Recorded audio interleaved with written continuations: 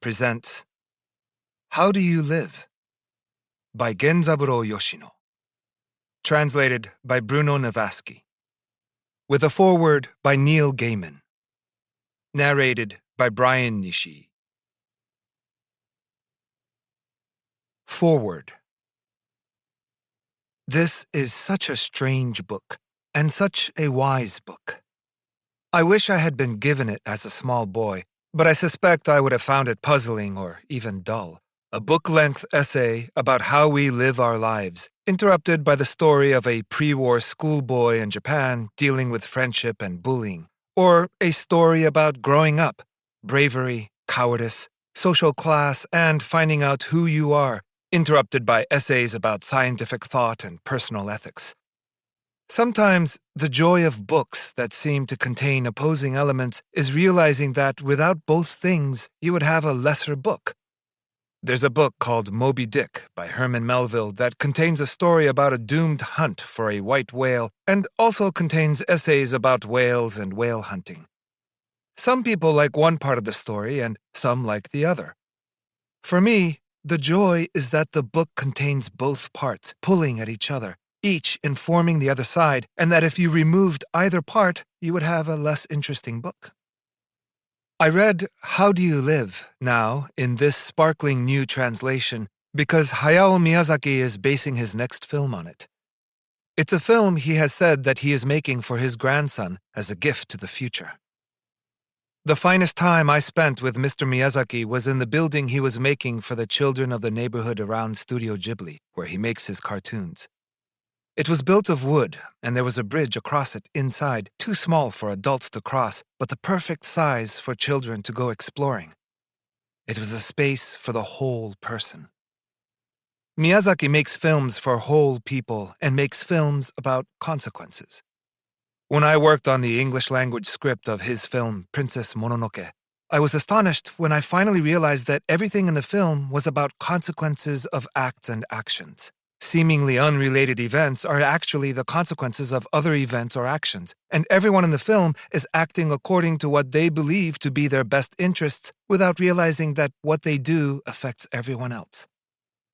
In How Do You Live, Copper, our hero, and his uncle are our guides in science, in ethics, in thinking. And on the way, they take us through a school story set in Japan in 1937 to the heart of the questions we need to ask ourselves about the way we live our lives. We will experience betrayal and learn about how to make tofu. We will examine fear and how we cannot always live up to who we think we are, and we learn about shame and how to deal with it. We will learn about gravity and about cities, and most of all, we will learn to think about things, to, as the writer Theodore Sturgeon put it, ask the next question. Books like this are important. I'm so glad Mr. Miyazaki is making his film, not least because it means that, 84 years after it was written, Genzaburo Yoshino's novel can be read in English, in Bruno Navasky's gentle and winning translation, and that I got to read it. Neil Gaiman. Introduction. Copper is in his second year of junior high school. His real name is Honda Junichi. Copper is his nickname.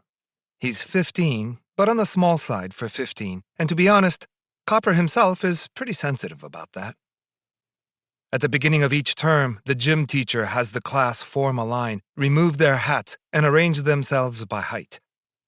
Copper quietly slips the heel of his shoe onto a stone and cranes his neck in a painful effort to move ahead in the order somehow, but he never does. Instead, he always ends up wrestling with his classmate, Kitami, nicknamed Gatchin, in a fierce contest for second or third place. Of course, that's from the back end of the line. But when it comes to grades, it's the other way around. Copper is generally first or second in the class and has hardly ever dropped to third. That said, Copper is no grade grubber, but rather somebody who likes to play more than most. In baseball, he's considered the class athlete. It's charming to see little Copper with his big glove guarding second base. Small as he is, he's no power hitter, but he knows how to bunt, so he's always picked to bat second in the lineup. Although he's first or second in grades, Copper has never been the class leader. It's not because he's not well-liked, but rather that he can be a bit too mischievous. It wouldn't be right to make Copper the class leader, would it, when he seems happy to spend ethics class hidden from the teacher, making two rhinoceros beetles play tug-of-war tied together by a thread? When the time comes for a parent-teacher conference, the words that his homeroom teacher says to his mother are always the same. There's not much to be said about his studies. His test scores are exceptionally good, and as usual it seemed he would be chosen as the class leader, but... When this "but" comes out, his mother thinks, again. Because what comes next, invariably, is a story of Copper's mischief landing him in trouble. Actually, Copper's mother may be partially responsible for this. When she comes home from the parent-teacher conference, she often tells him, "We had another warning from your teacher, you know," but she's not particularly severe about it. To tell the truth, his mother can't give him a hard time about this sort of thing. The reason she can't is mostly because Copper's mischief is rarely irritating or troublesome to anyone, and he's not bad-spirited, but simply an innocent soul who makes people laugh and amuses them. But besides that, there's one more big reason. Copper has no father. Copper's father passed away just about 2 years ago. He was a director at a big bank, and after he died, Copper's family moved from their mansion in the old city to a modest house in the suburbs. They let go of a number of people who worked for them, too, so aside from Copper and his mother, there were just the nanny and one maid, and it became a household of 4 in all. Unlike the days when his father was alive, they received few visitors, and it suddenly began to feel lonely inside the house. His mother's primary concern at that time was to preserve Copper's natural high spirits, so she found herself unable to reprimand Copper very harshly for small matters. After they moved to the suburbs, an uncle who lived in the neighborhood would come to visit now and again. That uncle was Copper's mother's little brother, fresh out of the university with a law degree. Copper would often go to his uncle's house to play as well. The two of them were terribly close. People in the neighborhood would often see little Copper and his taller-than-average uncle walking side by side, or in the fields together playing catch, just the two of them. Copper's nickname was first coined by this uncle. Then one Sunday, just when a schoolmate, Mizutani, had come to the house to play, the uncle dropped by as well. "Copper! Copper!" was thrown about, and after that, the name quickly spread to school. Mizutani came to school and jabbered, "Hey, you know Honda, right? Well, at home, he's called Copper." And so it was that his schoolmates came to call him that. Now, even his mother will sometimes address him as Mr. Copper. Why Copper? Not one of his friends knows. They just think it's fun, and they all call him that without knowing why. If they ask him, "Why are you called Copper?" he just laughs and never explains. But he gets a sort of pleased look on his face, so his friends want to know the reason all the more. And on this point, we all feel no differently than his friends. So first, let's start with the story of Copper's nickname. And then, let's report on the curious happenings inside Copper's head. Why such a report? Keep listening, and you will understand. Chapter 1. A Strange Experience. It happened one October afternoon last year, when Copper was still a first-year student. He was with his uncle, the two of them standing on the roof of a department store in the Ginza district of Tokyo. A fine mist fell quietly and ceaselessly from the ashen sky, so that it was hard to tell if it was raining or not, and before they knew it, small silver droplets had fastened everywhere on Copper's jacket and his uncle's raincoat, and they looked as if they had been covered with frost. Copper was silent, gazing down at the Ginza Boulevard immediately below. From 7 stories up, the Ginza was a narrow channel. At the bottom, cars streamed past in great numbers, one after another. From Nihonbashi on the right side, flowing beneath him to Shinbashi on the left, and from there, in the opposite direction, from the left side back to Nihonbashi, the twin currents slipped past each other, waxing and waning as they went. Here and there, between the two streams, a trolley crawled sluggishly by, looking somehow world-weary. The trolleys looked as small as toys, and their roofs were slick with rain. The cars, too, and the asphalt road surface, and even the trees lining the road and all else that was there were dripping wet and gleaming with the brightness of daylight shining from who knew where. Gazing down in silence, Copper began to imagine that the individual cars were insects. If they were bugs, he thought, they would be rhinoceros beetles. They're a swarm of rhinoceros beetles that come crawling in a big hurry. Then, once they've done their job, they go hurrying home.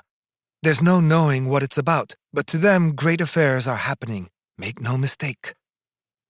As Copper thought about the beetles, he noticed how the Ginza gradually narrowed in the distance, finally bending to the left, and there, where it vanished amid the tall buildings near Kyobashi, didn't it seem like the entrance to their nest? The little creatures, in their rush to return, disappear over there, one by one, and as they do, their replacements come hurrying back one by one. A black one, again a black one, now a blue one, a gray one. The powdery mist continued to fall quietly as before. While immersed in his strange fantasy, Copper gazed for some time toward the Kyobashi neighborhood and eventually raised his face. Below him, the rain-soaked streets of Tokyo spread boundlessly in all directions. It was a dark, lonely, endless prospect, and watching it, Copper began to feel gloomy too. As far as the eye could see, the innumerable little roofs continued, all the while reflecting the light of the leaden sky. Breaking up the flat house rows, clusters of high-rise buildings poked up here and there. The farthest of these were gradually caught up in a haze of rain and at last became silhouettes floating between the sky and the vague dullness of the monochrome mist. How profoundly damp it must have been.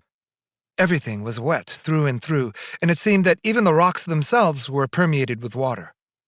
Tokyo was submerged, motionless at the bottom of the cold and damp. Copper had been born and raised in Tokyo, but this was the first time he had ever seen the streets of Tokyo show such a sad and somber face. The hustle and bustle of the city came welling up endlessly from the depths of the heavy wet air to the 7th-floor rooftop, but whether this registered in his ears or not, Copper just stood there, transfixed. For some reason, he had become utterly unable to look away. At that moment, something began to happen deep inside him, a change unlike anything that had happened to him before. Actually, this change in Copper's heart is related to the story of how he got his nickname. What happened first was that Copper saw, floating before him, the rain-beaten dark winter sea. That image may have come back to him from memories of a time Copper went with his father to the Izu Peninsula on a winter holiday. As he watched the streets of Tokyo spreading far away into the mist, the city beneath him came to seem like a vast expanse of ocean, and the buildings standing here and there looked like crags jutting up from its surface. Above the ocean, the sky hung down threateningly low. Copper, lost in the grip of his imagination, thought vaguely that there must be human beings living at the bottom of this ocean. But when he came to, for some reason, Copper shivered. Those little roofs, packing the earth just like sardines, under those innumerable roofs were any number of human beings. While that was a natural thing, at the same time, when he thought it over, it gave him a sort of scary feeling. Right now, beneath Copper's very eyes, as well as in places he couldn't even see, some hundreds of thousands of people were living. How many different sorts of people were there? What were they all doing now, while Copper watched from above? What were they thinking? It was an unpredictable and chaotic world. The elderly in their eyeglasses, little girls with bobbed hair, young women with their hair done up, shopkeepers in aprons, office workers in their Western clothes. All manner of people were at once materializing before Copper's eyes and again disappearing. "Uncle," Copper started to speak, "I wonder how many people there are just in the places we can see from here." Said his uncle. "I mean, if we estimate that we can see 1/10 or maybe 1/8 of the city of Tokyo from here, then wouldn't the number of people be 1/10 to 1/8 of the population of Tokyo?" "Well, it's not quite that simple," Copper's uncle replied, laughing. If Tokyo's population were an average, even distribution everywhere you went, that would be correct, just as you say. But in actuality, there will be areas of heavy population density and, consequently, light areas as well, you see? So you ought to give proportional weight to these areas in your calculations. And what's more, you have daytime and nighttime. The number of people will vary immensely, you know? Day and night? Why would it vary? Just think about it and you'll see.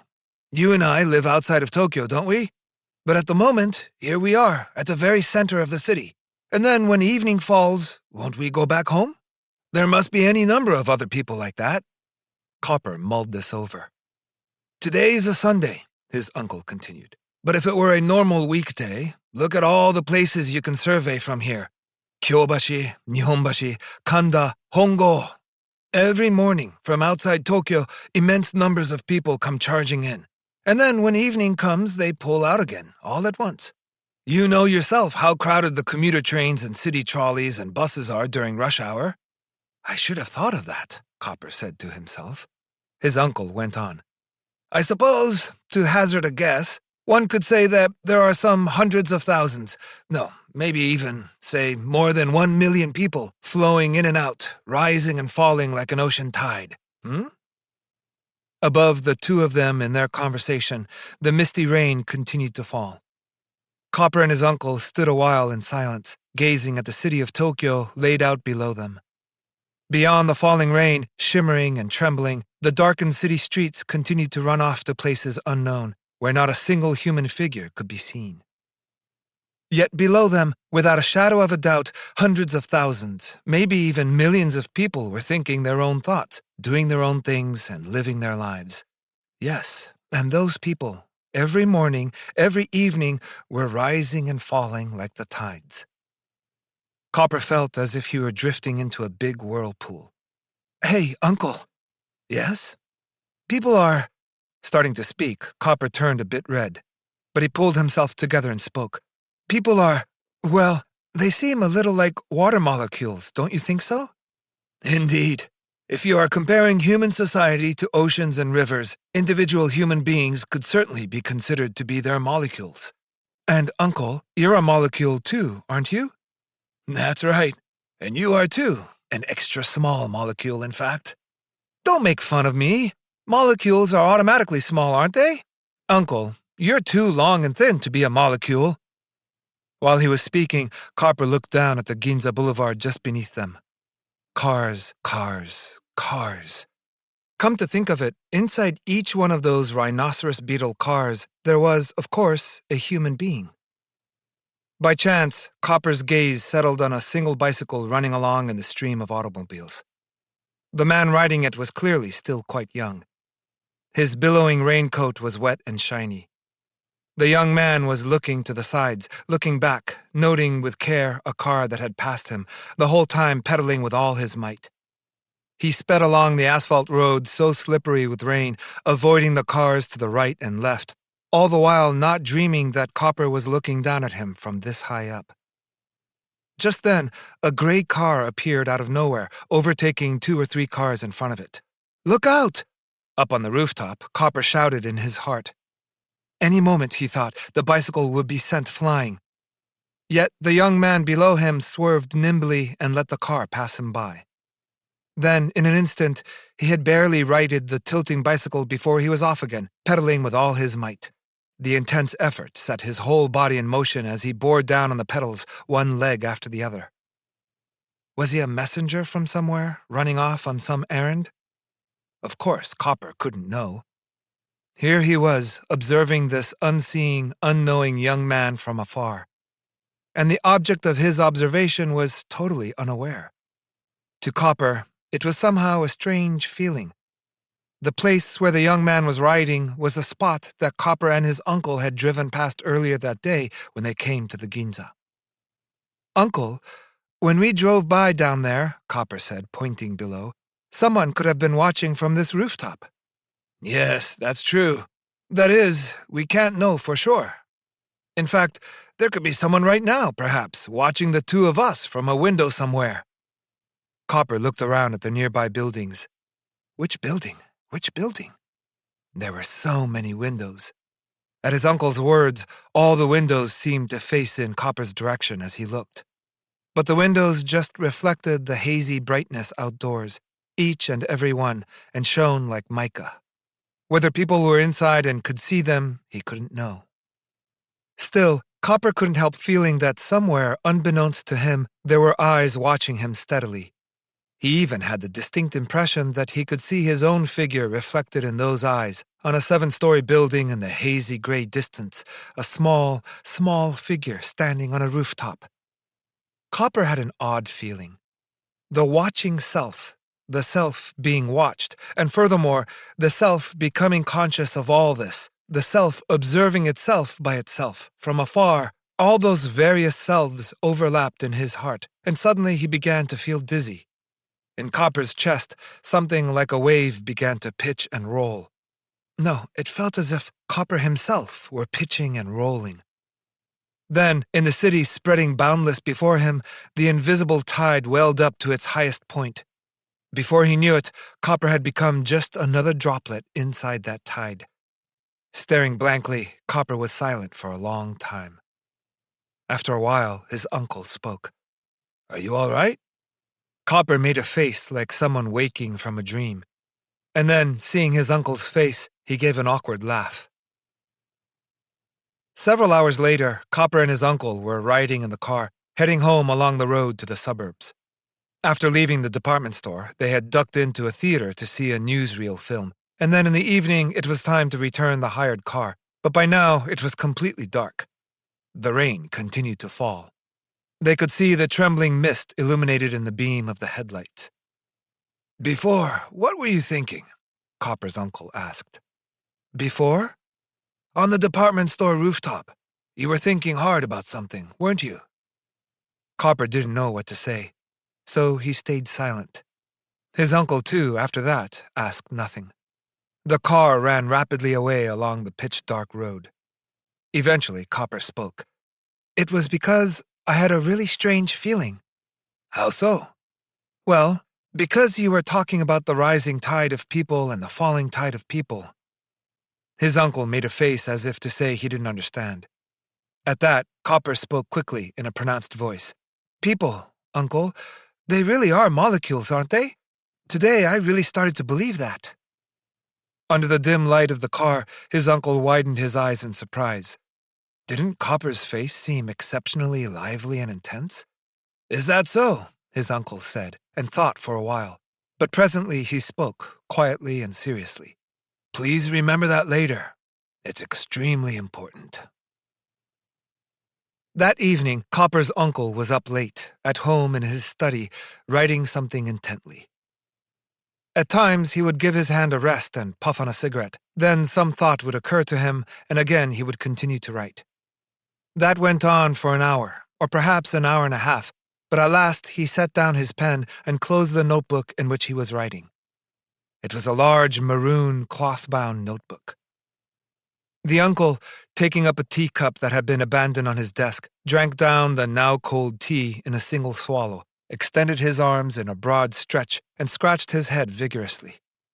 Then he lit a cigarette and puffed lazily for a while, but before long he opened a drawer in the desk and, tucking the notebook inside, finally turned out the light and went slowly off to bed. Now, it will be necessary for us to take a little peek inside this notebook. Hidden inside it is the reason that Honda Junichi came to be called Copper. Uncle's Notebook. On Ways of Looking at Things. Junichi, today in the car when you said, "Humans are really like molecules, aren't they?" you didn't realize what an earnest look you had on your face. It was truly beautiful to me. But what impressed me most deeply was not just that look.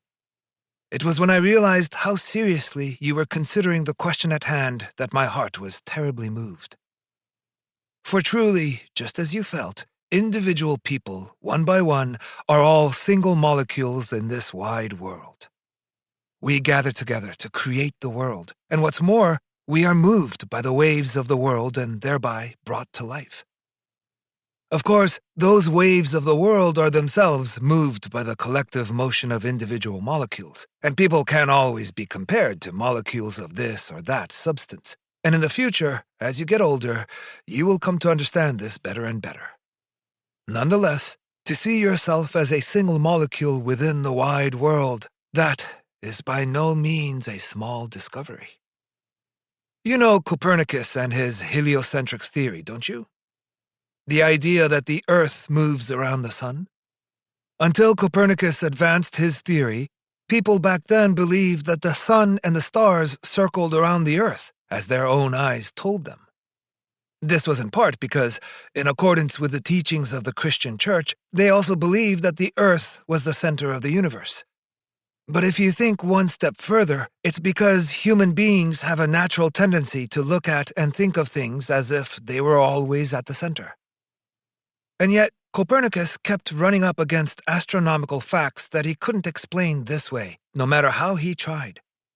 And after racking his brain over these in many attempts to explain them, he finally resolved to consider whether it might be the Earth that circled in orbit around the sun. When he thought about it that way, all the various hitherto inexplicable matters fell into place under one neat principle. And with the work of scholars who followed in his footsteps, like Galileo and Kepler, this view was eventually proven correct, so that today it's generally believed to be an obvious thing. The basics of the Copernican theory, that the Earth moves around the sun, are now taught even in elementary school. But back then, as you know, it was quite a different matter. This explanation caused a terrible stir when it was first proposed. The church at the time was at the height of its power, so this theory that called into question the teachings of the church was thought to be a dangerous idea, and scholars who supported it were thrown in prison, their possessions were burned, and they were persecuted mercilessly in all sorts of ways. The general public, of course, thought it foolish to take up such views and risk abuse for no good reason, or else to think that the safe, solid ground on which they were living was spinning off through the vast universe gave them an unsettling feeling, and they didn't care to believe it. It took some hundreds of years before there was faith enough in this theory that even elementary school students knew it, as they do today. I'm sure you know all this from reading How Many Things Have Human Beings Done, but still, there may be nothing more deep-rooted and stubborn than the human tendency to look at and think of things with themselves at the center. Whether to consider our own planet Earth as just one of a number of celestial bodies moving through the universe, as Copernicus did, or else to think of the Earth as being seated firmly at the center of the universe, these two ways of thinking are not just a matter of astronomy. They inevitably circle around all our thoughts of society and human existence. In childhood, most people don't hold the Copernican view, but instead think as if the heavens were in motion around them. Consider how children understand things. They are all wrapped up in themselves. To get to the trolley tracks, you turn left from your garden gate. To get to the mailbox, you go right. The grocer is around that corner. Shizuko's house is across the street from yours, and Sanchan's place is next door.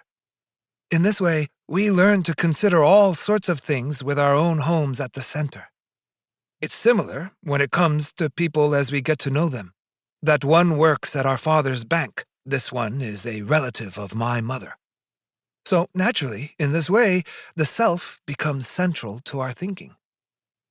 But as we grow older, we come around to the Copernican way of thinking, more or less. We learn to understand people and all manner of things from a broader global perspective. This includes places. If I mention any region or city, you'll know it without having to reckon from your home. And people as well. Say that this is the president of such and such a bank, or this is the principal of such and such a high school, and they will know each other that way. Still, to say that we grow up and think this way is, in fact, no more than a rough generality. Even among adults, the human tendency to think about things and form judgments with ourselves at the center remains deep-rooted. No, when you are an adult, you will understand this. In the world at large, people who are able to free themselves from this self-centered way of thinking are truly uncommon. Above all, when one stands to gain or lose, it is exceptionally difficult to step outside of oneself and make correct judgments. And thus, one could say that people who are able to think Copernicus style even about these things are exceptionally great people. Most people slip into a self-interested way of thinking, become unable to understand the facts of the matter, and end up seeing only that which betters their own circumstances. Still, as long as we held fast to the thought that our own planet was at the center of the universe, humanity was unable to understand the true nature of the universe. And likewise, when people judge their own affairs with only themselves at the center, they end up unable to know the true nature of society. The larger truth never reveals itself to them. Of course, we say all the time that the sun rises and sets, and that sort of thing. And when it comes to our everyday lives, that's not much of a problem. However, in order to know the larger truths of the universe, you have to discard that way of thinking. That's true when it comes to society as well. So that moment today, when you so deeply felt yourself to be a single molecule within the wide, wide world, I believe that was a really big thing. As for me, I secretly hope that today's experience will leave a deep impression on your heart. Because what you felt today, the way you were thinking your thoughts today, somehow it holds a surprisingly deep meaning. It represents a change to a new and broader way of thinking, the Copernican way. Some of what was written in his uncle's notebook may still be confusing, but if you read only this, I think you will understand exactly how little Junichi came to be called Copper. So that the day's experience would not be forgotten, the uncle made a point of addressing his nephew as Copernicus instead of Junichi. And before they knew it, that finally became Copper. And the fact that Copper looks sort of pleased when his friends ask him about his nickname, if you ask me, that too seems about right, doesn't it? He has been given the name of a truly great man, so we shouldn't expect him to feel bad about it at all. Chapter 2. A Brave Friend. Copper may have felt like a molecule living in the wide world, but he was still a boy in his first year of junior high school. His school friends were the only ones around him, the only people he saw every day. But this circle of friends was also a world of its own. In this smaller world, there were two people with whom Copper was particularly close. One was Mizutani. He and Copper had become friends when they were classmates in elementary school, going back and forth between each other's houses to play. The other was Kitami, whom everyone called Gachin. Kitami and Copper were always shoulder to shoulder in the height lineup, as previously noted, so they had many chances to speak. But Copper hadn't liked Kitami much at first. Mizutani was slender and good-looking, was always a calm presence, and had a sort of girlish shyness. But Kitami, well, he was the complete opposite of that. Kitami was as short as Copper, his build was as sturdy as a bulldog's, and no matter what the situation, he never held back. Whatever he was thinking, he said it quickly, without hesitation, and once he had spoken out on something, whatever it was, there was little chance he'd take it back. No matter what anyone says, I don't like it. When Kitami said this, there was nothing anyone could do. This, no matter what anyone says, was Kitami's trademark. He could be impossibly stubborn, so at some point, some of the students had started calling him Gachin because it had a hard, stubborn sound. But Gachin was a fairly likable young man, despite his stubborn moments. Once, on the way home from school, Copper and some friends got into an argument with Gachin. The issue was, what sort of thing is electricity? In Kitami's view, the idea that any substance could flow through solid metal, such as inside an electrical line, was unbelievable. So probably there was some sort of vibration being transmitted, he said, the same way light or sound worked. But Copper happened to know that an electrical current was made of electrons, which were even smaller than atoms, flowing away through the insides of the electrical lines. So he said that Kitami's view was mistaken, but Kitami wouldn't believe him at all. Well, you must have read it wrong. Because, number one, there isn't any space in the copper wire for the whatever to pass through, is there? It's weird. No matter what anyone says, that's impossible. At which point, Copper had no choice but to explain the structure of matter to Kitami, letting loose his full stock of knowledge from science magazines, his extracurricular physics book, his copy of Mysteries of the World, and so forth. That all matter is made up of particles so small they can't be seen even with a microscope. That atoms, in their turn, are collections of even smaller electrons. That when we consider things as small as these, materials that we ordinarily think have no spaces or gaps at all actually are full of holes. And it's for that same reason that the small waves of X-rays are able to pierce objects that ordinary light rays can't get through. Is that so? Said Gaching, still unconvinced. At that point, Copper came to a dead halt and from inside his bag removed a book that he happened to have right there on the spot, called The Story of Electricity, and showed the explanation of electrical currents to Kitami. This was a book written by a science professor. Huh, said Kitami, reading where Copper had pointed. Everyone stood still, waiting for his reply and wondering if even the stubborn Gaching would now be forced to relent. Eventually, Kitami looked up and said, Okay, that's right. No matter what anyone says. When he started up again, everyone stared at Kitami, dumbfounded, and at that moment he followed up with, My way was totally wrong. At this, everyone heaved a sigh of relief, and Copper suddenly came to like Gaching. But the two of them didn't become really good friends until a little bit after that. For Copper, that happened on the occasion of the unforgettable fried tofu incident. One day, on their way into the classroom, a friend named Hori latched on to Copper and said in a low voice, You know about Uragawa? I hear that now everyone is calling him fried tofu. Really? This was news to Copper. So when he asked why this was so, Hori, who was famous for gossip, explained while a sly smile floated up onto his face. Because that kid, Uragawa, always brings fried tofu in his lunchbox every day. And it's not even cooked with anything, just plain fried tofu. Huh? I heard that since this semester started, he's had fried tofu every single day, except maybe 4 days. That's probably why it always smells like fried tofu around Uragawa. Copper thought that this was kind of an unpleasant story. Okay, he said. But how did you learn that? That is, well... And here, Hori, after scanning the vicinity a little, now dropped his voice to a real whisper. It's a secret, but you know Yamaguchi, who sits next to Uragawa? Every day he's been quietly, carefully watching him, I heard. And then he told all his friends. But look, this is still a secret, okay? You didn't hear it from me, because Uragawa himself doesn't even know yet. Listening to this story, Copper had an ugly feeling. It seemed that listening to these rumors and spreading the nickname was no better than what Yamaguchi was doing, sneaking and spying on a person's lunchbox every day and sharing the news. Copper had seldom eaten fried tofu. On the rare occasions that it appeared at his dinner table, he usually finished his meal without touching it. There was something about it he just couldn't stomach. And despite that, Uragawa was eating it every day. Well, in all honesty, that did make Copper curious. But at the moment, Uragawa was stuck with it as a nickname without knowing anything about it at all, which was somehow pitiful, and Copper didn't have the heart to snicker about it together with Hori.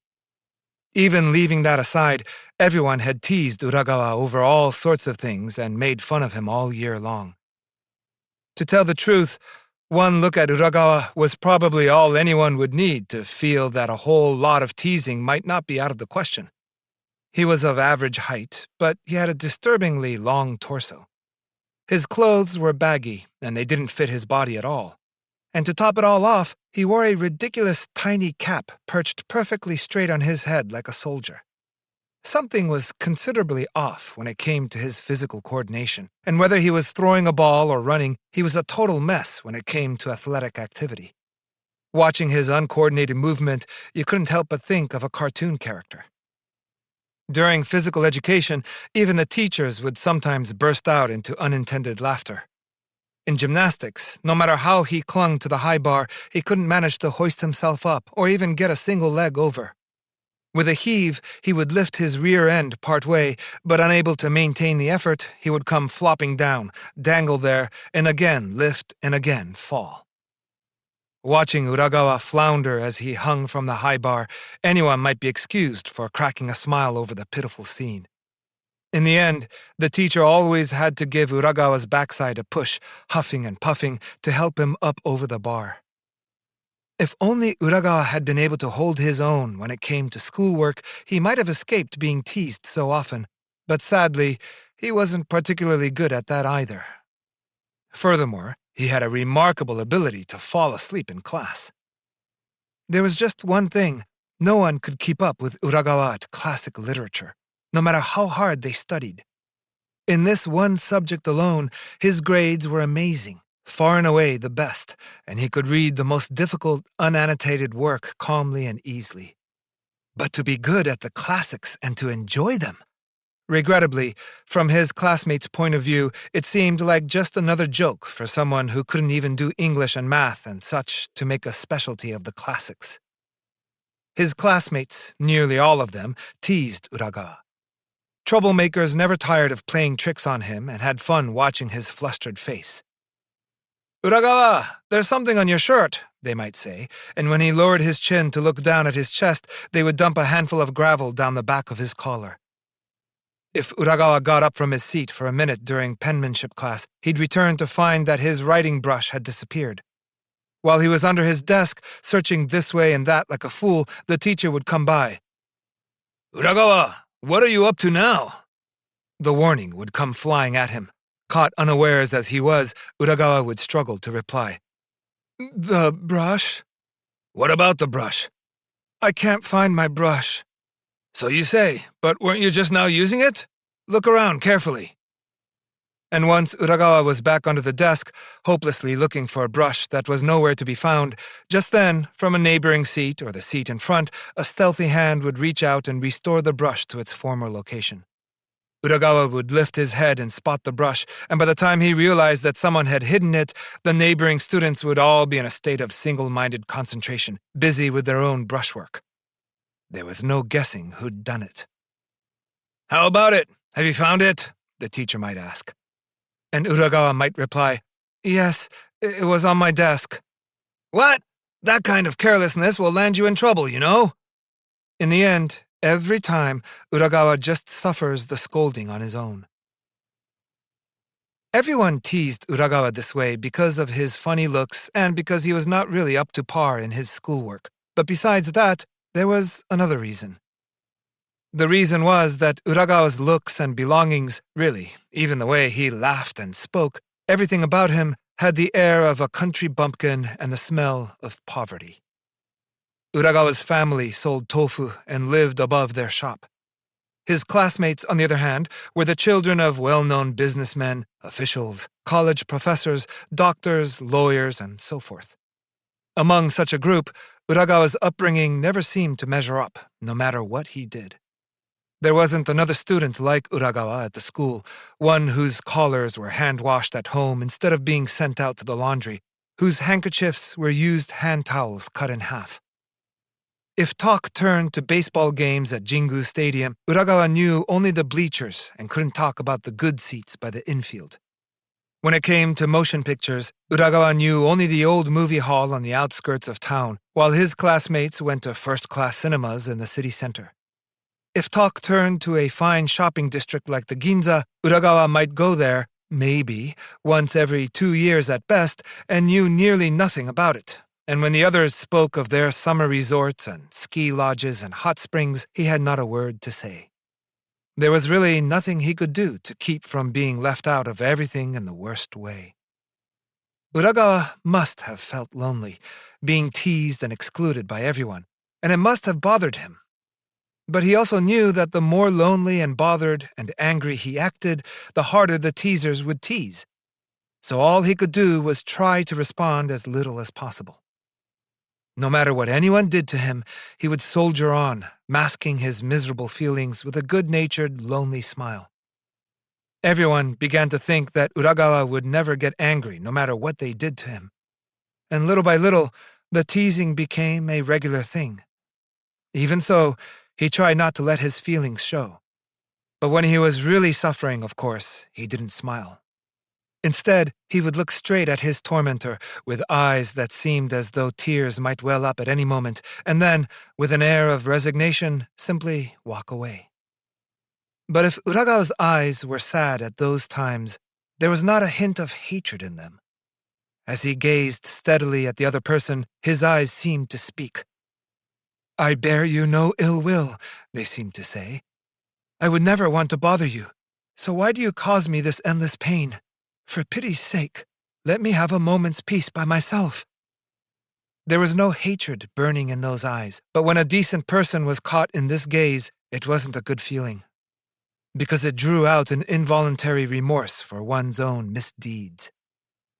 So although even the good kids in the class joined in and tried teasing Uragawa once or twice, they quickly gave it up. But Yamaguchi and his pals clung to Uragawa to the end and persisted in their cruel games. And then something happened. This too was in the autumn of last year. In November, the time came to draft a program for the class assembly. The plan was to start with an opening address, then continue with speeches, readings, and music, and conclude with entertainment, refreshments, and finally dismissal. Professor Ogawa, who was in charge of the first-year students, ended class early so students could vote on who would perform each role. Ballots were distributed for voting, and the professor turned to Kawase, the class monitor, and asked him to collect them once everyone had finished writing down their choices. Then, saying he had a small matter to attend to, the professor left the room. Before that, he warned everyone that it was still the middle of the period, and they must all be very quiet, since other classes were still receiving instruction. Everyone turned immediately to their paper ballots and started thinking about whom they would choose. Copper, too, as he held his pencil, thought about it for some time. While he was doing that, a telegram made the rounds. When someone had something they wanted to communicate quietly during class, they would write it on a small piece of paper and the students would pass it along under the desks one by one, and this was called a telegram. Because the professor was not in the room at this time, the note was passed to Copper openly. On the paper, the following was written: "Let's make fried tofu do the speech." He didn't know who the sender was, but he had no doubt it was one of Yamaguchi's crowd. It was clearly a plot to get Uragawa to stand up on stage so they could hoot and holler at him and laugh at his confusion and discomfort. Copper barely glanced at the telegram and then passed it on. He himself wanted nothing to do with the plan written there. The little paper made the rounds from desk to desk in turn. With his paper ballot in front of him, Copper was still perplexed about whom to choose, but suddenly he remembered that the telegram was making its way around to its very subject. Upon reading the telegram, Uragawa, not knowing to whom the nickname fried tofu belonged, was sure to be baffled. I get it. Copper realized what was going on. To confuse him was part of Yamaguchi's plan. At that point, he looked up, following the path of the telegram with his eyes. Already, the little paper had made its way to within 2 or 3 desks of Uragawa. And then, while Copper watched, it was passed into Uragawa's hand. Copper's seat was toward the back of the classroom, so he couldn't see what sort of face Uragawa made when he received the telegram. But Uragawa tilted his head to one side, as if in confusion, and sure enough, it seemed that he didn't understand its meaning. Yamaguchi, who sat next to Uragawa, twisted back and, looking toward his friends, made sure they saw him stick out his tongue and screw up his face into a grimace. Uragawa, unknowing, passed the telegram to the seat behind him. Yamaguchi stuck his tongue out again. The telegram continued to work its way around the room and eventually came to Yamaguchi's place. After making a show of being utterly surprised, in a voice loud enough for everyone to hear, he read out the telegram. "Let's make fried tofu do the speech," it says. "But who is this fried tofu?" Snickers came from here and there in the classroom. Yamaguchi was in his element. "I wonder who it's about." And at that, he swung round toward Uragawa, asking, "Hey, Uragawa! You don't know, do you?" Uragawa was clearly dismayed. He turned a bewildered face to Yamaguchi and shook his head in apparent embarrassment. "I don't know."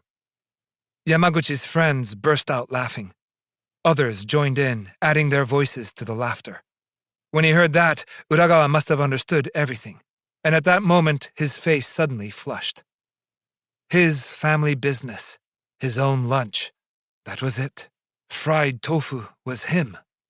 In a flash, he turned bright red. Even from where Copper sat, he could see the red rising all the way up to Uragawa's ears. At that very moment, Kitami jumped up from his desk like a shot. "Yamaguchi, you coward!" Kitami shouted, beside himself with fury. "Don't be such a bully!" With a sidelong glance at Kitami, Yamaguchi stuck out his lower jaw and snickered defiantly. Kitami, looking as if he had lost all patience, left his seat and made straight for Yamaguchi. "It was you who started fried tofu, wasn't it? You know what you did." "Huh? I don't know anything of the sort." "Then why were you sticking your tongue out before?" "None of your business." Before the words had left his mouth, Kitami's palm flew straight to Yamaguchi's cheek with a smack. Yamaguchi turned pale. He glared at Kitami, eyes full of hate, and then, out of the blue, suddenly spat at him. It was a direct hit on Kitami's face. "Let's go!" shouted Kitami, heaving the full weight of his bulldog body right at Yamaguchi. There was the sound of chairs tipping, the two bodies tangled, and they tumbled down between the desks. Yamaguchi landed face up, pinned beneath Kitami. Yamaguchi was much taller than Kitami, but was no match for him when it came to sheer strength. He tried to push him off, struggling, but was unable to break free, and while the other students watched, he was pummeled repeatedly in the head. Kitami grabbed Yamaguchi by the lapels of his jacket and shook him up and down. His head hit the floor with an audible noise. Up to this point, Copper had been able to see by craning his neck, but now the entire class rose as one, and everyone rushed toward the two boys. Copper, too, jumped up and pushed forward, but by then a throng of people had formed a circle around them, and he couldn't tell what was going on inside it. When he pushed through the crowd and neared his two classmates, he came upon a truly unexpected scene.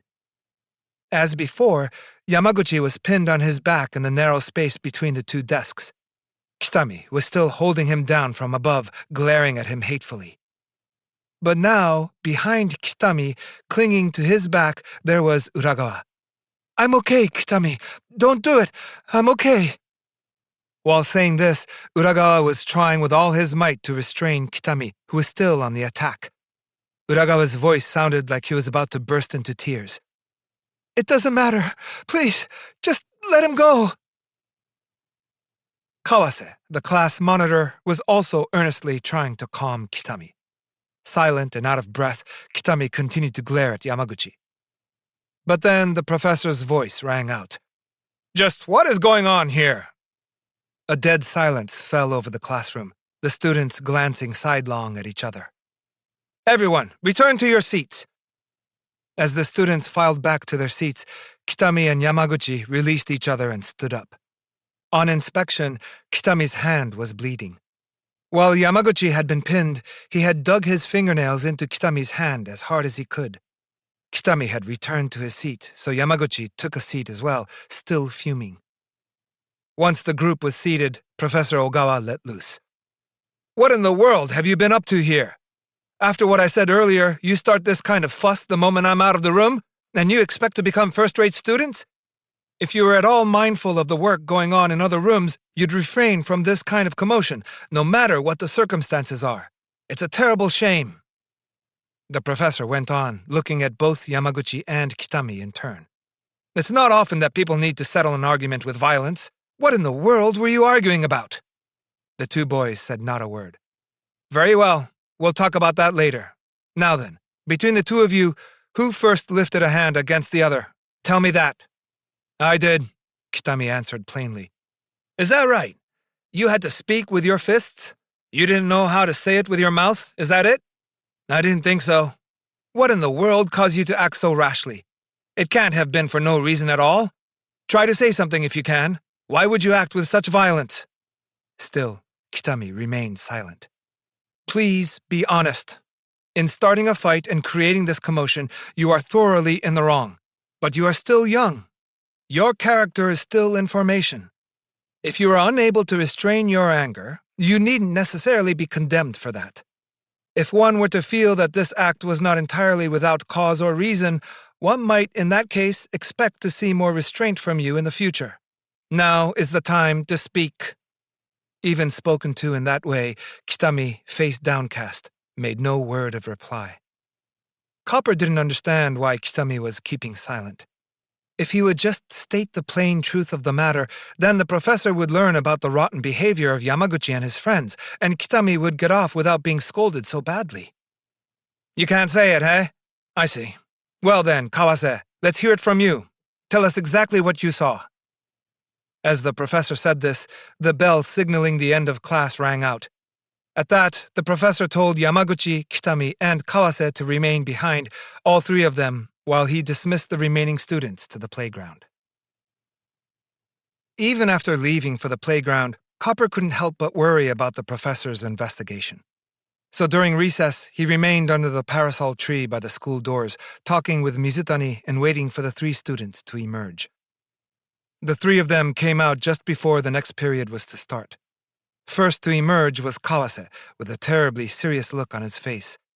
Everyone gathered around him to ask about the professor's verdict. The next to come out was Yamaguchi. Yamaguchi's buddies ran over to him, and they muttered together, but presently they surrounded him and bore him off somewhere, still sulking. The last one out was Kitami. He was whistling as he exited and had a bright expression on his face. Watching him, Copper was relieved. It seemed certain that he had not been scolded much at all. Uragawa ran to Kitami faster than anyone else. Then he asked him something anxiously, but must have heard some good news in response because he lifted his head and looked happily around at everyone. Until now, Copper had never seen Uragawa with such a bright expression on his face. By Kawase's telling, it seemed that once all the explanations had been made and the professor understood all the circumstances, Yamaguchi received a severe scolding. Kitami also received a warning, but he wasn't scolded so heavily. On his way home on the day all this happened, Copper was with Kitami. He asked Kitami why he hadn't explained himself when the professor questioned him. Kitami replied, "Wouldn't that make me a rat? I hate that." He stroked his face with his bandaged hand.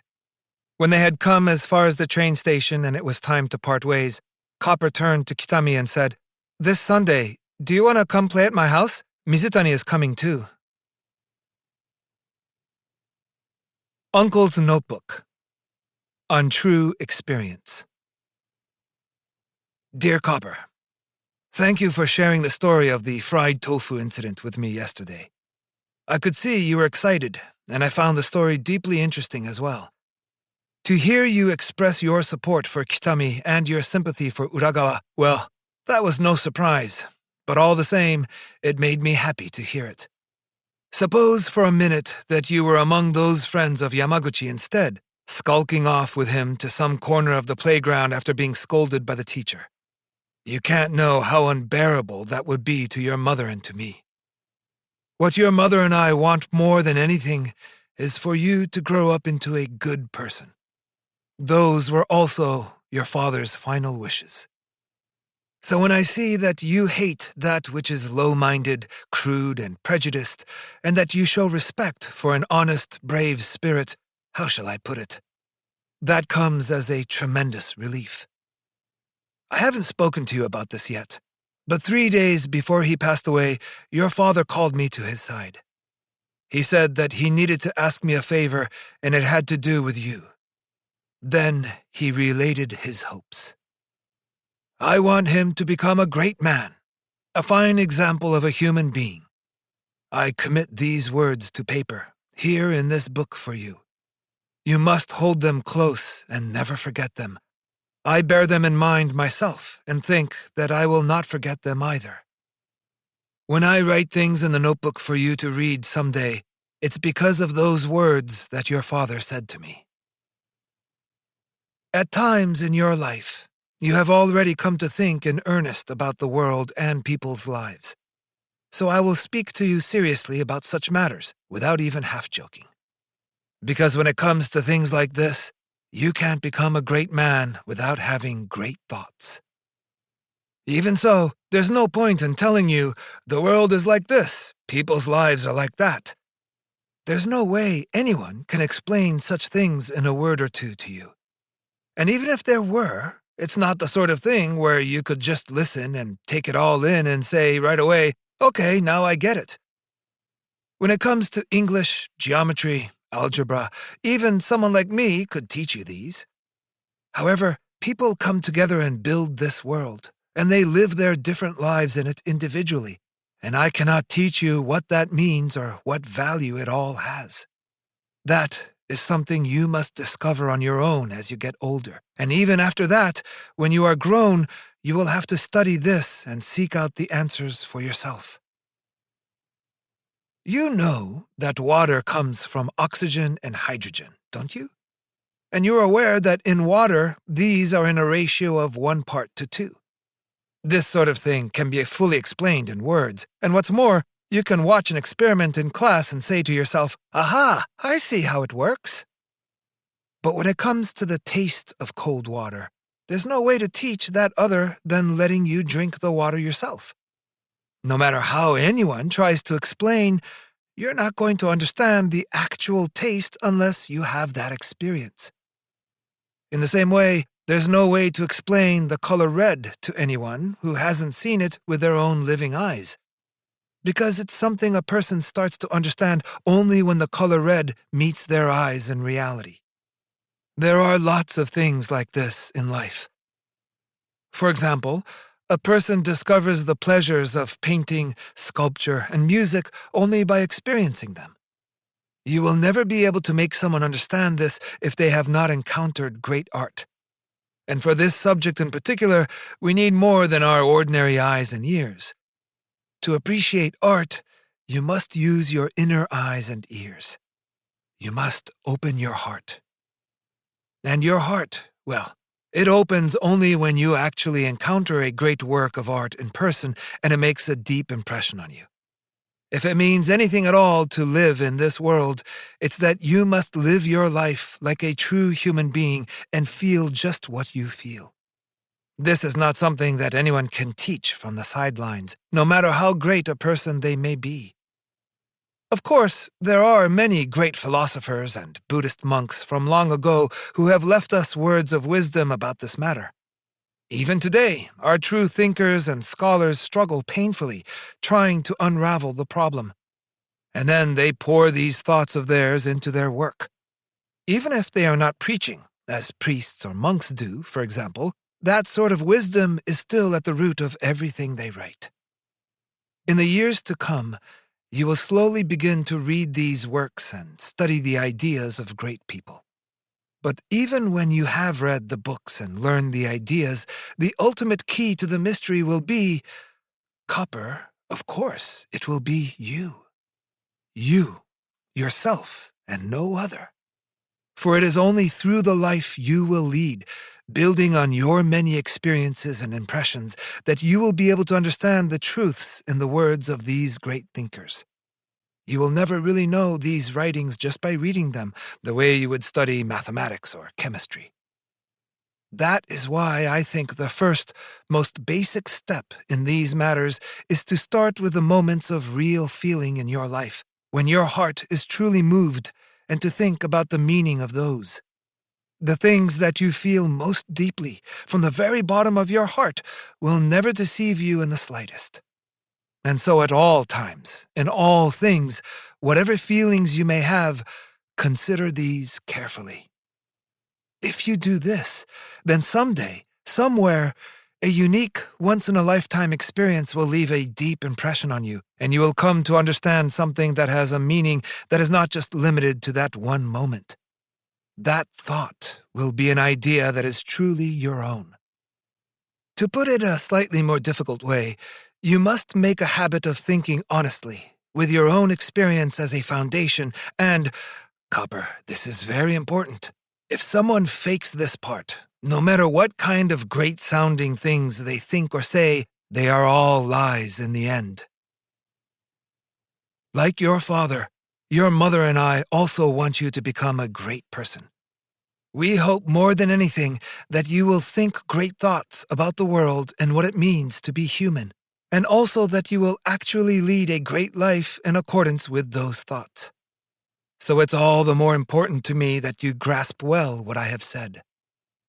Although your mother and I do want you to become great with all our hearts, that doesn't mean we only want you to study, behave yourself, and be a perfect student, faultless in the eyes of your teachers and friends. Nor am I saying that in the future you should become a perfect adult, a person free of all criticism or blame.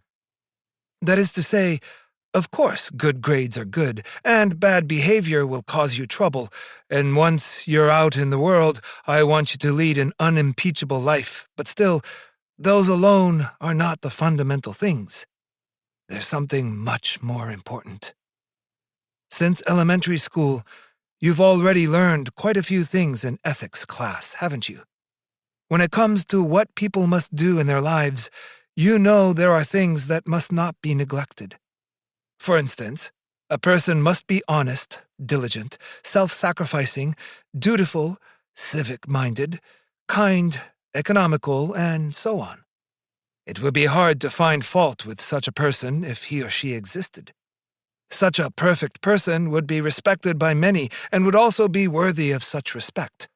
However, what I want you to consider comes after that. Imagine you are taught to behave that way in school, and then enter the world thinking that the way to be great is to follow those rules. Then, for that reason alone, you try to do as you are told and to live as you have been taught. Copper, is that good? If you do that, you will never become your own man. When you're a child, that's fine. However, as you get older, that's no longer enough. The most important thing, more than what other people think, more than anything, is that you should first know for yourself, truly and deeply, where human greatness lies. Then you may feel with all your heart that you wish to become a great man.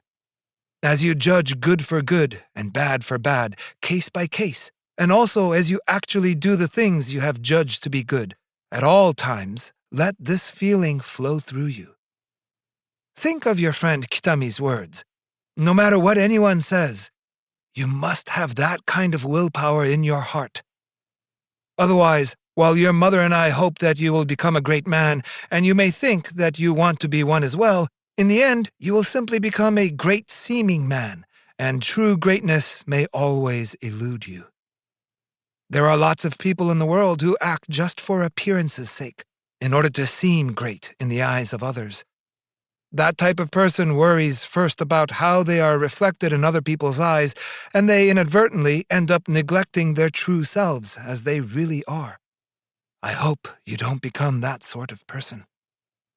And that is why you absolutely must attend to the things you feel in your own heart, the things that move you deeply. That is what is most important, now and always. Do not forget this, and think carefully about what it means. What I wrote today may be a little confusing to you, but if I were to put it simply, it's that you should collect many experiences and, while you do, always be true to that voice in your heart. And with that, let's try to recollect the fried tofu incident. What impressed you about that? Why were you so affected by Kitami's protest? Why were you so deeply moved watching Uragawa trying to stop Kitami's attack on Yamaguchi? Now then, regarding Uragawa, it's your opinion that he is lacking in self-confidence, and I feel the same. If Uragawa were able to stick up for himself, he might get by without being treated like a fool. However, think of how hard it would be for a person in Uragawa's position to stand up to Yamaguchi without backing down. It would be fair to call such a person a hero. Anyone who criticizes Uragawa because he's not such a hero is mistaken. Because people like Uragawa deserve generosity and sympathy from the people around them. And all the more so because Uragawa himself asked that his tormentor Yamaguchi be forgiven. In that act, he displayed a heart that was generous, sympathetic, and kind. Chapter 3 Newton's Apple and Powdered Milk. The appointed Sunday was a perfect autumn day, crisp and clear. The three boys had agreed that Mizutani and Kitami would finish their lunches early and come to Copper's house at 1 o'clock. That morning, Copper could barely manage to sit still. Seated across the table from his mother during lunch, Copper fidgeted endlessly, wondering at every moment if he hadn't just heard the doorbell ring. He put vegetables in his mouth and stuffed some rice in after them, but even as he was chewing the food, his eyes wandered time and again to the clock on the wall. Finally, laughing, his mother said, "Please, just settle down a bit while you're eating. How many times have you looked at the clock? It must be at least 15 already." "Not true," Copper protested, reddening slightly. "It's less than 10. 10 times then, but isn't that enough? There, you did it again just now." "That's not fair, Mom. That time I was looking at the calendar. No cheating." What a thing to say. Well, never mind. Just please drink your tea. You'll give yourself indigestion if you don't settle down. Don't fret. You'll see them soon enough. They finished their meal. It was 20 minutes to 1. Copper sprawled in the parlor, reading the newspaper commentary on the Tokyo Big Six baseball game. 14 minutes to 1. He had examined the Sunday comics from start to finish. 10 minutes to 1. He read a report on a visit to the zoo. Still 7 more minutes to go. "Ah!" Copper finally tossed the newspaper aside and let out a woeful cry. "What can you be up to now?" His mother broke into a chuckle. "You're just having a terrible time waiting, aren't you? I wonder who's coming. How will we ever entertain them?" The long hand of the clock slowly inched its way toward 12. And then, with a little click, the hand advanced and the clock chimed once. It was 1 o'clock. Copper had just decided it might be a good idea to run down to the train station to check on them when the sound of the doorbell rang out from the pantry. Copper dashed to the front hall, and there stood Kitami, looking pleased to have arrived at 1 o'clock on the dot. About 15 minutes later, Mizutani also showed up. The three of them played various games in Copper's room on the second floor until around 3 o'clock. Cards, crokinole, chess, Sherlock Holmes. They had a great time. Copper and Mizutani always had fun when the two of them played together, but it was quiet. Today, the addition of Kitami brought new life to the party. Over and over, the three of them laughed until their sides hurt. Once they had played all the usual indoor games, Copper spoke up. "Shall we listen to the Waseda Keio baseball game?" "College baseball? Do you have a recording of it?" "No, on the radio. I'll broadcast it." "Huh?" Copper unplugged the radio and set it on the desk. Then he threw a large cloth over his head and squatted down. Soon enough, the broadcast began. "The deep blue sky clears, the wind falls, and the dust has settled in Meiji Jingu Stadium. The rising sun on the flag of Japan is just barely waving in the wind behind center field, and it's an absolutely perfect day for a ball game. An absolutely perfect day." "Cool," Kitami shouted. "Waseda University, the champions of North Tokyo. Keio University, the champions of South Tokyo." Copper continued in a grand voice. "This battle between two great college teams, said to be the jewels of our baseball world, is now in its 30th year. Even now, millions of fans across the country go wild with excitement. The honor of the two schools, the hopes of alumni and students, and 30 years of tradition. Just think, it all comes down to this one contest." Of course, it was pretty clever, especially since Copper was saying it all himself. 30 minutes before the heated battle, Jingu Stadium is buzzing with anticipation and emotion. Tens of thousands of fans have been streaming into the great stadium around the field since early this morning, and at this point, there's barely room to stand. The cheering squads for each school have occupied their sections along the infield and outfield and jammed their seats to overflowing. With Keio on the third base side and Waseda on the first base side, each commanding their own brass band, they have been sounding off fiercely since before the match. "What about the players?" Mizutani broke in. "I'm going to do them now," the radio replied. "Now the Waseda players are entering from the first base side. The Waseda players are entering. They are wearing their matching gray jerseys. The crowd is on its feet, standing as one. Just listen to that. The applause is thunderous. Wasada's cheering section is on their feet. It's the welcoming chant for the players." At that point, in a voice as loud as he could possibly get, Copper began to sing the Wasada fight song. "Deep blue sky, the golden sun above, shining brightly far and wide, that's our history." Kitami quickly backed him up, and they sang, "Brilliant and superior, our fighting spirit burns to the throne of victory."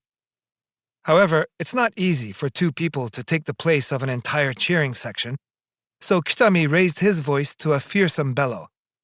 "Wasada! Wasada! Victory to Wasada!" And to continue, from the third base side, Keio enters. Led by team manager Morita, the Keio players take the field. And to greet them, the Keio cheer section begins their fight song. Listen now, it's a magnificent chorus. This time, Copper changed his style and sang in a high voice. "Youth with blood that burns so fierce, we are shining, oh so bright." And then Mizutani joined in the chant with his clear voice. "Eyes upon the star of hope, as we march on to victory, and our power ever new. Look, our finest gather now." The radio continued the broadcast. "Both sides have begun their warm-up. The Wasada players spread out on the field.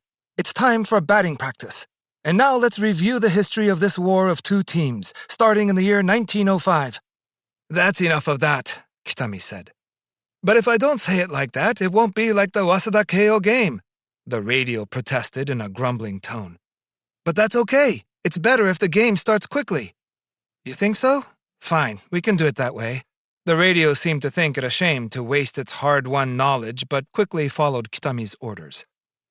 "Already now, both sides have completed their fielding practice, and it seems that they are just about ready to start the game. First up is Wasada. Keio is defending in the field. Keio's pitcher is Kusumoto.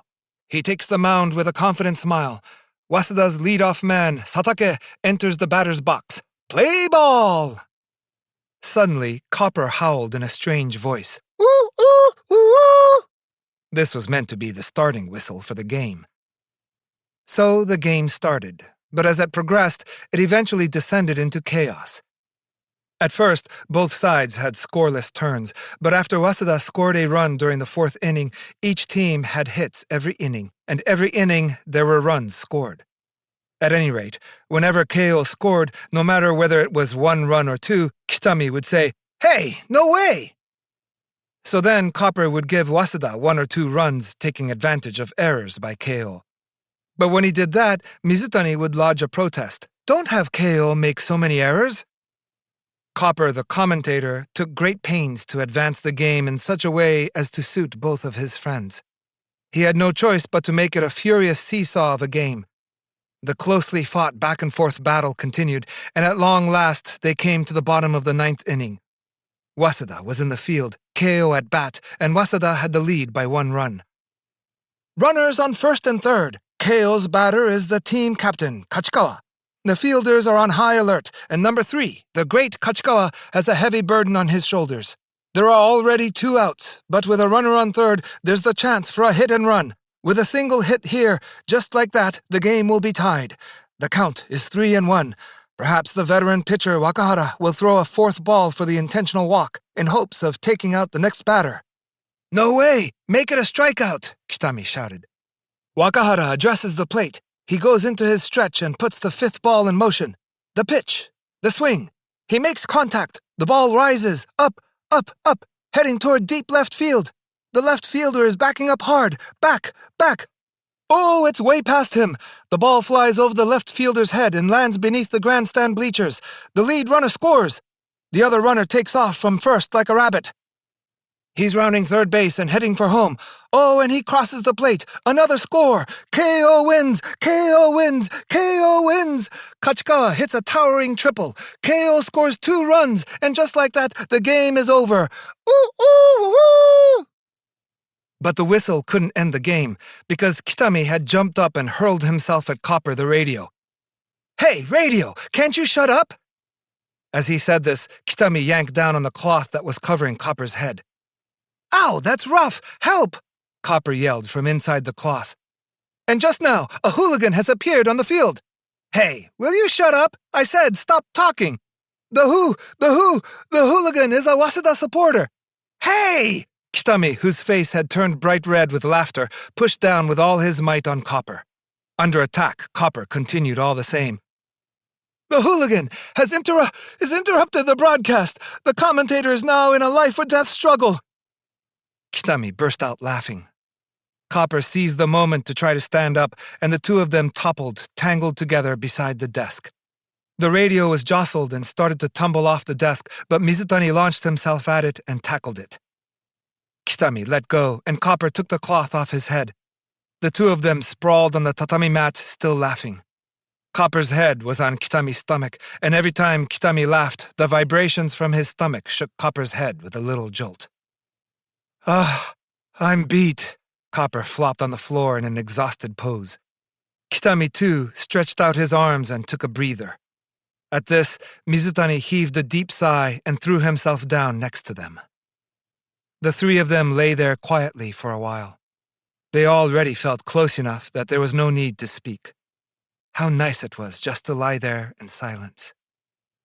Outside, it was a perfect autumn day, crisp and clear. Framed by the trees in the garden, the roofs of the neighboring houses were just barely visible through the wide-open, sliding shoji doors at the end of the hall, and over the fence was the bright blue autumn sky. Across the sky, clouds as light as spun silk flowed slowly by, their shapes shifting as they went. Copper lay there absent-mindedly, while off in the distance a train rolled by, its sound playing dreamily in his ears. Mizutani and Kitami went home after dark. After the radio battle between Waseda and Keio, the three boys had gone out to the field for batting practice and then played catch until evening. They'd come back in for dinner, and the sun had set while they were eating.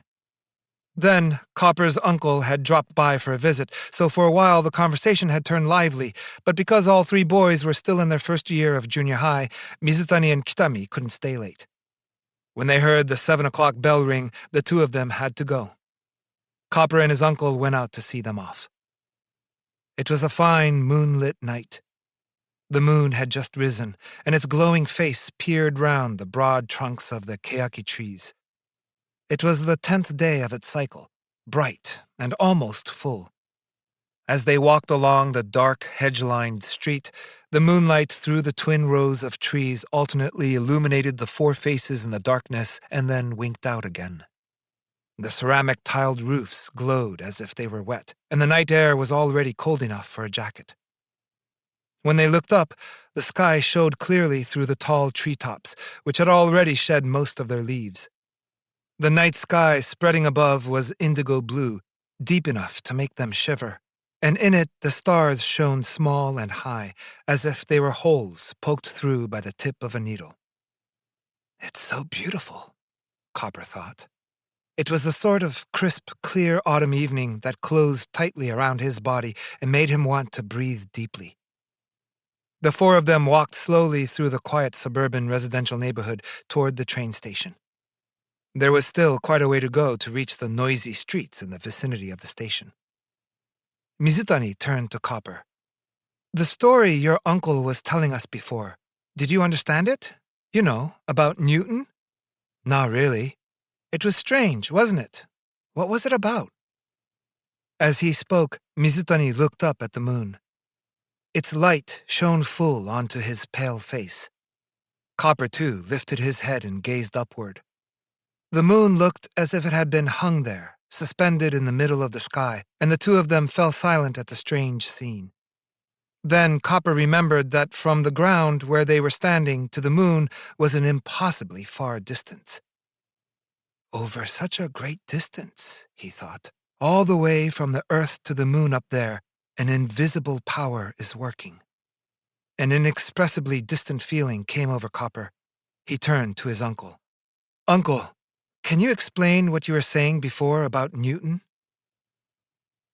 The Newton story was something that Copper's uncle had brought up while they were having some fruit for dessert after dinner.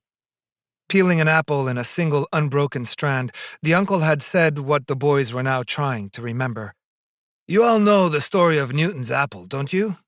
Watching an apple fall, he came up with his law of gravity. But I wonder, how was he able to realize something like that just from watching an apple fall? Do any of you know? None of the three boys knew. Then his uncle asked, "Did you ever wonder why?" The three of them, of course, were silent, shaking their heads. "No?" he asked, inclining his head slightly, but just at that moment, he finished peeling the apple and the skin dropped onto the tray. So Copper's uncle set Newton aside and instead focused on eating the apple. This is a good apple. Where's it from?" The conversation turned to a comparison of Aomori apples and Hokkaido apples, and in the end, neither Mizutani nor Copper had an opportunity to ask the uncle more. This was what Mizutani remembered on the road home. Prodded by Copper, his uncle remembered the conversation. Yes, that's right. We were just about to talk about that, weren't we?" The uncle stopped for a moment, lit up a cigarette, and then resumed walking slowly while he started to speak. "Around the time that I was starting elementary school, one day I saw, in a special New Year's supplement to the newspaper, a page with 3 large full-color prints. One of the panels was a picture of Emperor Buretsu kicking a wild boar to death. Another was the mother of the philosopher Mencius. She had stopped her work at a weaving loom and was scolding her son. And the last one was a picture of Isaac Newton, standing and looking at an apple that had fallen from a tree. Of course, to me, they were just 3 pictures, and I didn't understand what they meant at all. At that point, my older sister, Copper, that's your mother, she read the captions for the 3 panels and explained them to me one by one. I believe your mother would have been in high school by that time. She must have been just a year or 2 older than the 3 of you are now. In any case, she read the captions and was kind enough to read them again with me and talk to me about each one. To me at that time, your mother seemed so great. By the way, to this very day, I still don't understand why the newspaper publisher had seen fit to put these 3 images together, but, well, let me tell you what I learned about the meanings of each of the pictures, and you'll see. A long time ago in Japan, there lived a brave emperor named Buretsu. And when he went on a hunt, it seems that he brought down a wild boar with a single blow. That was the first one. The second was about a Chinese wise man named Mencius, whose mother was also very wise and scolded her son when he quit school, sending him back to his studies. The third was a picture of a great scholar named Newton, who made the tremendous discovery of his law of universal gravitation while watching an apple fall. Up to this point, even an elementary school student like me could follow, you see.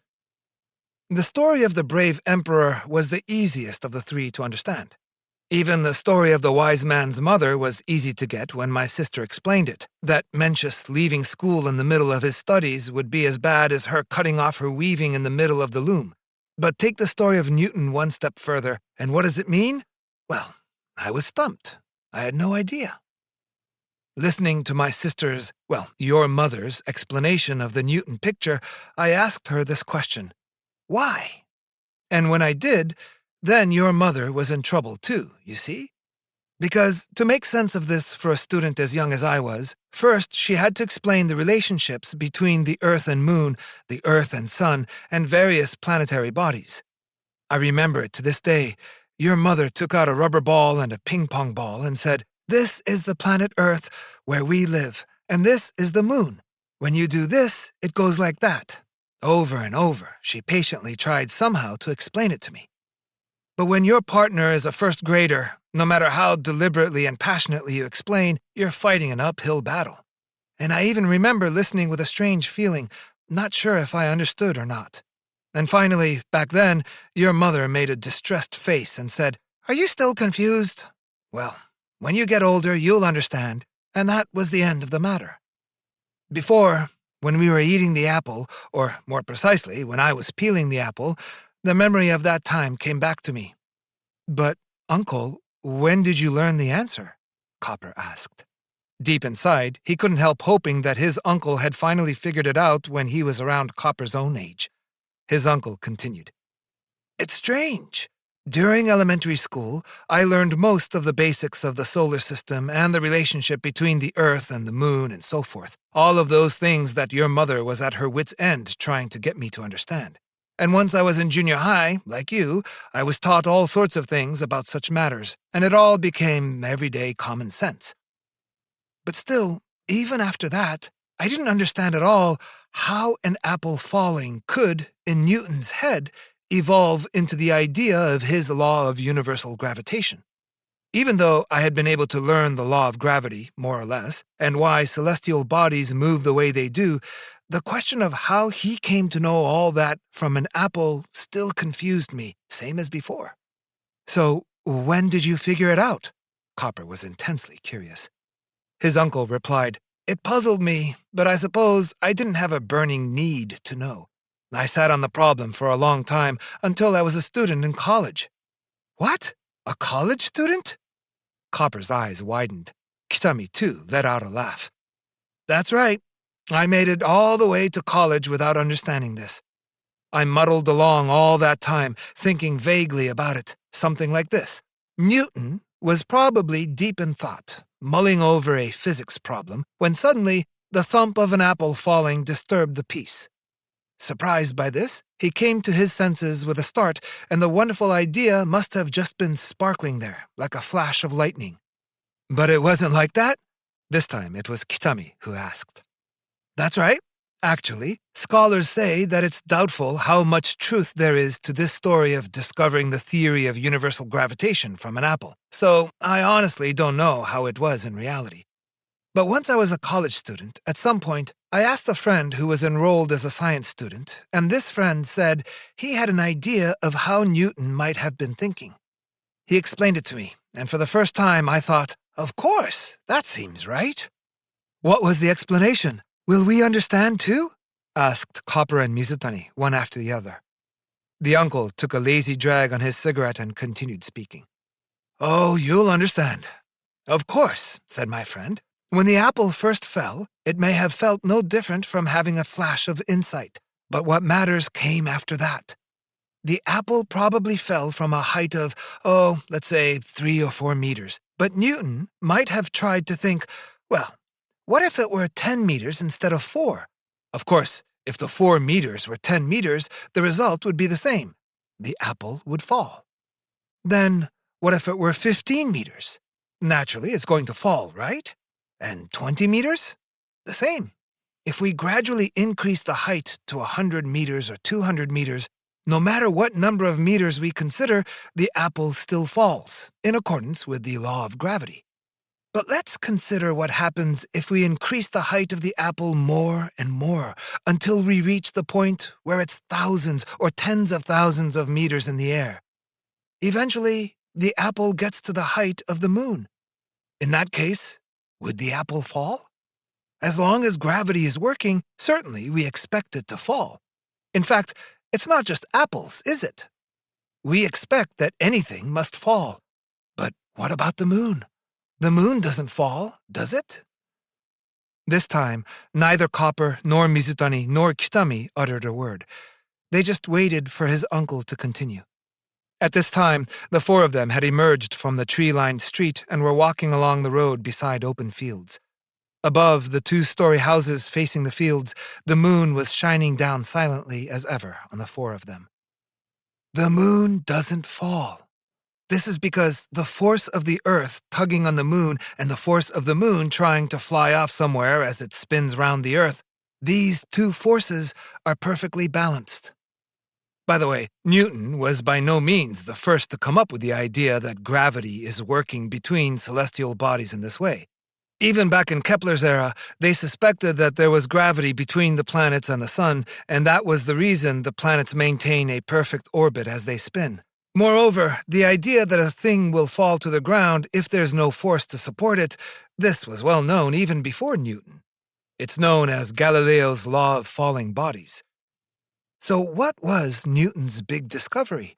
It was to show that if you link these 2 forces, gravity working on objects on Earth and gravitation working between celestial bodies, it becomes clear that they have the same nature. So you see, the problem that I had was really a question of why these 2 forces were linked in Newton's head. The uncle took another drag on his cigarette and, after letting the ash fall, continued to speak. But as I said, Newton watched his apple fall and then imagined increasing the height from which the apple fell, higher and higher, until eventually he reached the moon. Originally, the law of gravity was a law about objects on Earth. But if you separate falling objects farther and farther from the surface of the ground and lift them as far as the moon, then the relationship between those objects and the Earth is no longer an earthly one. The relationship ultimately becomes celestial. Put simply, it becomes just like the relationship between two planets. Well, when you think like this, Copper, doesn't it seem perfectly natural to connect in your head the ideas of gravitation between two celestial bodies in the heavens and gravity working on falling objects on Earth? It occurred to Newton that these two things were things of the same nature. And he thought, I wonder if I could prove that. So he started to research the subject.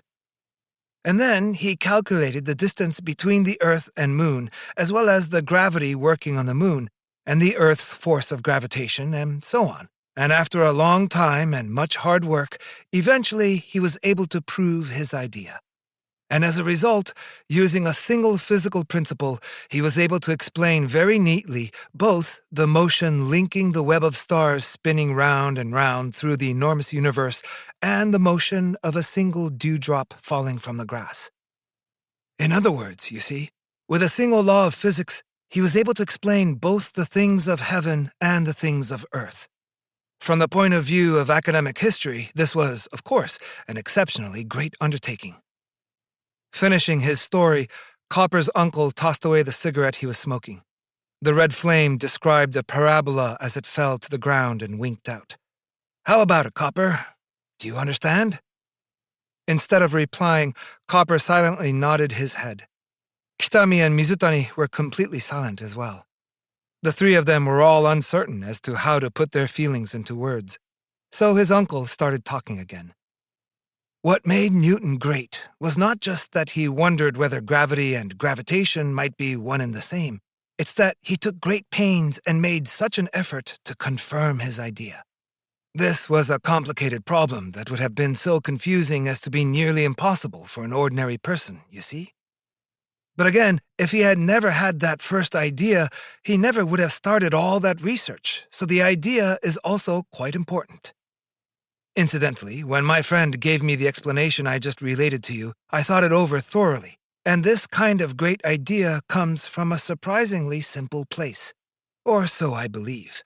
In Newton's case, it comes from taking an apple that has fallen from a height of 3 or 4 meters and lifting it, in his head, higher and higher, until he comes to a certain place and, with a thud, collides with a bigger idea. So you see, Copper, the things that we call obvious are tricky. When you think about a thing as if it were self-evident and follow it wherever it may lead, soon enough you run into a thing that you can no longer call self-evident. This is not only true when it comes to the science of physics. The moon was already a great deal higher. It gazed diagonally down at the 4 figures from above, silent as always. Above their heads spread the vast, limitless night sky, and the stars twinkled ceaselessly. On a night like this, to think about the distant celestial world was to feel that one was disappearing into the atmosphere. Copper and his companions were suffused with pale light. The gravel covering the road along which the 4 of them were walking was drenched in moonlight and shone with a lovely glow. A little while later, Copper and his uncle hurried home along the same road. They were returning from seeing Mizutani and Kitami to the train station. The chill of the night air had seeped into their bones. They hardly spoke a word. In the sky, the moon, without anger, laughter, or tears, with a quiet countenance over the rooftops and telephone poles, slipped past the boughs of the keaki trees and followed the 2 of them as they walked. When they came to the front of Copper's house, his uncle slowed to a halt. Well, see you soon, he said. The 2 of them said their goodbyes. Good night, Uncle. Yes, good night to you as well. On a Friday, the 5th day after these events, something unusual happened. A long letter from Copper arrived at his uncle's place. Dear Uncle, The last time I saw you, I wanted to tell you something, but then I thought it would be better to write it in a letter, so I did. I made a discovery. It definitely came from listening to your story of Newton. But if I told everyone that I made a discovery, they would laugh at me. So I'm only telling you. Please don't say anything about it for now, even to my mother. I call the discovery the net rule of human particle relations. At first, I was thinking of calling it the powdered milk secret, but it sounded too much like a detective story in one of my magazines, so I gave that up. If you could think of a better name, I would like that. I'm still having trouble explaining my discovery, but if I tell you step by step how I made it, I think you will probably understand. It started when powdered milk came into my head. That's the reason I think everybody would probably laugh at me if I talked about it. I wanted to think of something greater than that, but powdered milk came up on its own, so there was nothing I could do about that. On Monday, I woke up in the middle of the night. I was dreaming something and woke up, but I forget what the dream was. When I woke up, for some reason, I was thinking of powdered milk canisters. At our house, we have those big ones that say lactogen on them that we put biscuits or rice crackers in. So then I remembered what Mother said. One time she told me that when I was a baby, she didn't have enough milk for me, so I grew up drinking lactogen every day. She said that now the lactogen cans remind her of those days. When I heard that, I said, well, then cows in Australia are also my mother's, aren't they? Because lactogen comes from Australia, and there's even a map of Australia on the can. While I was lying in bed, I remembered that. Then I imagined lots of things about Australia. I thought of ranches and cows and Aboriginal peoples and powdered milk factories and ports and steamships and more, one thing after another. And that's when I remembered your Newton story. You told us how Newton had arrived at a fantastic idea by taking an apple that fell from 3 or 4 meters, right? And imagining it higher and higher and thinking about it all the way. So I wondered, what would happen if I thought about the things that were connected with powdered milk as far as I could think?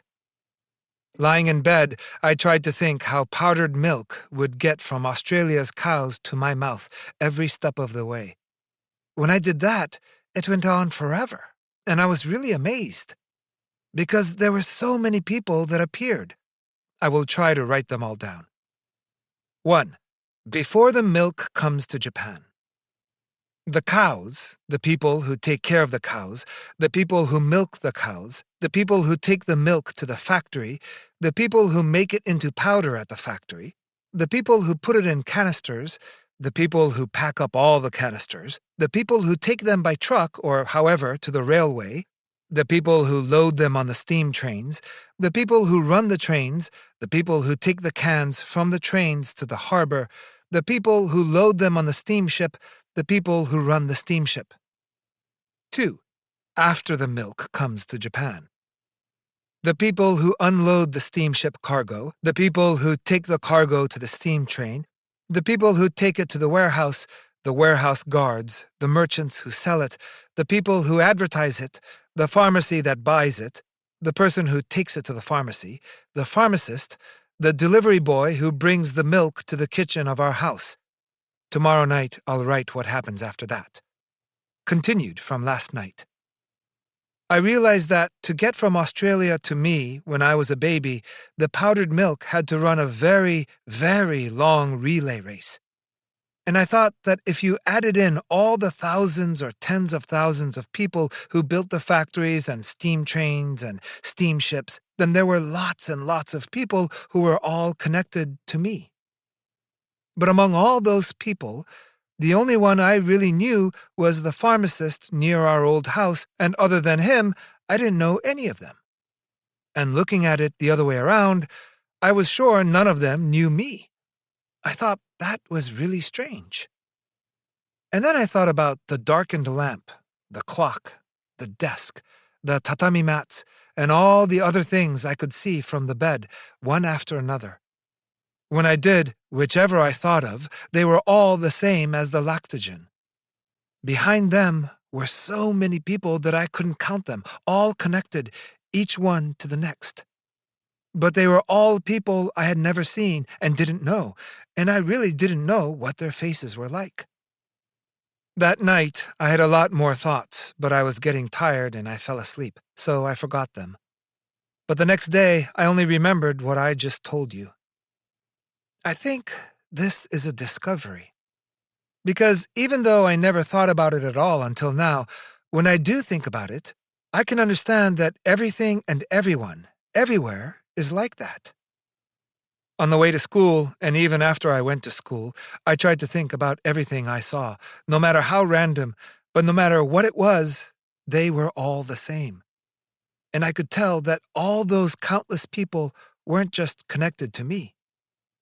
In my classroom, I thought carefully in detail about my teacher's wool clothes and his shoes, and I discovered that they were definitely the same. My teacher's clothes started with Australian sheep. That's why, because of my idea, I feel that human particles are all connected like strings in a net, with countless other people that they haven't met or even seen, and without even knowing it. That's why I decided to call this the net rule of human particle relations. I am now applying this discovery to many things and verifying that it is not wrong in practice. Today I realized that the asphalt road is definitely like that. Also, in math class, I figured out that my teacher's head and beard were connected to the barber, and because it took a while to figure out, I got a warning from the teacher. Still, for the sake of discovery, I think sometimes you have to live with being scolded by the teacher. I want to write more, but Mother says I have to go to sleep already. So, I will end my report here. Uncle, you are the first person to know about my discovery. Uncle's Notebook on Human Relationships and the Nature of Real Discoveries. Copper, thank you for revealing your discovery to me before anyone else in the world. I'd like to answer immediately, but since I'll be at your house tomorrow, let's meet and speak at that time. Before we do that, I will write down a few thoughts about that letter of yours in this notebook for later. I hope someday that you will read it and remember this discovery you have made and think over my words. I am not exaggerating when I tell you that I was truly impressed when I read your letter. To have thought all that up on your own is truly a great thing. When I was your age, I had no such thoughts. I began to think clearly about things like your discovery only after I had entered high school, and even then, it was just because I was taught them and read them in books. But after reading your letter, I would like you to consider a few things. I will respectfully mention one or two of these to you, Professor Copper. You wrote in your letter that you would like me to tell you if there's a better name for your discovery than the net rule of human particle relations. I know of one good name. It's not a name that I thought up, but rather a name that's being used now in the fields of economics and sociology. Actually, Copper, the human particle relations that you have discovered are a thing that scholars call the relations of production. There are many things that people need to live. To do so, they take various materials from the natural world and make what they need. Some things they can take from the world to wear or eat just as they are, but even so, people end up having to do all sorts of work, such as hunting, fishing, excavating mountains, and so on. From primitive times, people have always worked. Along the way, they learned how to cooperate and to divide the work between themselves into specialities because they had no other choice. It is this kind of cooperation and division of work between people that scholars call relations of production. At first, people lived in very small clusters, scattered here and there on the earth, so this kind of cooperation and division of labor was practiced only within narrow areas. At that time, people could see clearly whose hard work had supplied the things that they ate and wore. In all likelihood, everyone knew each other by sight, and the goods they produced were all very simple things. And no doubt people all worked together, at first at hunting and fishing. So they probably knew without thinking whom to thank for the things they ate and wore. But meanwhile, those small groups of people started to trade with each other and form alliances, and gradually a communal way of living began to spread among people. The groups grew larger and eventually became what we now call countries. By this time, cooperation and specialization had already shifted to a broader scale, and relationships had become more complicated. When you looked at the things you ate or wore, there was no way to know who had worked to produce what. The makers, too, for their part, had no idea who was eating or wearing the things that they made. They simply worked to produce different things, and in return were given things that they or their families needed, or else they were given money to buy those things. And since that was the only goal, the people who were eating or wearing the things they made were of no concern to them. And then, as the ages rolled by, commerce flourished. Countries even started to trade with one another, and relationships between people became more and more complex. For instance, a Chinese farmer thinking to earn some money would raise silkworms, harvest the raw silk, and sell it, and after many twists and turns, it would become a robe for a Roman nobleman. In this way, many people cooperated, not only on the production of goods, but also on their transportation. They found ways to divide the work, and the many places of the world were gradually tied together, so that now the whole wide world has at last been bound up into a single network. These days, when a Japanese silk company harvests raw silk or a cotton company makes cloth, it's not because they think that the Japanese people need more silk or cotton. They're not even thinking that they will try to satisfy the Japanese demand first, and then, if there happens to be enough left over, they will sell it in other countries. From the start, they produce these goods on a large scale with the goal of breaking into foreign markets. In other words, you could say that their work rests on a foundation of global connections between human beings. Japanese cotton and many other goods are needed by billions of people in India and China. And here in Japan, we would currently be in a good deal of trouble without Australian wool or American petroleum. Thus, people have been working all this time just to get what we need to live, and somewhere along the line, we all became tied together as tightly as if we were segments of a great net. And just as you discovered, it's come to the point where people who have never seen or met each other have become connected in unbreakable ways. Not a soul can escape these relationships. Of course, there are lots of people in the world who don't produce anything but are nonetheless caught in the mesh of this net. To live our lives, even for a day, we can't get by without eating and wearing clothes, so the net pulls us in. People who can eat without working have, in their own way, a very special relationship to this net. There's more to be said about how profound relationships between the inhabitants of distantly separated countries of the world have become today, but in any case, scholars call these relationships relations of production. In other words, by thinking of powdered milk, you have discovered these relationships. When you are older, two fields that you will most likely have to study are economics and sociology. Scholars in these fields begin by describing how people form relationships like these in their lives, and then pursue many studies from there. For instance, they study how these relationships have changed from one time period to another, what kind of customs and conventions have grown up on top of them, and by what rules they operate today. Thus, your discovery became the starting point for scholars in these fields, and it is something that has been known for a long time. You may be disappointed to hear this. You may think it's a bore that your special discovery has been known by people for a long time. But Copper, never let yourself feel that way. What you discovered, without anyone teaching it to you, is a great thing. Although, even if it had been an academically obvious matter, I would, of course, still have respected it. To think things through to such an extent at your age is not something easily done. But what I must ask you to put your mind to is this. What sort of discovery would be truly useful to humanity and worthy of respect from all? It would have to be a thing that's new not just to you, but to the entire human race. People are each limited to what a single individual can experience on their own. But people have language.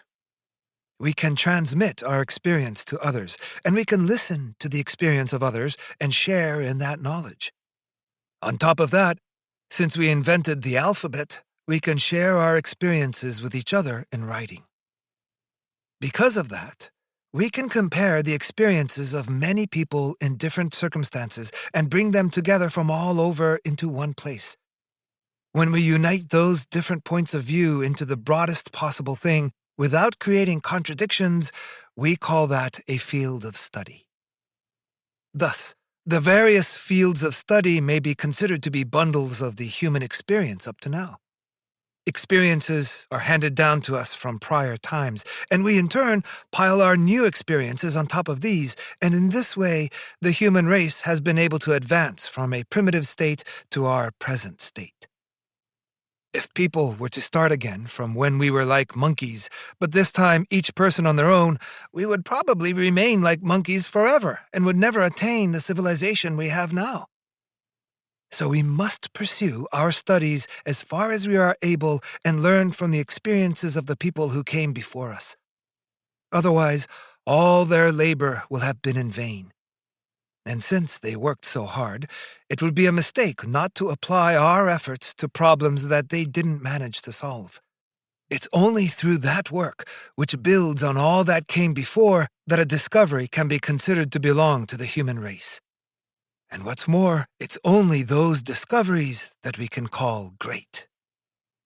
For this reason alone, I think you will understand the need to study without any preaching from me. If you want to make great discoveries, you must now study fiercely, first and foremost, and ascend to the summit of today's scholarship.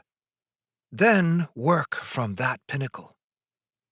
But Copper, remember this well. To work from up there, no, even to be able to make the climb, you must not lose the spirit that woke you in the middle of the night to follow your own questions wherever they lead. One last thought. When you investigated all the things that you needed in your life, you understood that behind each one there was a multitude of people working, in numbers greater than you could know. At the same time, those people were, from your perspective, completely unseen and unknown. You felt that this was strange, didn't you? Because we are speaking of the whole wide world, of course, it's not possible to get to know each and every one of these people. But imagine all these people who actually do the hard work to produce all those things you need. The things you eat, the things you wear, the house in which you live. They are strangers to you, and you, who are living thanks to their efforts, are a complete stranger to them. And exactly as you felt, that is certainly a strange thing. It is strange for sure, and unfortunate, but in today's world, it's also a fact. You can honestly say that people have created a net that completely encircles the world and all of humanity, but you can't say that those connections have led to relationships that are very human at all. While the human race has progressed, conflict between human beings has continued. In the courts, not a day goes by without a lawsuit being filed over money, and when two countries disagree, the conflict may intensify to the point of war. The human-particle relations that you discovered are, word for word, more like the relations of physical particles and still haven't become a very human sort of human relations. But needless to say, Copper, human beings must be human. For people to be in an inhuman relationship is quite a shame. Even between perfect strangers, human relationships have to be human. Of course, having said all this, I'm not saying you have to immediately start thinking you must do this or that. I'm simply saying that I hope you will think carefully about this as you grow older. Because despite all the progress of the human race up to the present, this is a problem that it has not yet been able to solve. Now, Regarding relationships that are truly human, what kind of relationships are they? Your mother would do anything for you, without any desire for reward or compensation. To devote herself to you is, itself, her pride and joy. And as for you, isn't just doing something nice for your close friends already enough to make you happy? There is nothing more beautiful than people nurturing goodwill toward their fellow beings. And those are the human relations that humans truly deserve. Copper, don't you agree? Chapter 4. A Friend in Need. In the schoolyard, a cold wind began to blow, and the baseball season came to a close. Everyone turned to soccer with enthusiasm. Winter was steadily coming on. December commenced with 4 or 5 days of warm weather, in which the students leaned against the south-facing school building and basked drowsily in the sun. But around the 10th of the month, suddenly a cold day came along. Then the clouds piled up, layer upon layer in the sky like old cotton, and soon the cold became bone-chilling. It started to seem like snow couldn't be far away now. In the classroom, the teacher began to light the stove. When they came from the cold schoolyard into the classroom, the warm air brought a flush to their faces. And when their bodies soaked up the warmth, how sleepy they felt. Suddenly, Uragawa was no longer the only one nodding off in class. Of course, he was dozing too, frequently enough to draw some attention. Copper couldn't help but notice as Uragawa's head would slowly begin to droop and then jerk up again with a start as he caught himself napping. Then, for some reason, Uragawa was absent for 2 or 3 days. The space normally occupied by his rounded back sat empty. Copper was strangely concerned. After 4 or 5 days, there was still no sight of him. Maybe he caught a cold, Copper guessed. When someone in the same class was absent for as many as 3 days, usually a good friend of the person would visit and bring word from them. But Uragawa had no close friends to do so. When he realized that, Copper suddenly wanted to go and visit him. Saturday afternoon after school, Kitami hurried over to Copper to ask if he wanted to go play soccer. "Hey, today let's beat those guys from the second squad, because last time we really shouldn't have lost." Kitami was full of spirit, but because Copper was thinking of stopping by Uragawa's house, he didn't reply with his usual, "Sure, let's go." Today there's something I have to do," he said. Kitami was disappointed, but finally replied, "Okay, I guess, but it's going to be boring without you." When he heard that, Copper wavered a little, but in the end, he decided to go to Uragawa's place as he had originally intended, and with some resolve, he parted ways with Kitami and left through the school gates by himself. The sky was crystal clear, and although the sun was shining, it was a cold afternoon, and the wind came in sharp, whistling gusts.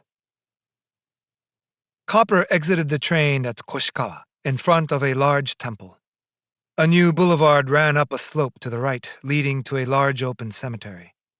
From the bottom of the slope, a squalid, narrow street ran off to the left, barely wide enough for a car to enter, and on the right side of that street was Uragawa's house. Copper had come to this neighborhood many times to visit his father's grave, which was in the cemetery atop the slope, but it was his first time setting foot in this narrow street. Fishmongers, greengrocers, grilled sweet potato stalls, rice merchants, candy shops, tiny stores with facades no more than 3 or 4 meters wide lined both sides of the narrow street, jostling shoulder to shoulder for room. The small, dimly lit shops had narrow eaves over their entrances, so low that any adult could reach up and touch them. Each of these shops had a second story for living quarters, and because these 2-story row houses continued all the way down the street, the passage between them was somewhat dark and gloomy. Copper got the feeling that he was entering a sort of a tunnel. For such a narrow street, the foot traffic was surprisingly busy. Women in aprons, mothers with children bound up on their backs, and many others were walking in great numbers, while youngsters in rubber boots wove in and out, ducking between them on bicycles. Children in grubby clothing darted here and there, playing samurai sword games. Strange smells wafted by on billows of air. Copper carefully watched the right-hand side of the street as he walked. In the butcher's storefront, a heavy-set man in a stained apron was busy frying something. On a half-sheet of rice paper hanging down from above was written, "Cutlets, 10 sen, croquettes, 7 sen." At the store next door, they were making taiyaki, fish-shaped pancakes stuffed with sweet bean paste, while children waited in front. And then next door to that, with a signboard that had the name Sagamiya painted in large letters on it, was a tofu shop. It was Uragawa's house. In front of the store, 2 or 3 women who looked like customers were standing. Not sure if it was okay to go inside, Copper stood behind them and waited for a while. Attending to the patrons in the store was a large woman, about 40 years old, with her hair done up in the style called kushimaki, a twisted bun fastened with pins and a comb. She had her sleeves rolled up above her elbows, and she too was wearing an apron. For some reason, aprons seemed really popular in this alley. This woman's apron seemed even now ready to burst open, only just barely managing to wrap itself around her large body. She was sturdy and heavy-set, just like a sumo wrestler, with a ruddy complexion. "Right, 1 block of cold fresh tofu."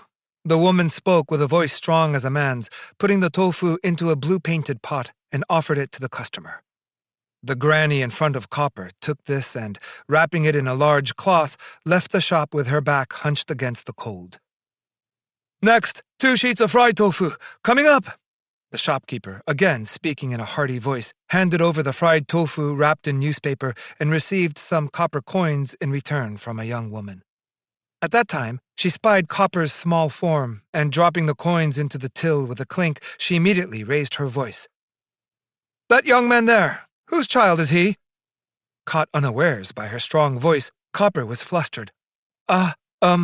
Is Uragawa here?" The woman looked down at Copper with a surprised expression, and then, seeming to understand, nodded her head 2 or 3 times. "Ah, you're a friend of our Tome, is that it?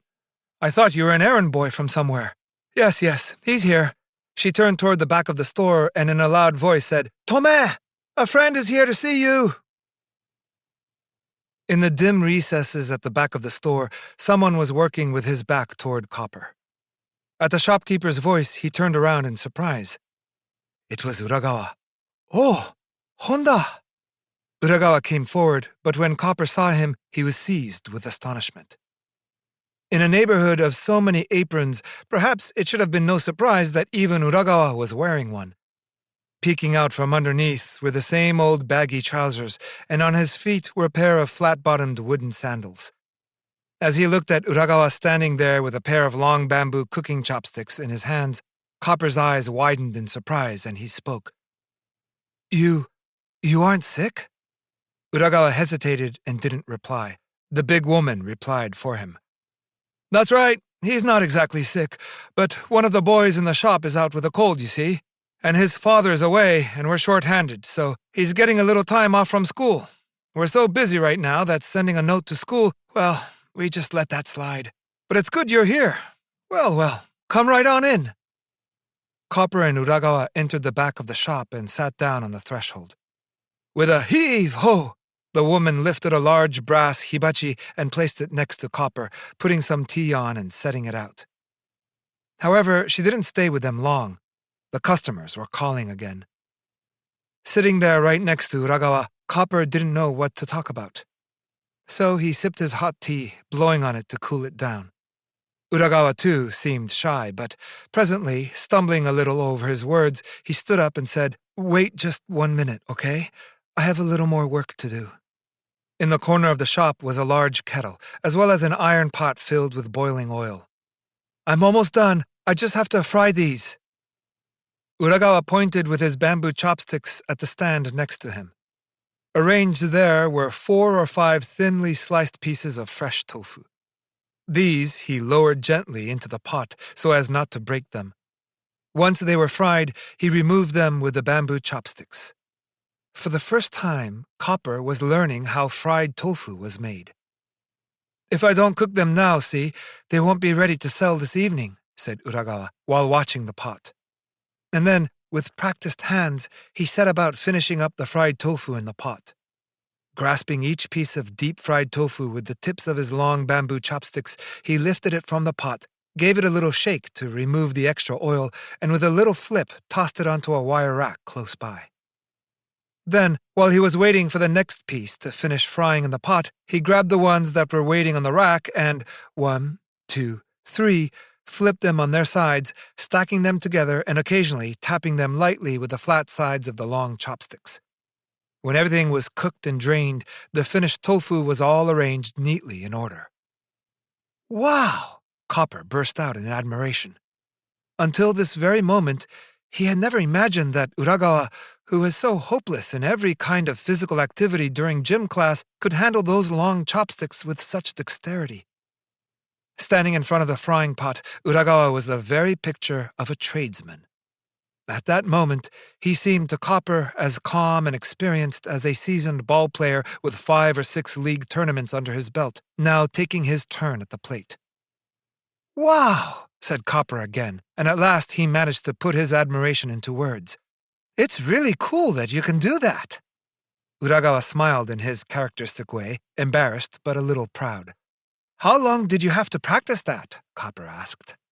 "Practice? Because you're really good."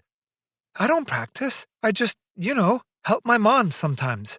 But if you make a mistake, it costs like 3 sen, so naturally I try really hard to get it right." After he had fried up the remaining 4 or 5 slices of tofu, Uragawa called out, "Mom, it's all done." "Is it? Thank you. You worked hard." The woman came tripping over in mincing steps that belied her large body and, seizing the pot with a dampened cloth, heave-ho, removed it from the fire. Again, Copper was impressed by her immense strength. Uragawa removed his apron and blotted his hands with some newspaper that sat nearby. And suddenly, there in front of Copper, was the same old Uragawa from school. "Tome, you two probably have lots to talk about. Why don't you take him to your room?" the woman said to Uragawa. When Uragawa hesitated, the woman addressed Copper in a loud voice.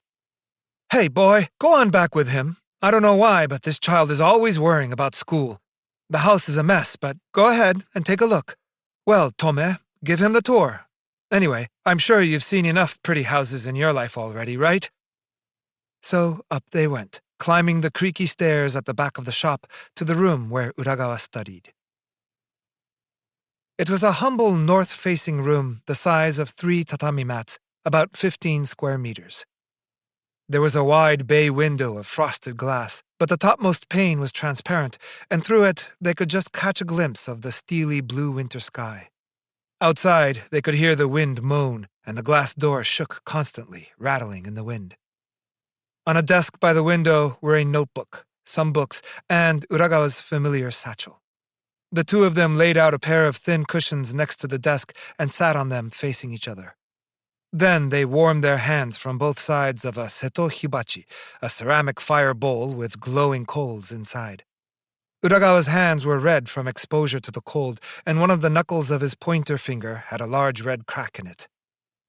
"Do you know when final exams start?" asked Uragawa.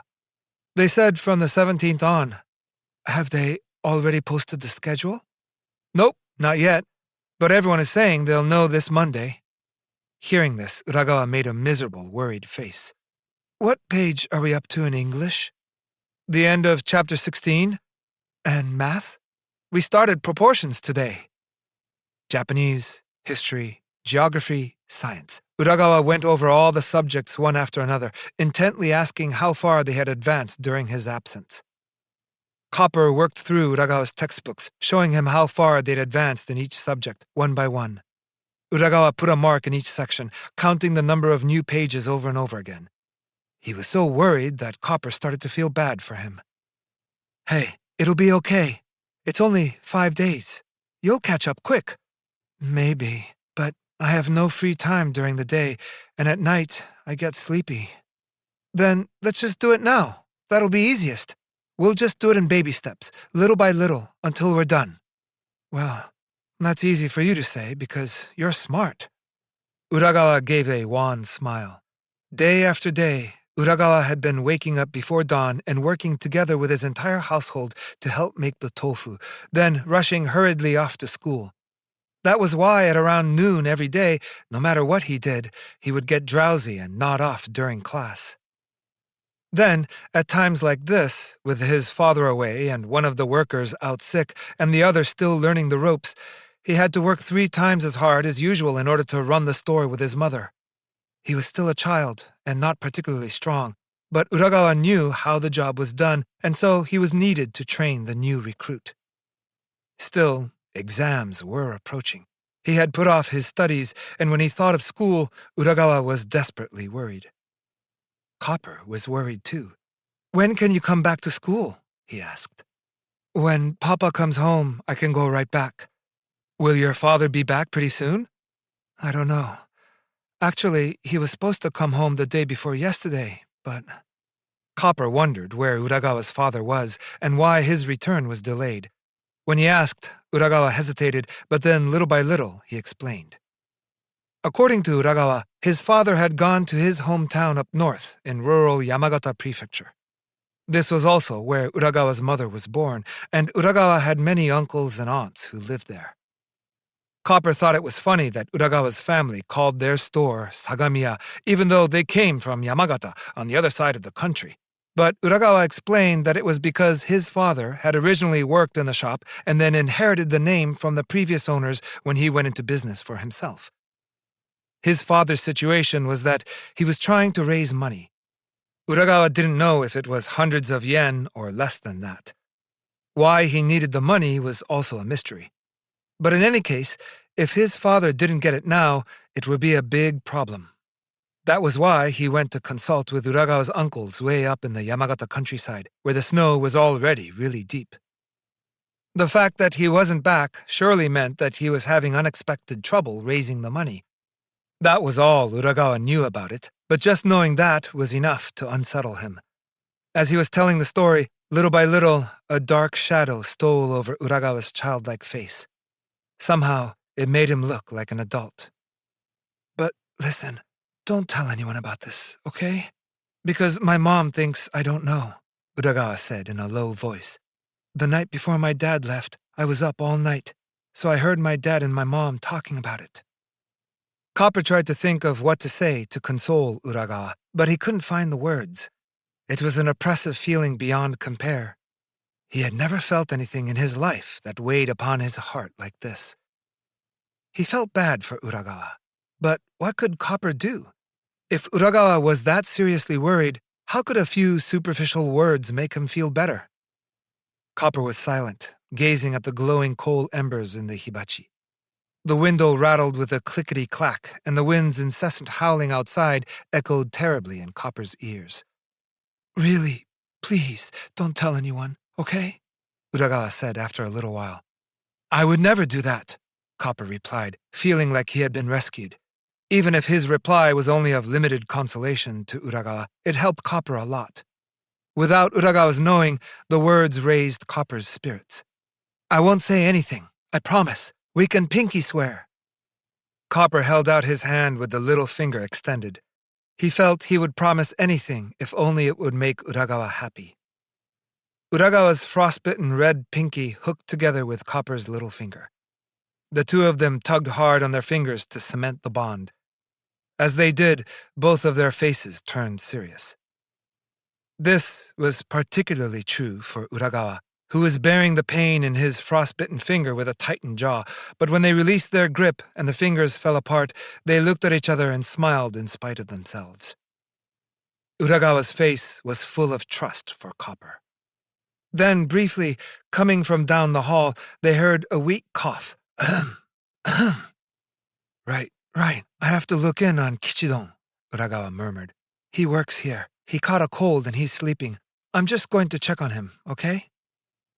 Then, just as Uragawa was about to get up, the heavy paper-covered fusuma door between the rooms slid open, and Copper was startled to see a boy who couldn't have been more than 6 years old. Behind him stood a girl who looked to be in 5th or 6th grade, respectfully holding out a tray with tea and a dish of sweets. The boy wore a jacket and trousers made of wool and had a round face just like Uragawa, only with narrow eyes like two small cracks in the skin of his face.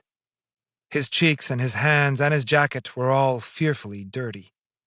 The girl was carrying a baby bound up on her back, and she, too, was dressed all in wool in the Western style. The boy just stood there, staring boldly at Copper, but the girl came in with small, graceful steps, bearing the tray. Surely, she was thinking, this must be the perfect opportunity to put into practice the formal etiquette that she had learned in school.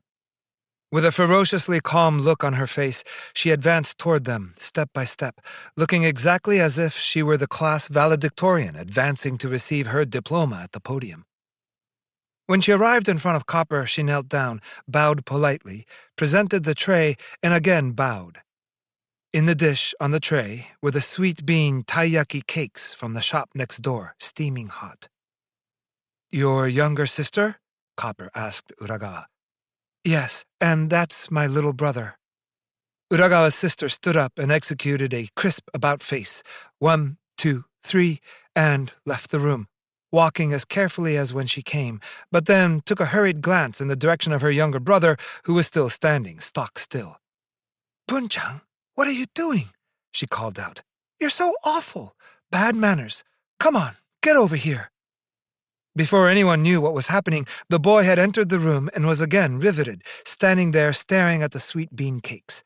From the looks of him, not a word that his sister spoke was entering his ears. "Come on! I said, let's go! You're such a pain!" The girl tried to grab her younger brother's hand, but Buncham batted her hand away and resumed gazing at the bean cakes with some intensity. Taking a cake from the dish, Copper offered it to the boy. The boy took a quick glance at Copper's face, then silently accepted the cake and immediately put it in his mouth. His older sister was already utterly furious with him. "Really, you're terrible. You have no manners. I'm taking you to Mother, and we'll see what happens." She took Bunchan's hand and, with a tug, pulled him from the room. Bunchan, cheeks full of cake, allowed himself to be dragged out. "My sister is head of her class. She's better at school than me," Uragawa said. After that, the two of them had cake. This was the first time Copper had ever eaten taiyaki. Copper's mother never let him eat junk food. Because he had been told so often that eating such foods would hurt his stomach, Copper himself had never thought he wanted to eat them. But when he actually tasted it, perhaps because he was so hungry, he thought it was delicious. Ahem, ahem. Again, the weak cough found its way to them. "Oh, that's right. I was going to check on Kichidon." Leaving his half-eaten cake on the tray, Uragawa asked Copper to excuse him for a moment and left the room. Shortly after Uragawa stepped out, from the direction of the room where it seemed the sick person was sleeping, Copper could hear voices in whispered conversation. "Isn't that true? So it's fine." That was Uragawa's voice speaking. Something was fine, but he couldn't hear the other person. "It's okay, so you should just sleep. I can." It appeared Uragawa was diligently trying to persuade the sick person to rest. And then there was the sound of a Fusuma door sliding, and Copper could tell from the clatter coming from down the hall that Uragawa had started to do something. Copper stood up, slid open the door of the room he was in, and peered down the hallway in the direction of the noise.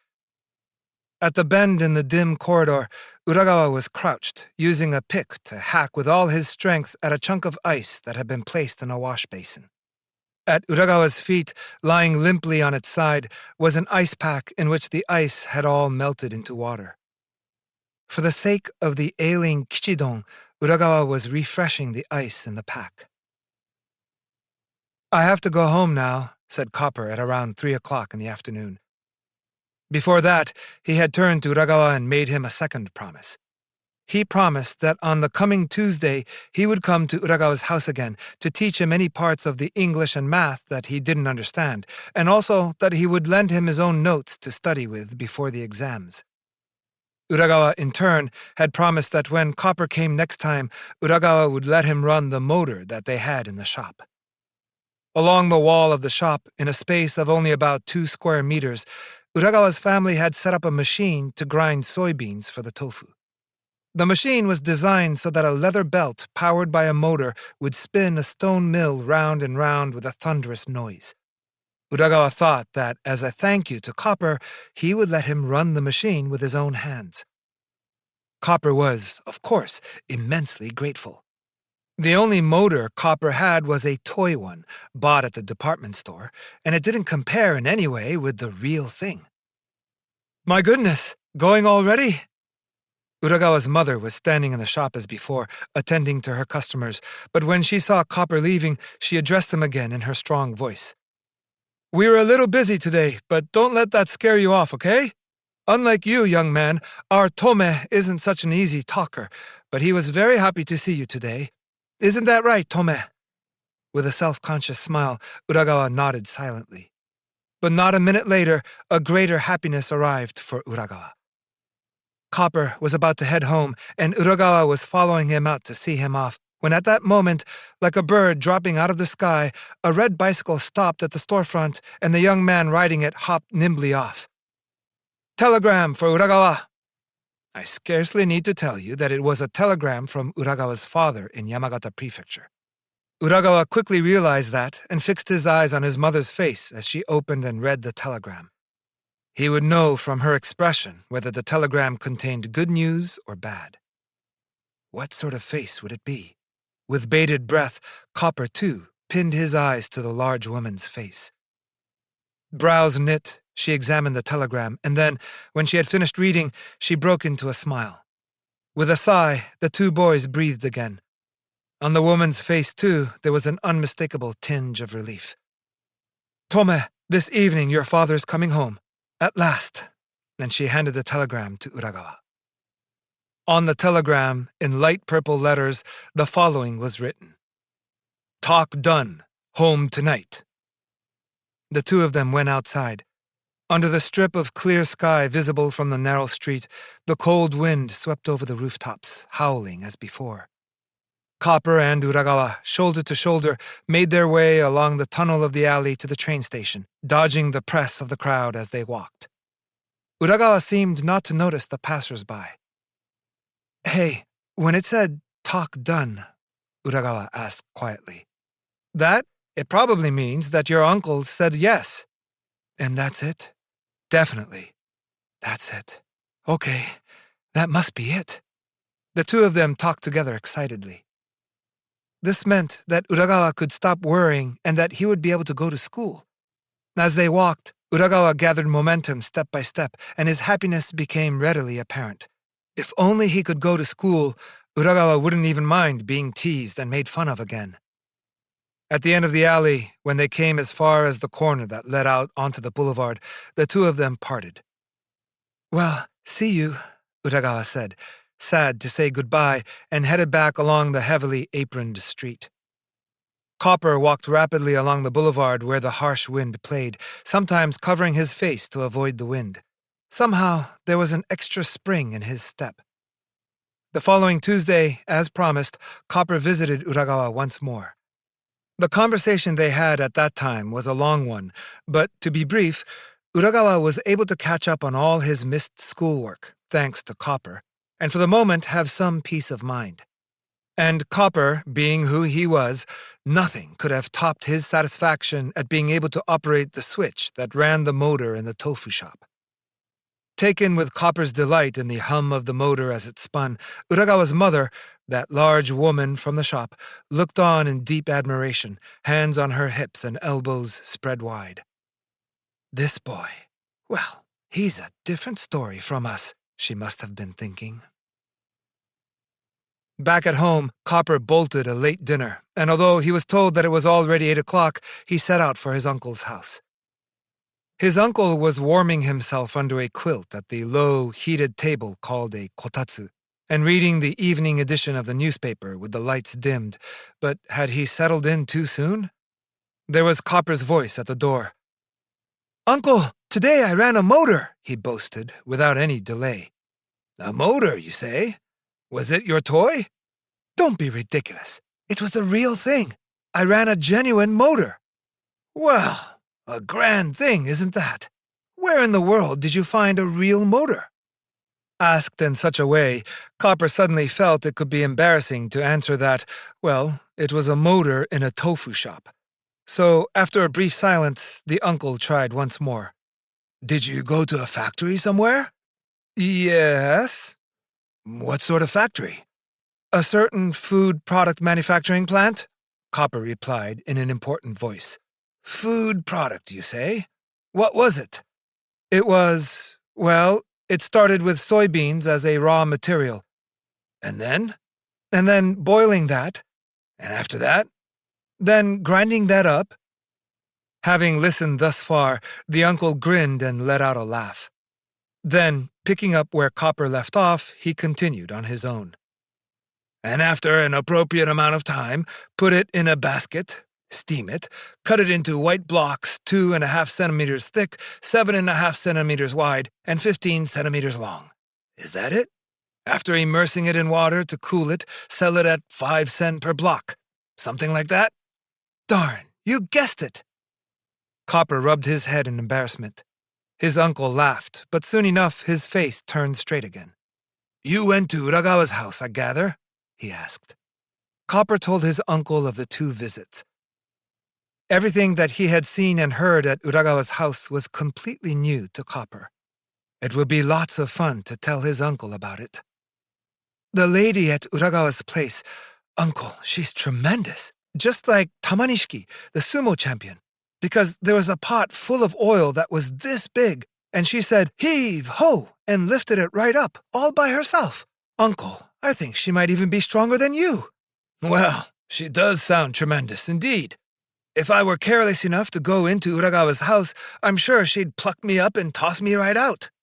No, if you don't do anything wrong there, you'll be fine. She's really nice. I like her. Asked by his uncle, Copper related the story of Uragawa and his house in detail. Except when it came to Uragawa's father going all the way to Yamagata to raise money, he didn't say a thing. Copper was definitely keeping his promise. After listening to the story, his uncle said, You and your friends are different from Uragawa in many ways. Do you see that? So it's not unreasonable that he would have trouble fitting in with everyone. By the way, I have something I'd like you to think about. What is it? What do you think is the greatest difference between all of you and Uragawa? The greatest difference? Copper looked a little confused. Then he hesitated a while, but presently, with some difficulty, spoke. Uragawa's family is, well, they're poor, but our family isn't. Exactly. His uncle nodded and asked again. But leaving aside the comparison of the 2 families, what differences do you think there might be between Uragawa himself and you? Well, Copper was at a bit of a loss as to how to respond. At that time, the clock reached 9:30 and rang once for the half hour. Tomorrow was a school day, and Copper wasn't allowed to stay up so late at night. So, Copper and his uncle had to break off their discussion midway through, and Copper ran home in a great hurry. But his uncle's last question held within it a problem of some importance. This evening, too, his uncle wrote intently in the notebook after Copper went home. So, let's take another peek into that notebook and see what's written there. Uncle's Notebook. On Poverty and Humanity. 1. Copper. You have been kind to Uragawa in different ways, and that is a very good thing. He has often been excluded by your classmates, and your visits must have made him quite happy. And if you think about how your own deeds were able to make a poor, lonely friend so happy, that is surely a fine feeling for you as well.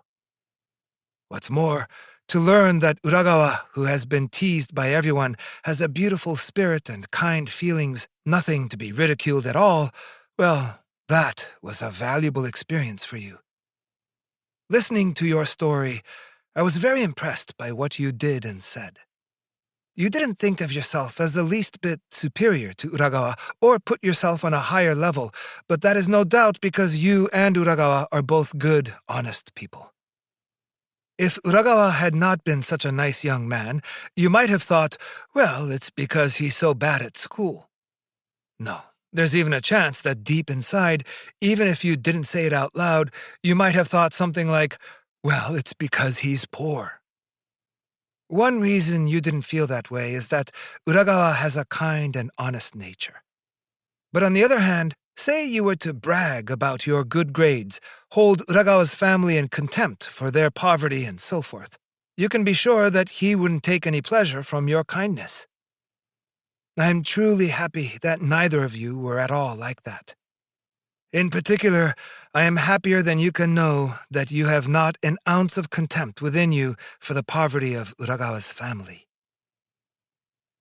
Copper, as you make your way toward adulthood, you will eventually come to understand that to lead a life of poverty is often to go about one's life feeling inferior to others. It's easy to catch oneself feeling ashamed of one's shabby clothes, squalid home, or coarse food. Of course, there are also magnificent people who take rightful pride in themselves as they live their lives, despite the fact that they are poor. But many in this world seem to lose their self-respect in the presence of the wealthy and instead bow and scrape blindly, as if they wonder whether they are complete equals. These people, of course, deserve contempt. Not because they have no money. It's because their servile nature allows no alternative. But Copper, even those who have all due self-respect may feel small at times if they're living in poverty. It's an inevitable part of human nature. And we don't want to cause needless embarrassment to people, so we must not forget to make a habit of modesty and restraint in our lives. Human beings should never be so humiliated as to damage their self-respect. But people who live in poverty are often forced to endure such indignities, so we must remember that their pride can be easily wounded. So, in theory, then, saying that someone is poor shouldn't make them feel small. It should go without saying that the true worth of a person doesn't depend on that person's clothes or house or food.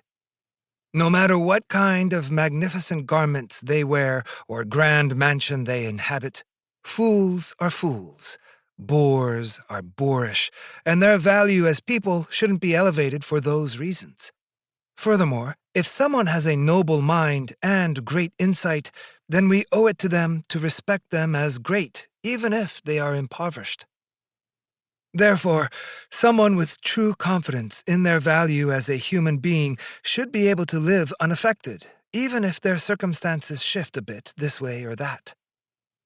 You and I, too, because we are human, must live with only our value as human beings in mind, not thinking we are unimportant if we happen to be poor or that we are great because we lead a wealthy life. Someone who feels inferior because they are poor can never be much of a human being.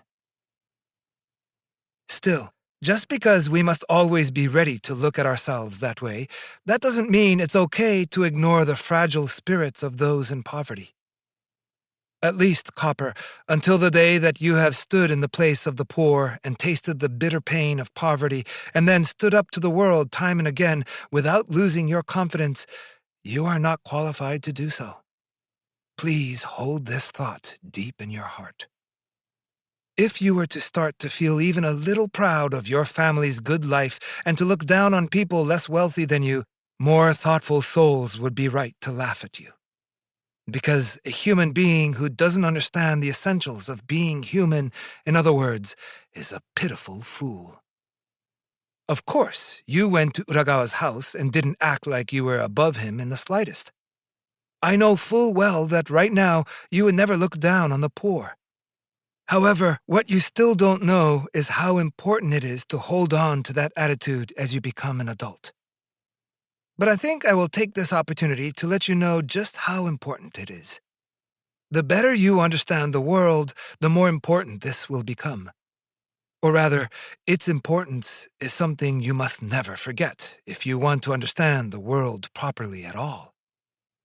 As for why this is so, please remember this well. It's because in the world today, the vast majority of people are poor.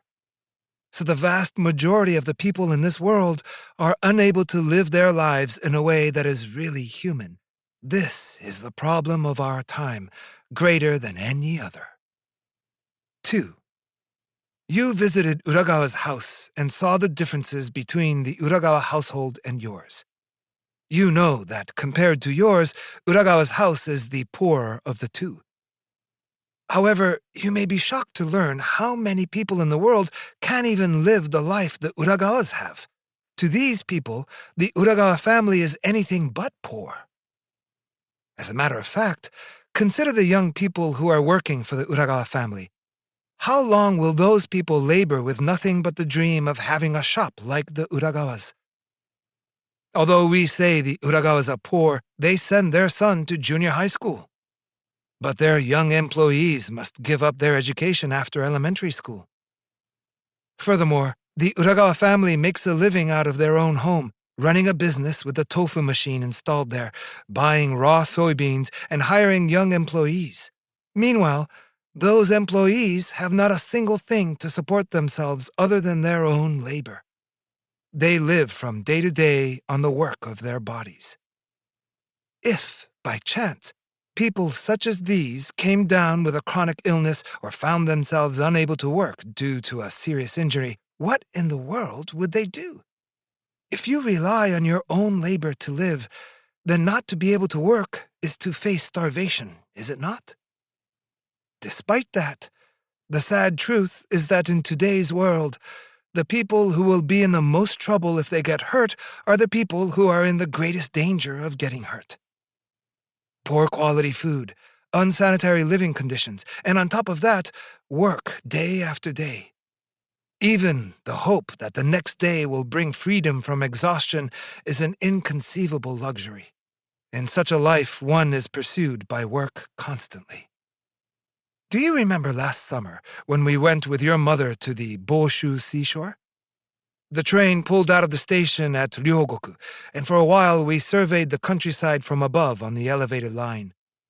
The Honjo and Joto wards were bristling with smokestacks big and small, sticking up row upon row like a forest, emitting thick clouds of smoke.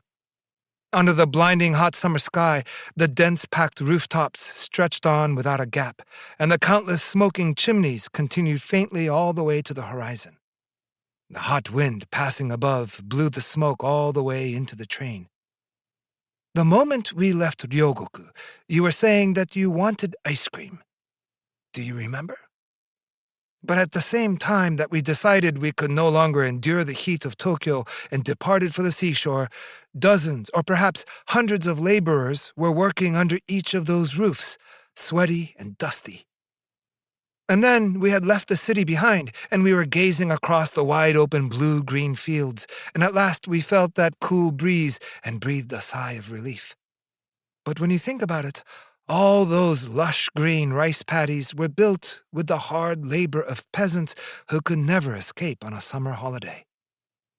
Actually, when you looked through the train windows, weren't there any number of peasants, even women, scattered here and there, diligently weeding the rice paddies up to their hips in water?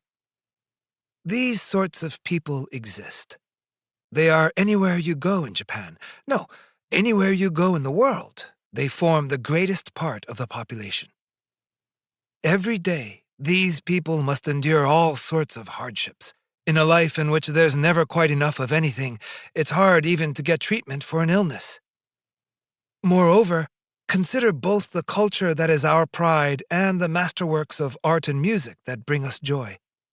For such people, these are wishes not to be granted.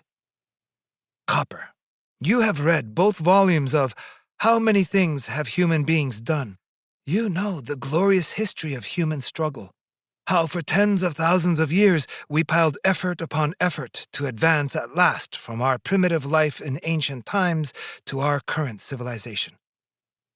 But today, the fruits of those labors are not awarded to everyone. I'm sure you are saying, that can't be right. You're correct. It's wrong, for sure. We are all human beings, so if we can't all live a life that is really human, something is wrong. A society that doesn't allow that is wrong. Nobody can deny this as long as they have an honest heart. Today, no matter how shameful it seems, our society is not there yet. One might say the human race has progressed, but we still haven't made it that far. This remains a problem for now and the days to come. After all, how much suffering has poverty caused in our world? How many people have been sunk in misery? How many deep-rooted conflicts have been seeded? You have such a happy life now that I don't want to have this conversation with you. But even if I don't explain, you will eventually learn it to be true, no matter what you do. So why, in a society of such advanced civilization as ours, does such a repugnant state of affairs remain in existence? Why has such misery not been eradicated in this world? This, too, will be hard to comprehend at your age. For the most part, if you read the Society chapter in A Guide to Human Life, you will understand. But as you get older and know more of complex social relationships, and your judgment, too, matures, if you can come to a correct conclusion about this, it won't be too late. For now, what I want you to understand clearly is what a gift it is, in a society like this, to be able to study unhindered, as you do, and to be able to expand your abilities as you wish. In Japanese, we might call it arigatai. Copper, pay careful attention to the word arigatai. As you know, we use it to express thanks or gratitude, but the root of the word in Japanese means something more like difficult, hard, or impossible. It means this never happens. We are grateful for good fortune specifically because we feel that it rarely happens. Thus, the word arigatai has come to refer to something special or rare enough to be thankful for. So when we say arigato or thank you in Japanese, it becomes an expression of gratitude. If you survey the whole wide world and then on top of that look back at yourself now, you would probably describe your present state as arigatai, wouldn't you? Just because a person graduated from elementary school like you, it doesn't mean they can attend junior high school the way you do. And if they are in a home like Uragawa's, they must take time off from studying to work. On the other hand, you have nothing interfering with your studies. And through those studies, you are free to take anything you wish from the accumulated results of tens of thousands of years of human efforts. If you do, no, I think you will understand without me saying anything more. I expect you will know perfectly well what one must do, what the true goals in life are when a person stands in such a fortunate place as you do. Together with your late father and with your mother, who hangs a lifetime of hope on you, I pray from my heart that you extend your talents in leaps and bounds and become a person truly useful to the world. Please, Copper. 3. One final thing. I'll pose a question for you, so please think it over.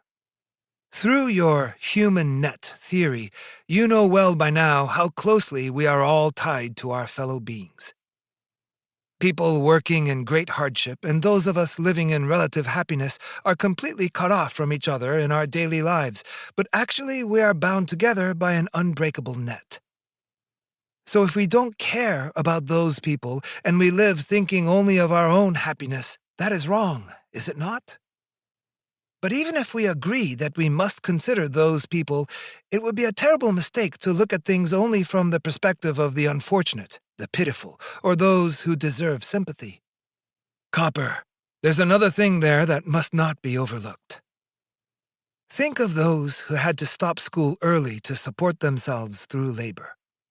Clearly, there are many among them, even adults, who don't know what you know.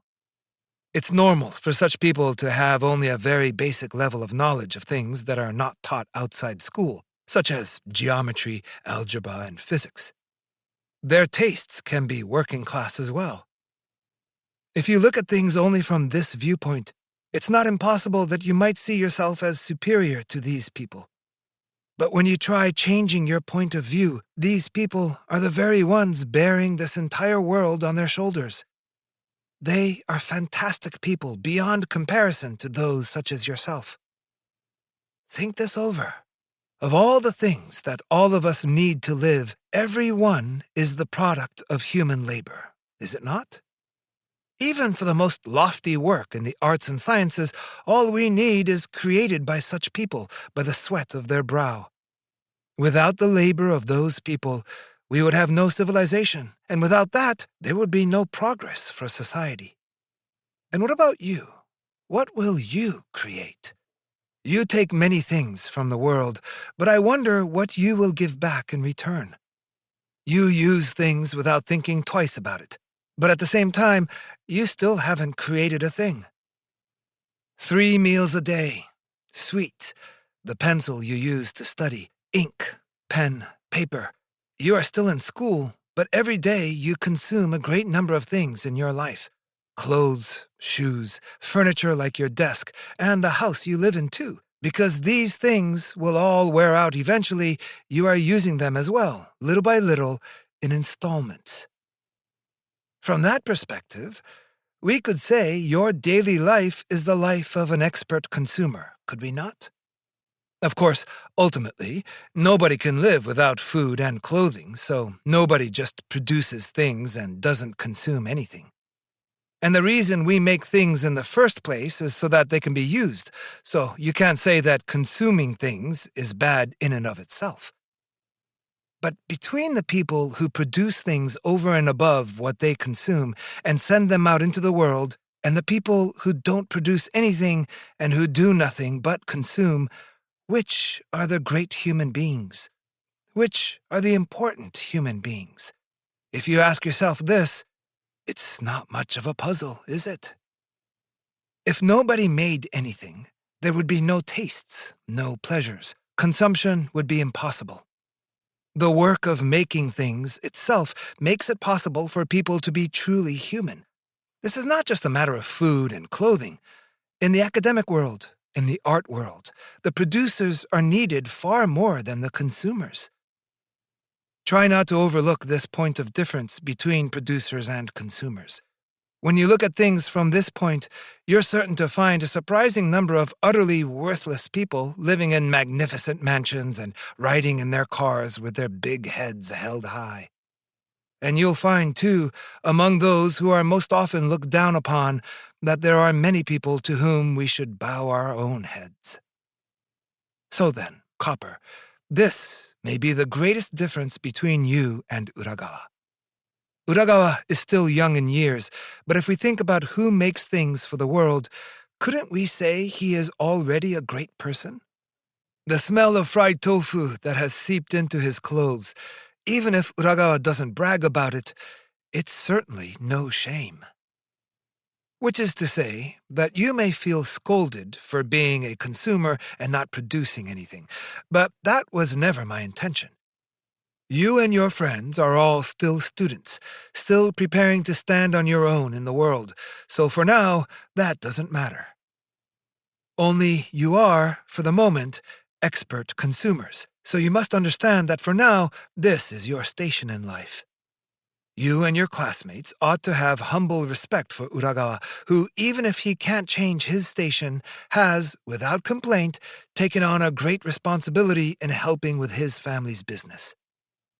To mock that from your social position, even for a moment, is to not know your own place and is a great error. So learn just that, and learn it well. And on top of that, there is one more thing I'd like you to consider. When you think of the things you need in your daily life, you don't produce any of them, so you are definitely a consumer. But while you may not have noticed, there is something else, a big thing that you produce day after day. What could that be? Copper, I choose not to tell you the answer to this problem because I'd like you to find an answer to it yourself. There's no particular need to hurry. If you don't forget, you'll find an answer in your own good time. But you must never ask anyone else, because you'll never know if someone else's answer makes sense for you or not. It's necessary to find it for yourself.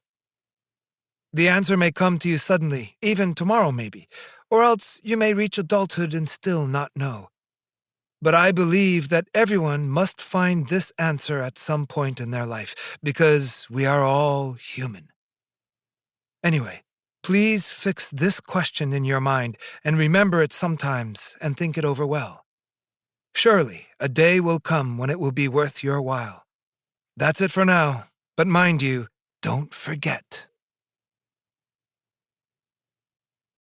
Chapter 5. Napoleon and the Four Young Men.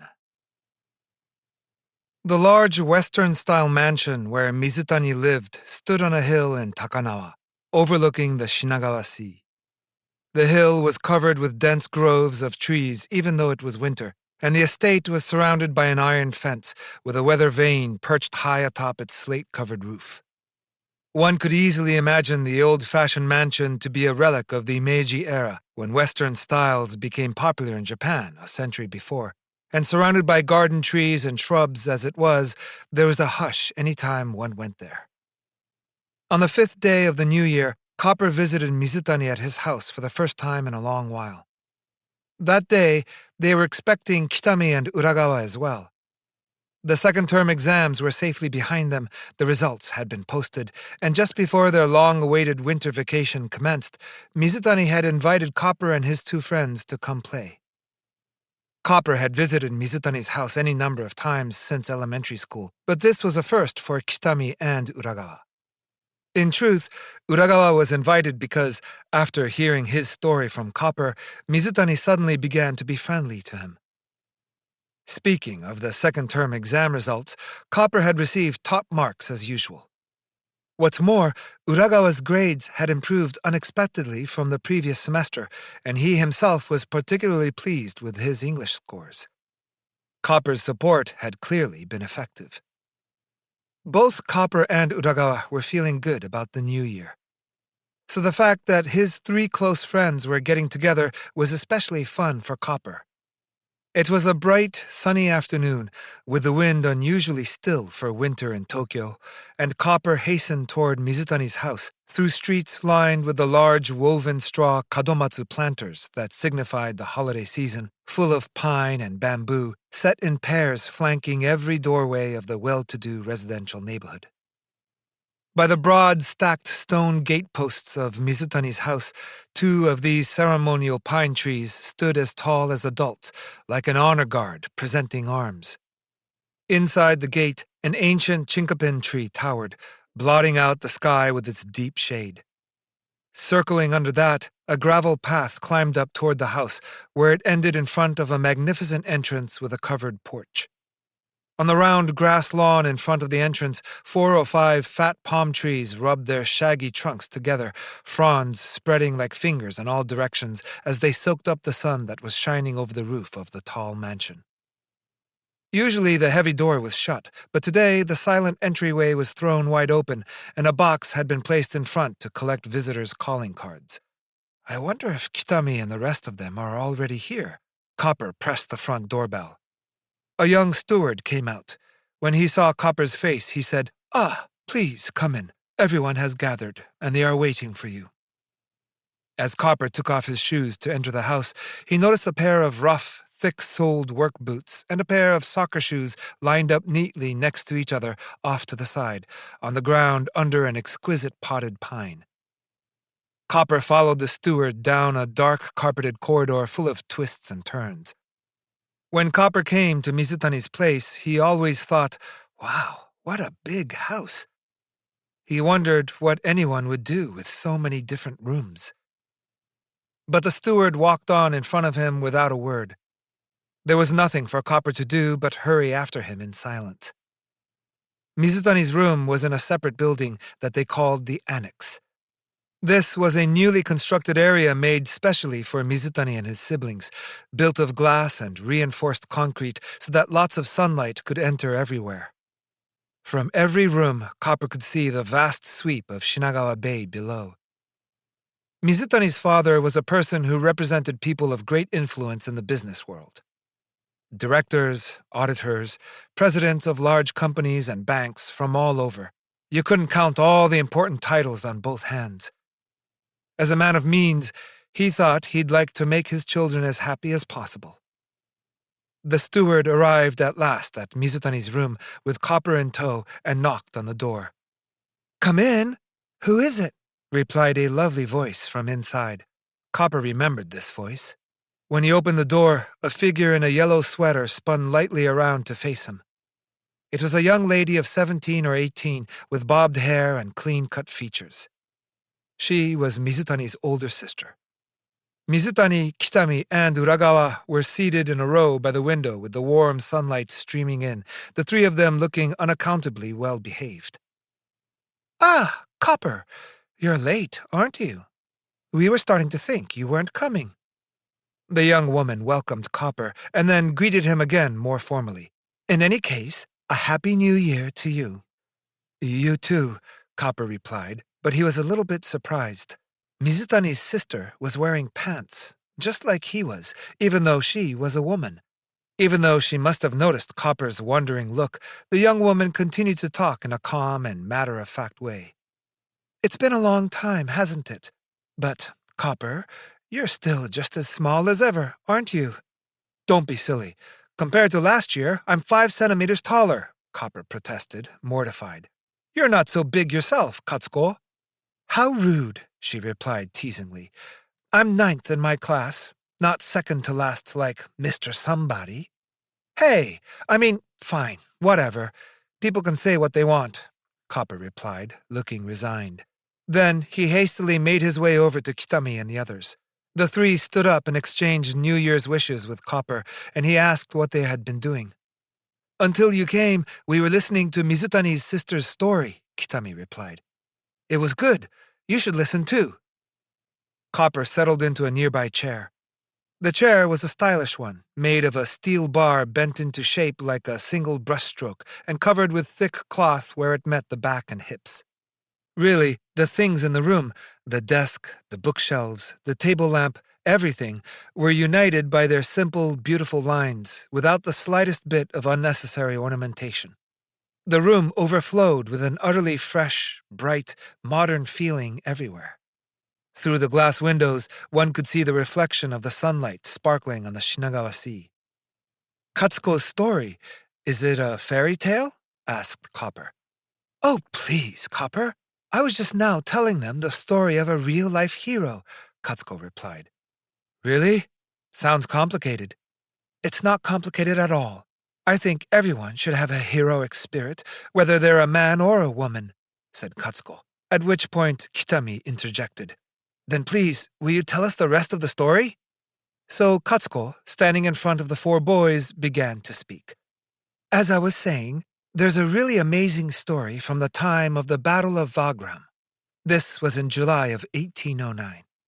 One side was the army of France, led by Napoleon, and the other side was the combined armies of Austria and Russia, and they met near the Danube River.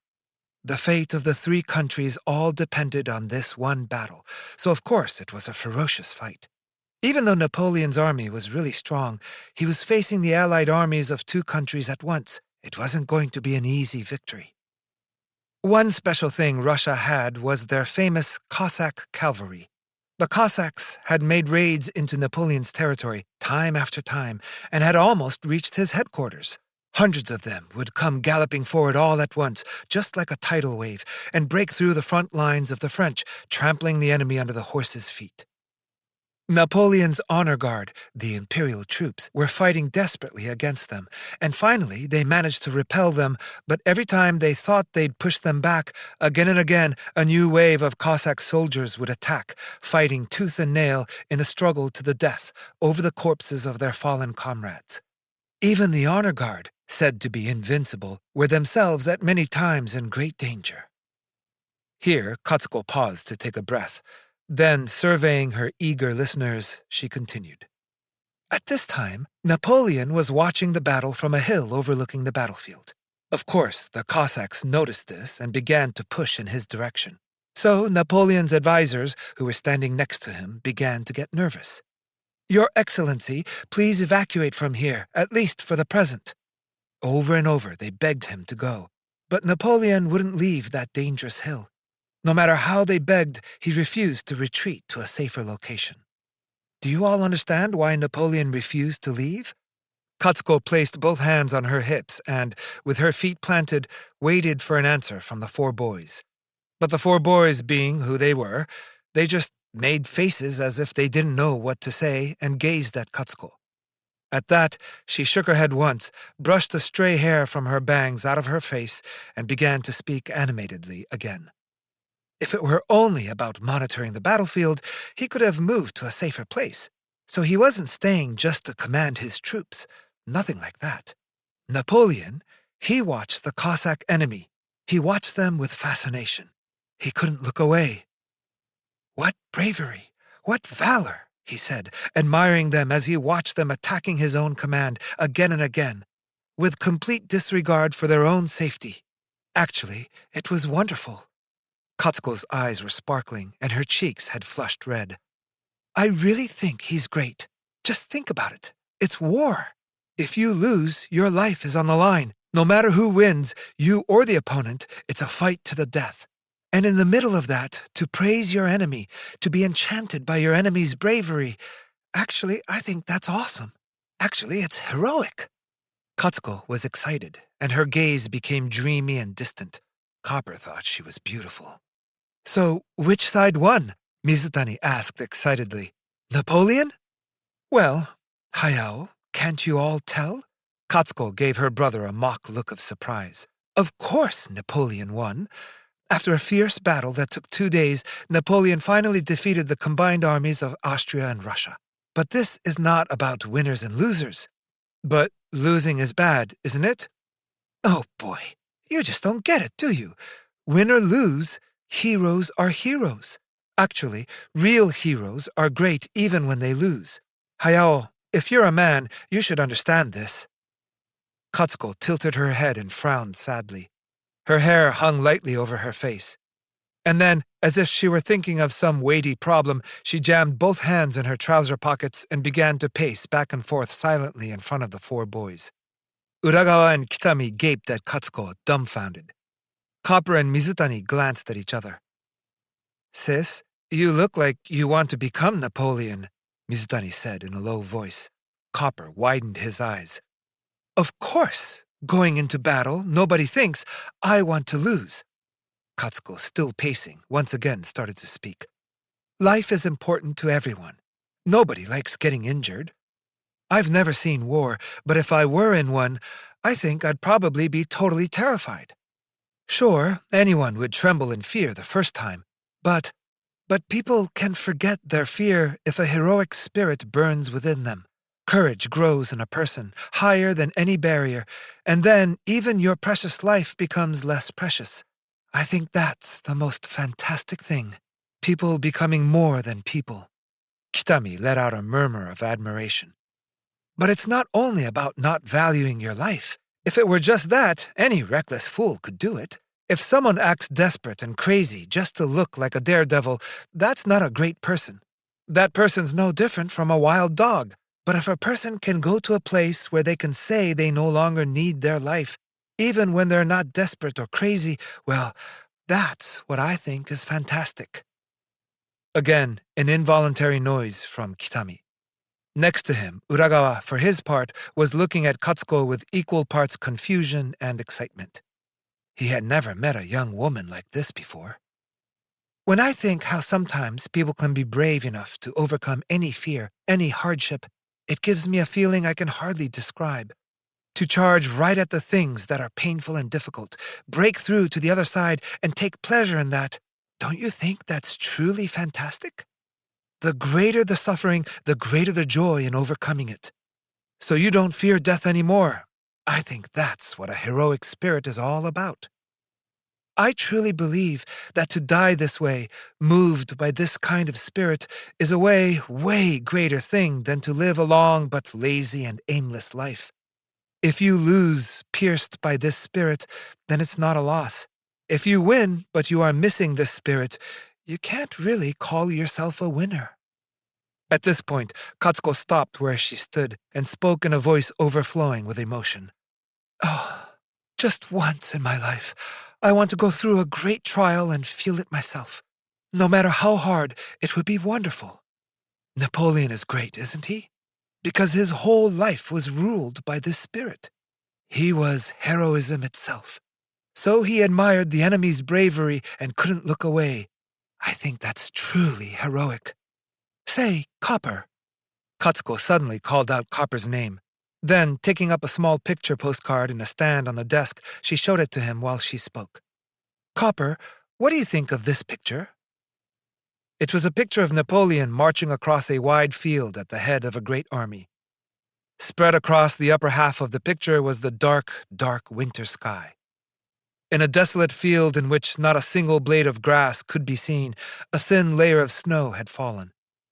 A great number of cannons must have recently rolled by. The snow in the road was frozen into deep ruts carved by the impression of their wheels.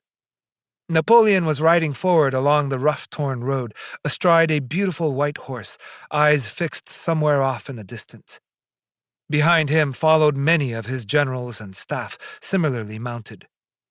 Then, in the still snowy field beyond them, large squads of foot soldiers could be seen advancing, in line after line, the ends of which continued off to the horizon. The low-hanging sky displayed a faint brightness where it met the horizon, and the heroic figure in his ash-gray cloak and Napoleon hat was thrown into relief against the cold, cold sky. It was a scene to fill one with mournful thoughts. This picture, Katsuko started explaining, without waiting for Copper's reply. In 1814, Napoleon was marching to engage the Allied forces of European nations that had invaded France. Now Napoleon's most powerful days were over. When he failed in his attack on Russia, countries throughout Europe rose together, rebelling against Napoleon, and eventually they invaded France. After Napoleon was defeated at the Battle of Leipzig, he returned to France, still fighting here and there with a ferocity that you could hardly call human. But when he caught wind of rumors that the European allies were going to invade France, Napoleon roused himself one more time, gathering his surviving forces, and went to beat them back.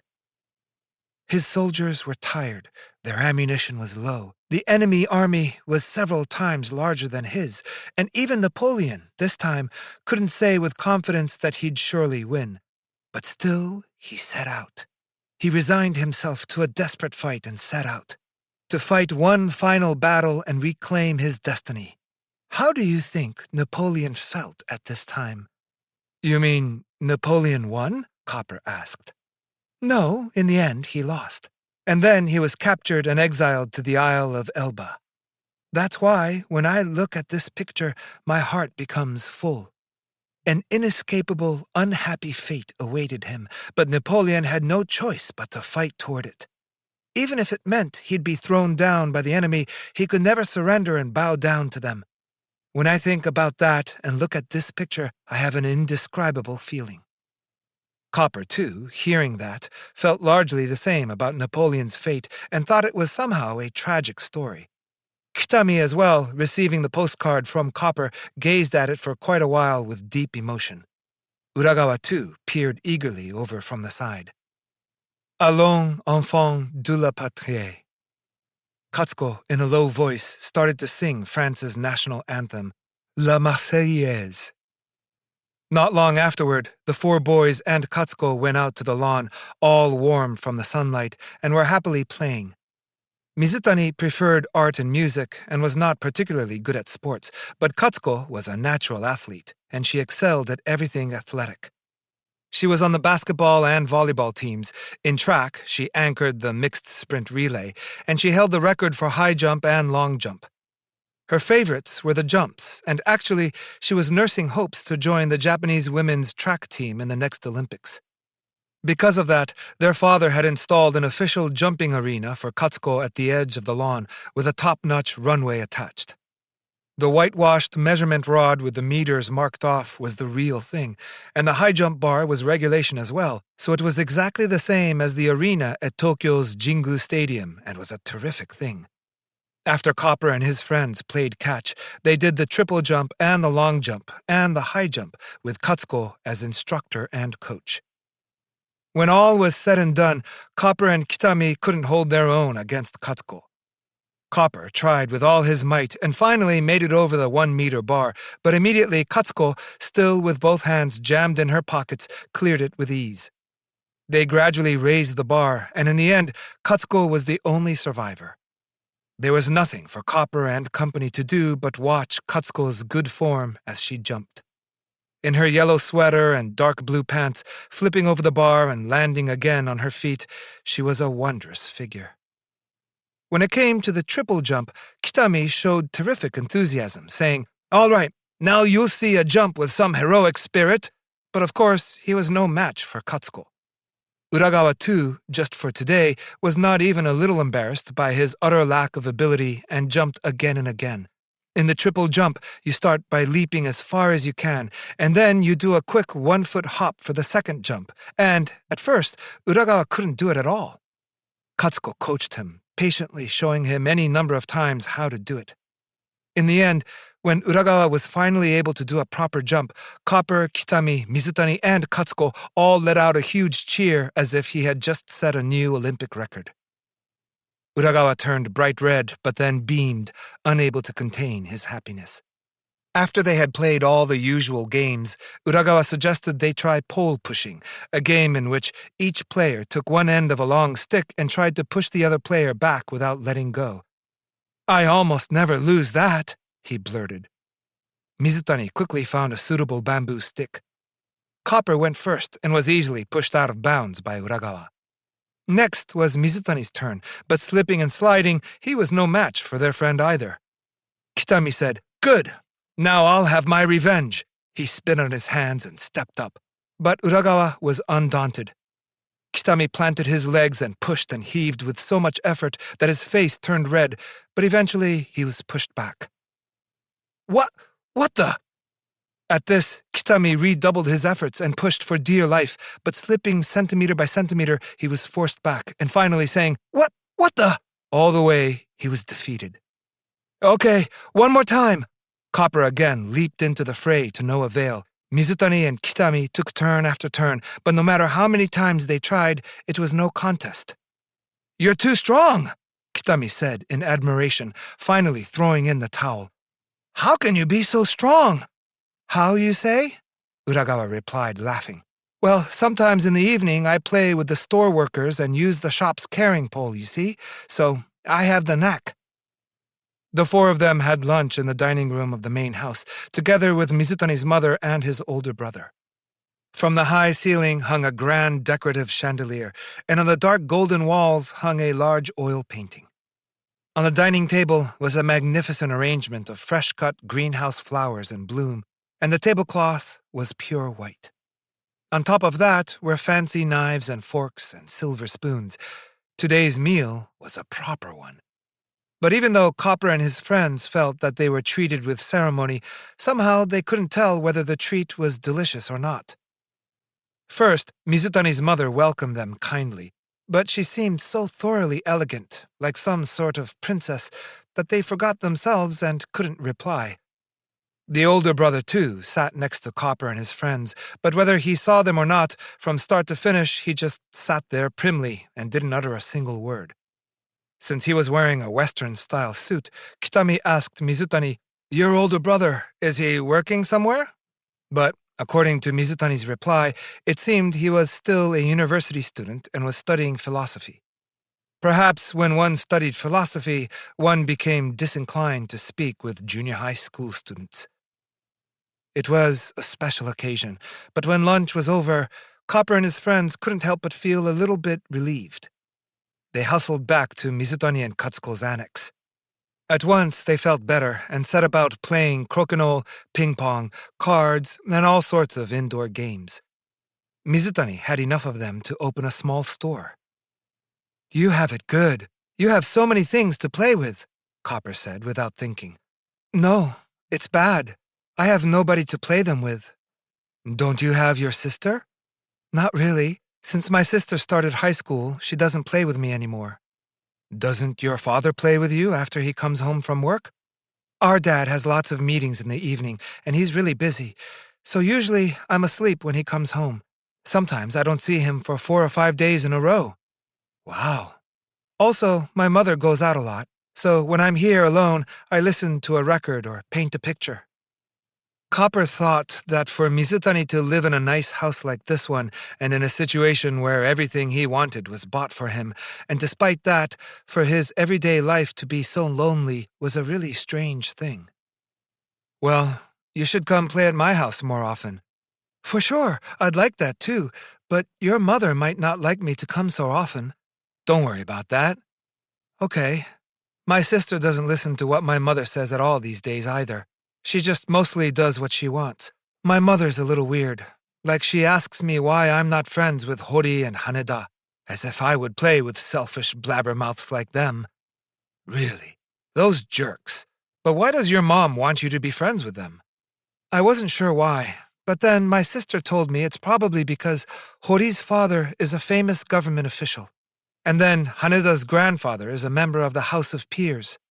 Copper whistled, impressed. Official fathers, member grandfathers. I don't like those types. Don't they all follow Yamaguchi? That's true. They all fawn on him, and they badmouth Kitami. I won't be friends with them, even if it would suit my mother. Kitami must have overheard some of the conversation between Copper and Mizutani. He spoke as if he had just remembered something. That's right. About Yamaguchi. At the end of last term, I heard something strange. Everyone looked in Kitami's direction. He continued. The older students in the judo club said that Yamaguchi and I were going to get it sometime. You and Yamaguchi, you said? Copper asked, surprised. No one had expected this, and they gathered around Kitami, but he replied with a calm face. Yeah, they said they were going to beat us up. I heard it from Higuchi in the second-year class. In Copper's school, a movement had occurred recently to raise school spirit, centered around the older students in the judo club. According to this group, student morale in general had collapsed in recent days. A slipshod attitude had pervaded the school, and it would never do. They adopted the following principles. First, that school spirit was severely lacking, and the cheering at sport competitions was not at all enthusiastic. Second, that the younger students had become generally impudent, and they lacked respectful manners toward older students. Third, that the number of people who had abandoned themselves to reading novels, seeing plays, or going to movies or musical reviews had gradually increased. If things were to continue this way, the spirit of strength and resilience that had been the pride of the school since its founding would probably collapse. Thus, it was necessary to alert all the students in the school that they must reform their attitudes. The group preached their dogma endlessly. There were also some who gave angry speeches at school assemblies, denouncing the state of affairs. And not just that, there were those who began to advocate punishing anyone who failed to show the proper school spirit. Make no mistake, they insisted. Once they enter society, students with no love of school will surely become citizens with no love of country. People who don't love their country are traitors. Therefore, we can say that students who don't love their school are traitors in training. We must discipline any such fledgling traitors. Of course, it's right that students should love their own schools. We should love our schools and do our best to improve them, even just a little. Furthermore, younger students should have respect for their older, senior students, and as long as one is a student, it's best not to squander one's time with idle entertainment. If that were the end of it, there would be nothing wrong with what these senior judo club students were claiming. However, while they believed that their claims were correct, they had made up their minds that their judgments were also correct, each and every one. And then they assumed that people who rubbed them the wrong way were all in the wrong and rebelling against school spirit. But the greatest arrogance of these people was to think that they were allowed to scold and punish other students for their failings. Who would expect their fellow students to do that? But this group believed they could. And so, even though they believed they were acting to improve the school, they actually stirred up all sorts of trouble that had nothing to do with improving the school. They would say a student hadn't cheered adequately at a sporting event with another school, brand him a traitor or even worse, and beat him up. And because of their violent swaggering, even though they claimed to love their school, weren't they inadvertently making it into a place that was hard even to like? Popular songs were forbidden, they said, and they couldn't stand to listen to endless poetry recitations either. But on top of that, the most important rule was that the little students of the lower school should tiptoe around in fear. Since around the end of the second term, the first and second-year students had been completely unable to relax. In the morning, there were those who forgot to bow when they met the older students on the road, and they would be summoned and forced to grovel. If someone wore a flashy wristwatch, they'd quickly get a sharp look, and then when the older students' gossip about them leaked out, they would get a reputation for having a bad attitude. A student named Higuchi in the second-year class liked literature. He always had his nose buried in novels that grown-ups were reading and went to see the latest plays, and so he was blacklisted. In the first-year group, Yamaguchi was a bit of a sharp dresser, and on top of that, he was a cinephile and had a collection of 200 or more photos of movie actors, so he also attracted dirty looks. Gachin Kitami, stubborn as always, stuck to his own positions without budging, whether his opponent was older or not, so even though he was little, he was pegged as having a bad attitude. And then, early in the third term, a rumor came up from somewhere that they had decided to levy sanctions on the blacklisted students.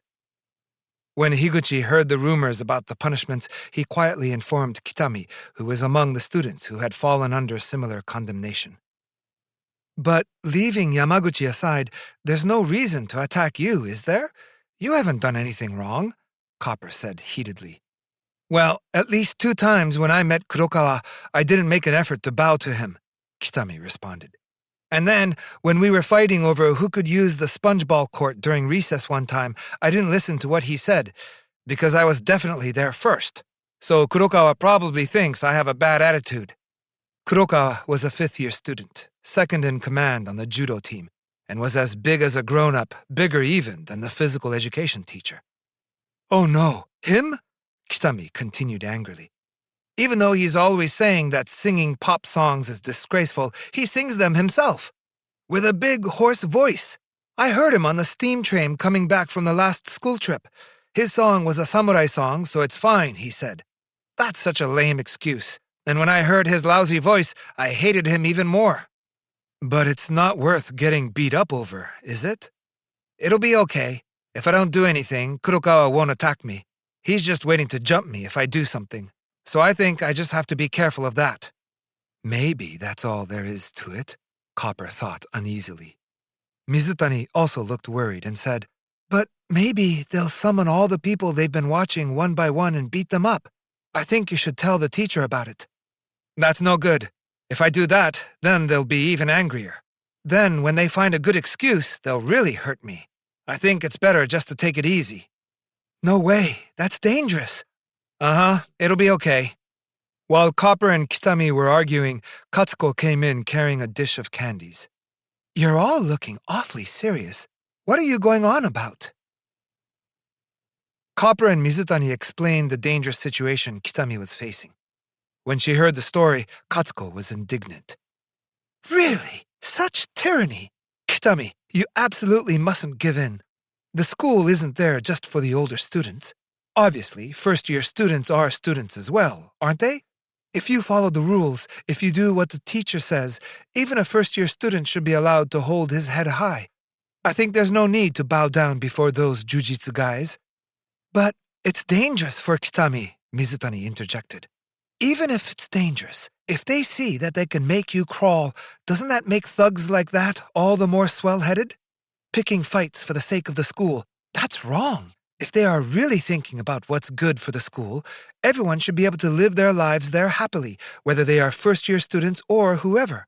Those guys want to think they're the only defenders of justice. It's conceited. Kitami, it's wrong to bow down in spite of that. That's right. No matter what anyone says, I won't surrender. Kitami's "no matter what anyone says" had to come out eventually, but this time Copper didn't take any pleasure in it. Thinking about what might happen if Kitami were actually beaten up, he was very worried. Even if it was good not to give in to the bullies, what in the world could they do to protect Kitami from danger? Everyone had their own advice about this. Mizutani and Copper were of the opinion that it was best to tell the teacher right away and let the teacher handle it. Kitami felt that to do so might make things even harder for him, so he was of the opinion that he should do nothing. Katsuko thought that they should keep an eye on things for a little longer in any case, and, when push came to shove, ask the teacher's advice and respond accordingly. However, there was a question as to whether they would know when was the right time to do that. In any case, Kitami himself would not agree to hurry off to the teacher now. "You can say they're going to beat me, that's fine. I didn't do anything bad. I'm not going to get scared or anything just from listening to rumors. I don't like that." Once Kitami had said that, there was little any of the others could do. Then Uragawa, who had been silent up until now, opened his mouth for the first time. I was thinking about what I'd do if I were in this situation, but..." As one, everyone looked in Uragawa's direction, and Uragawa, a little bashfully, spoke. "If Kitami gets called up by the older boys, well, we could all go together with him." "And then what?" Copper asked. "If it looks like Kurokawa and all of them are going to attack Kitami, we could say they have to attack all of us, too. We could tell them, if you're going to beat up Kitami, who didn't do anything, then you should beat us all up together. If we do that, then there's no way they'd beat us up." Everyone became silent. "And then, what if they say they're going to beat you up too?" Katsuko asked. In that case, we all get beat up, together, with Kitami. There will be nothing we can do about it." "So great! Master Uragawa!" Katsuko leaped out of her chair. "That's it. That's best. Everyone must protect Kitami, and if that fails, then there's nothing to be done. Everyone meets the same fate as Kitami. That's the heroic spirit. When the time comes, I too shall support you. I'll have our father come to your school and negotiate for you. If father won't come, then mother, and if it seems like mother won't go, then I'll go myself. Then we'll speak to the headmaster and we'll have the judo club ejected from the school. So, Kitami, be strong. Hayao, you too must be strong with him." "I will." Mizutani tightened his lips with resolve and nodded his slender face resolutely. "Copper, you too." Copper nodded. Kitami repeatedly tried to decline, saying that it was bad for everyone to meet the same fate for his sake, but everyone insisted that it was good and they weren't worried about that. "Well, now that's decided. It's a shame I don't go to the same school as you, but if it comes to it, I will keep my promise to you. So, shall we pinky swear?" Thereupon, the four boys and Katsuko took a solemn, mutual, pinky-sworn oath. The short winter day was drawing to an end. Copper, Kitami, and Uragawa had to return home before the sun went down. The maid brought them 3 white cotton bundles, saying, "Please take these home with you." Inside each bundle was a box of marvelous sweets and a perfect apple. Katsuko said, "Uragawa, you have a sister and brother, don't you? Here, please give these to them." She stuffed his pockets with candies wrapped in pretty silver paper. The 3 boys, each dangling his bundled souvenir of the visit, left Mizutani's house. Mizutani and Katsuko saw them off through the neighborhood. Katsuko rode a bicycle, slowly pushing the pedals, now nearer, now farther from the group of boys. They came as far as the hill overlooking the Shinagawa Sea, and Katsuko lightly dismounted from her bicycle. Everyone stopped for a moment to say their goodbyes. As Copper and his friends, now 3, descended the slope, a hazy dusk had fallen on the streets below them, and here and there glowing electric lights began to wink on. The train could be seen running along its track as if it were gliding on ice. Trams and automobiles crossed busily at the foot of the slope. The commotion came floating up from the evening haze. The 3 boys suddenly felt something akin to homesickness and hurried off toward Shinagawa Station. Uncle's Notebook. What Makes a Great Person, on the Life of Napoleon. Copper, I was surprised to hear you had suddenly become a disciple of Napoleon, but after listening to your story, it seems this was due to the influence of Mizutani's sister, was it not? Napoleon's life was certainly a magnificent one. If you measure his career in splendor or glory, people who compare are rare in the long history of humankind. There are young admirers of Napoleon everywhere, not just among you and your friends. His biography sells briskly all over the world. Now, I know that at some point I have told you that when something makes a deep impression on you, you should remember it and reflect on its meaning later, right? So this evening, let's reflect, for one thing, on why Napoleon's life affected you in that way. When we look at Napoleon's career, the first thing that strikes us is its remarkable level of activity. Napoleon's father and mother were of fallen noble families on the island of Corsica, so he was raised in a state of some poverty. At exactly the age you are now, he had to leave his parents to enroll in military school in his home country of France. Among his fellow students, there were many wealthy noble families. He was treated with contempt by his peers, became lonely, and kept to himself. He left school and was commissioned to a regiment as a second lieutenant, then a full lieutenant. But even during that period, Napoleon was as poor as ever and unable to lead the carefree life of a young man. He was a pale and melancholy young officer who spent his days in study and avoided showy gatherings. However, at the age of 24, during the great upheaval of the French Revolution, this poor, scruffy officer became a brigadier general in a single leap. When the Republican army laid siege to the fort at Toulon, this young officer performed great works, distinguishing himself.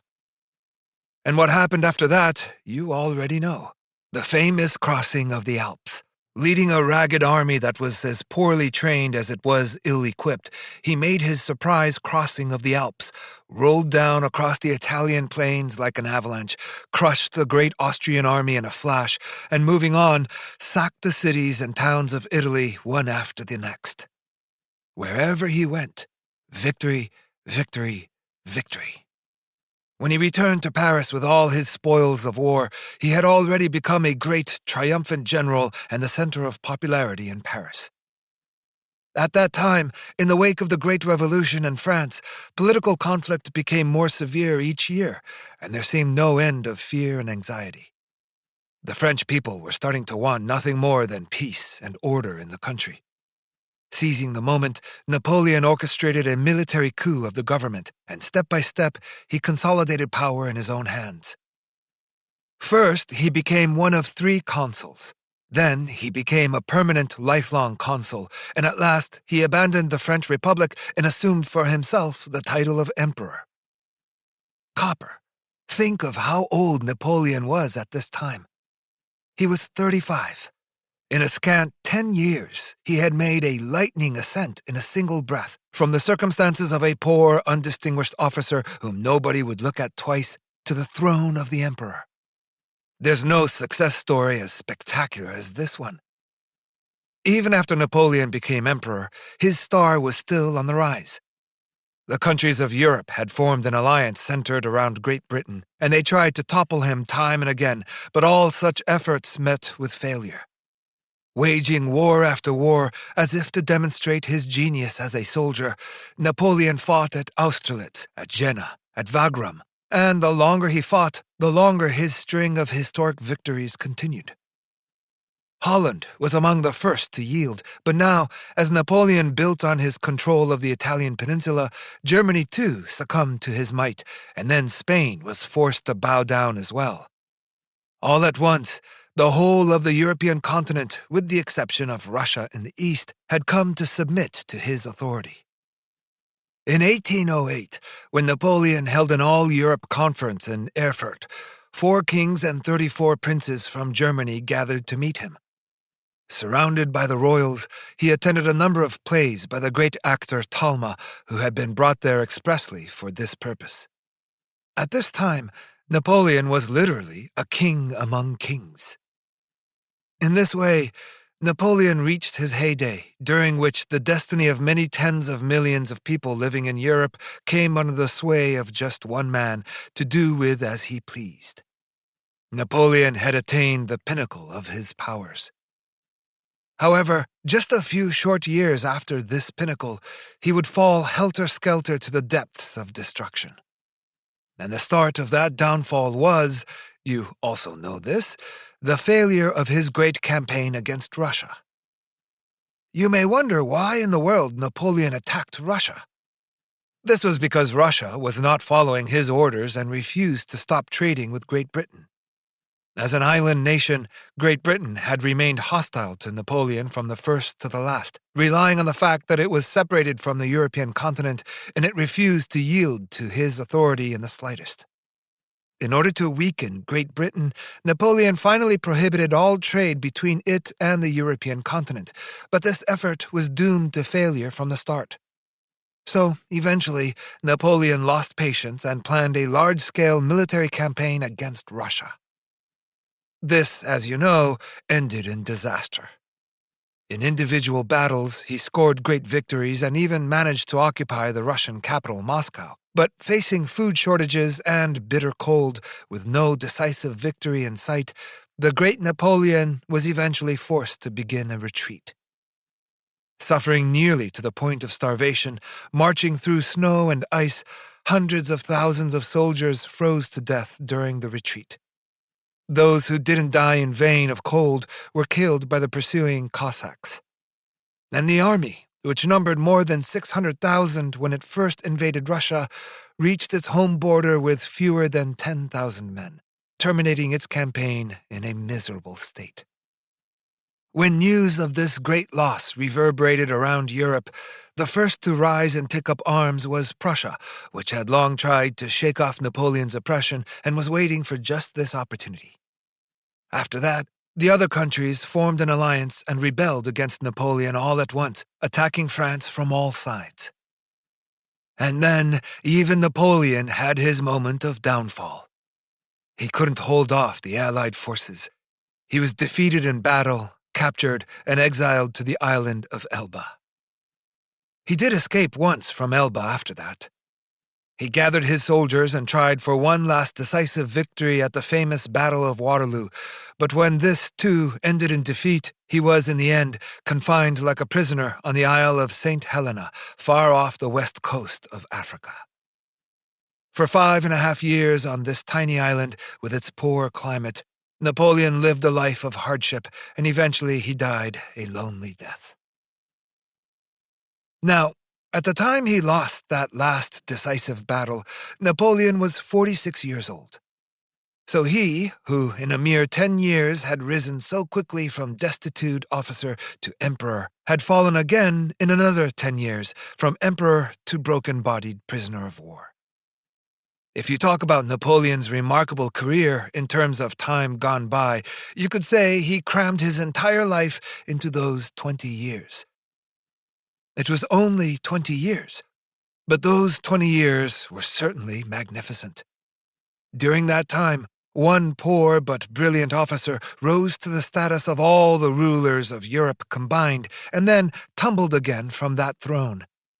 It tugs at the heart like a fairy tale, but there's more. The degree of activity Napoleon displayed during this 20-year period is so nearly inhuman that it's astounding. Running from the end of the 18th century to the beginning of the 19th, and starting with the French Revolution, these 20 years marked a period of non-stop, seething upheaval in the European landscape. Problems arose one after another, and it was a period so rich in events that it was the equal of 50 or even 100 years in any other era. And it's fair to say that each historic event that happened during this time was connected to the name of Napoleon. Copper, I don't know if you know this or not, but here in Japan, they say that most of our prime ministers develop physical ailments after serving for 2 or 3 years. So working as prime minister can damage your health, and some think it may actually shorten your lifespan. Even being the prime minister of a single country during peacetime without having to make history is so demanding that it drains your life force away, just like that. Think that over, then look at Napoleon's career. He had to hammer together a new order in France after its great upheaval. He had to fight off foreign invasions constantly. And on top of all that, without a moment of rest, he had to weather the rough seas of diplomatic relations from his position at the very center of European politics. He undertook this work in majestic form, resolving both domestic issues and foreign affairs all on his own, but that wasn't all. At the same time, he fought 3 or 4 wars like nothing before in history, one after another, and each time he commanded a great army, while he himself stood on the battlefield in person. Is that not a truly astounding spirit? And it's not only that he took this work upon himself and dug into it and bore up under it. When it comes to warfare, Napoleon's campaigns, aside from the failure of the one in Russia, were some of the most marvelous of all time. To this day, military tacticians use them as models. Even off the field of battle, his decisions were bold, his actions were positive, and he never hesitated in the slightest. He stretched himself to the breaking point as if he didn't know the meaning of exhaustion, and no matter what difficulties he encountered, he faced them with courage and pride worthy of a king. No one could help but marvel at a man who was this strong and had such vigor. Even the great German writer Goethe, who loved peace and humanity, and who nursed great hopes for the advancement of the human race, admired Napoleon's boundless vitality and force of will with all his heart and was moved to tell of this. Yes, Napoleon certainly embodied greatness. He was a hero worthy of the name. During the early years in which he raced the pinnacle of power, pulling himself up from adversity by his bootstraps, he was so youthful, so brilliant, so energetic that just to read his biography is to have your eyes opened wider. And when it came to his golden days, when he reigned over all Europe as one of the great monarchs of world history, he was every bit as magnificent as the sun. His downfall, too, was also a great tragic drama. It's not at all unreasonable that you or your friends might worship him, or that even people like Goethe would admire him. And yet, Copper, when we say that we admire Napoleon's career because of its remarkable vitality, there's one point that we must not forget. Of course, when we wonder how it's possible for a human being to accomplish such a remarkable amount in his life, we can't help but be surprised. No, not only surprised. When it comes to human beings, there are certain things you can rely on. It's the reason that we feel good when we read Napoleon's biography, and why Napoleon's biography is still read with love. But whether we call it accomplishment, vitality, or spirit, what in the world is it? Isn't it the power to achieve something? The power to realize some purpose in the world? If so, then we can admire Napoleon's great vitality, and while we do, we can also ask the question, what in the world did Napoleon, with this wonderful vitality, accomplish? Copper, this is not just about Napoleon. You must ask questions like this of any great person or hero. The people that we call great or heroic are all of them extraordinary people.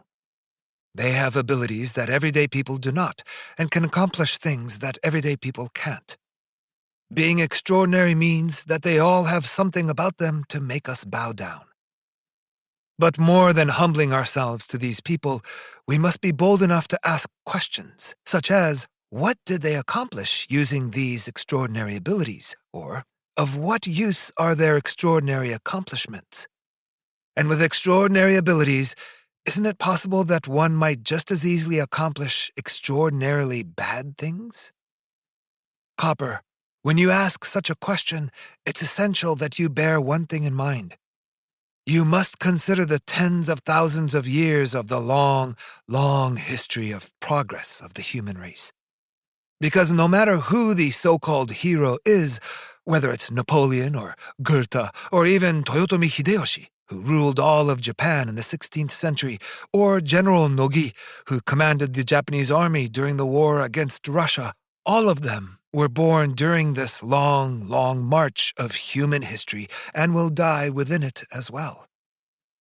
As you know well by now, people built our world only by working together, and through that mutual effort, we escaped from our primitive state.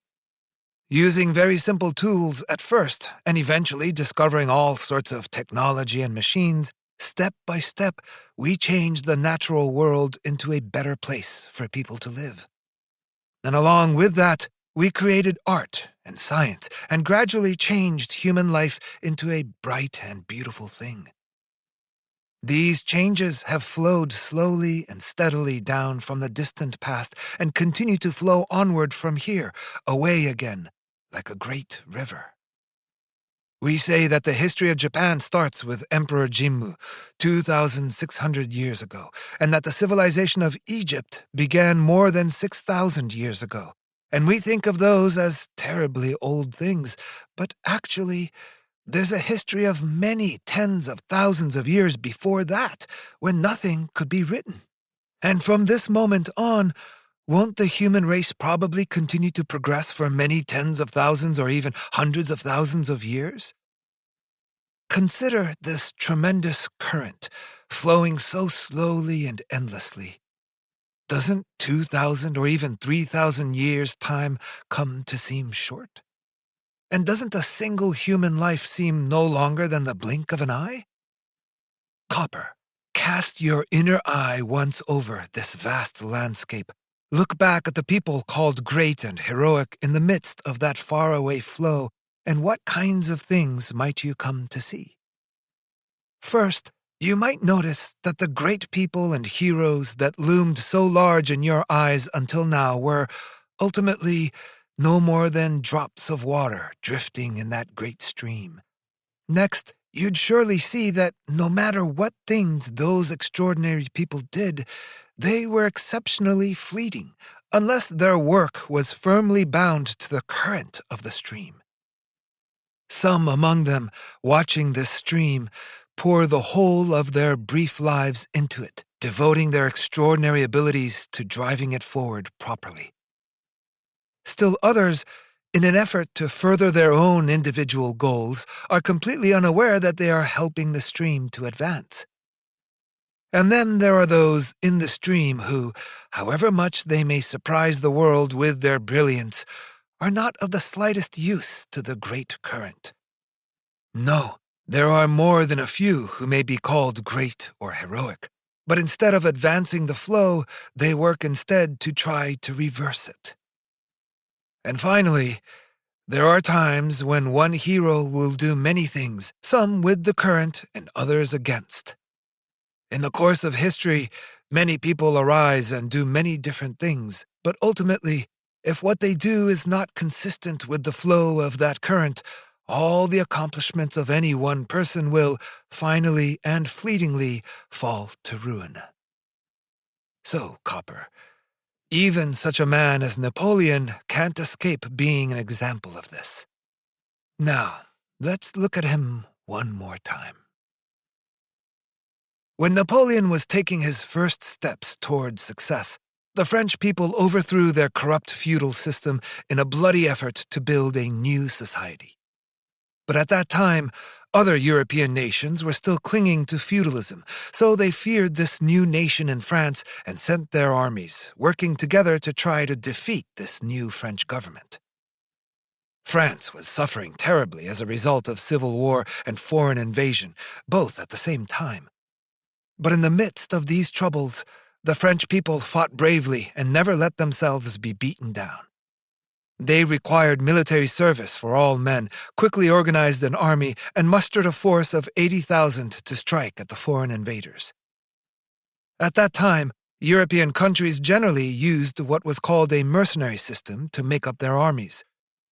Soldiers received a salary and fought in return for their pay. On the other hand, the soldiers making up the French army were the newly freed masses of the French population, fighting on behalf of their new government. They were people who were glad to lay down their own lives for the sake of their beloved homeland. Under the banner of freedom, equality, fraternity, the French people, who had just given birth to a new era, were filled with an energy and a courage that the hired soldiers couldn't even imagine. So although they were poorly trained and short of weapons and ammunition, the French soldiers faced the invaders with remarkable spirit, and eventually drove them off, defending their homeland. And at the head of this new army, with strategies designed specifically for it, was none other than Napoleon, mowing down the old-fashioned armies of Europe one after the next.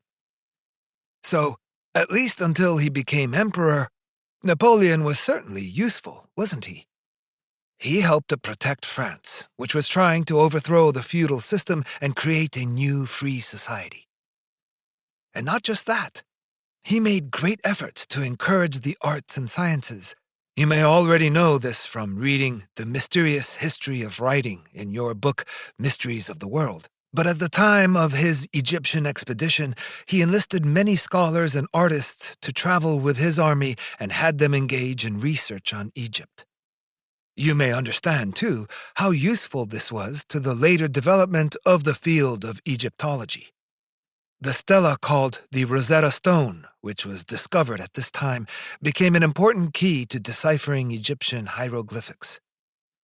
Later, when the French people tired of civil war and cried out for domestic peace and order, Napoleon took advantage of this to consolidate power. But as long as his strength created order and stability for the new society, even this personally ambitious action was useful to the world. It made it clear what the new social order would be after the eradication of the feudal system. He gathered scholars and had them set forth that new order clearly in laws. This was the famous Napoleonic Code. It became a model for the laws of countries all over, and one could perhaps say that this was the greatest of Napoleon's accomplishments. This may surprise you, but even here in Japan, we owe a lot to this legal code. During the Meiji Restoration in the 19th century, Japan also abolished feudalism and turned to a society of equality for people of all classes. At that point, how best to determine relations between people in this new social order quickly became a problem. So the first civil laws were established, and at that time they used the Napoleonic Code as an example. There have been various amendments to our civil code since then, but its foundation remains unchanged. And advancing along these lines, New Japan has achieved remarkable commercial and industrial progress since its beginnings. In this way, Napoleon was useful to the world. He helped introduce the new era that would replace the feudal era. And then he took advantage of this progress to reap one brilliant success after another. But in due course, as he became emperor, he turned to the exercise of power for its own sake.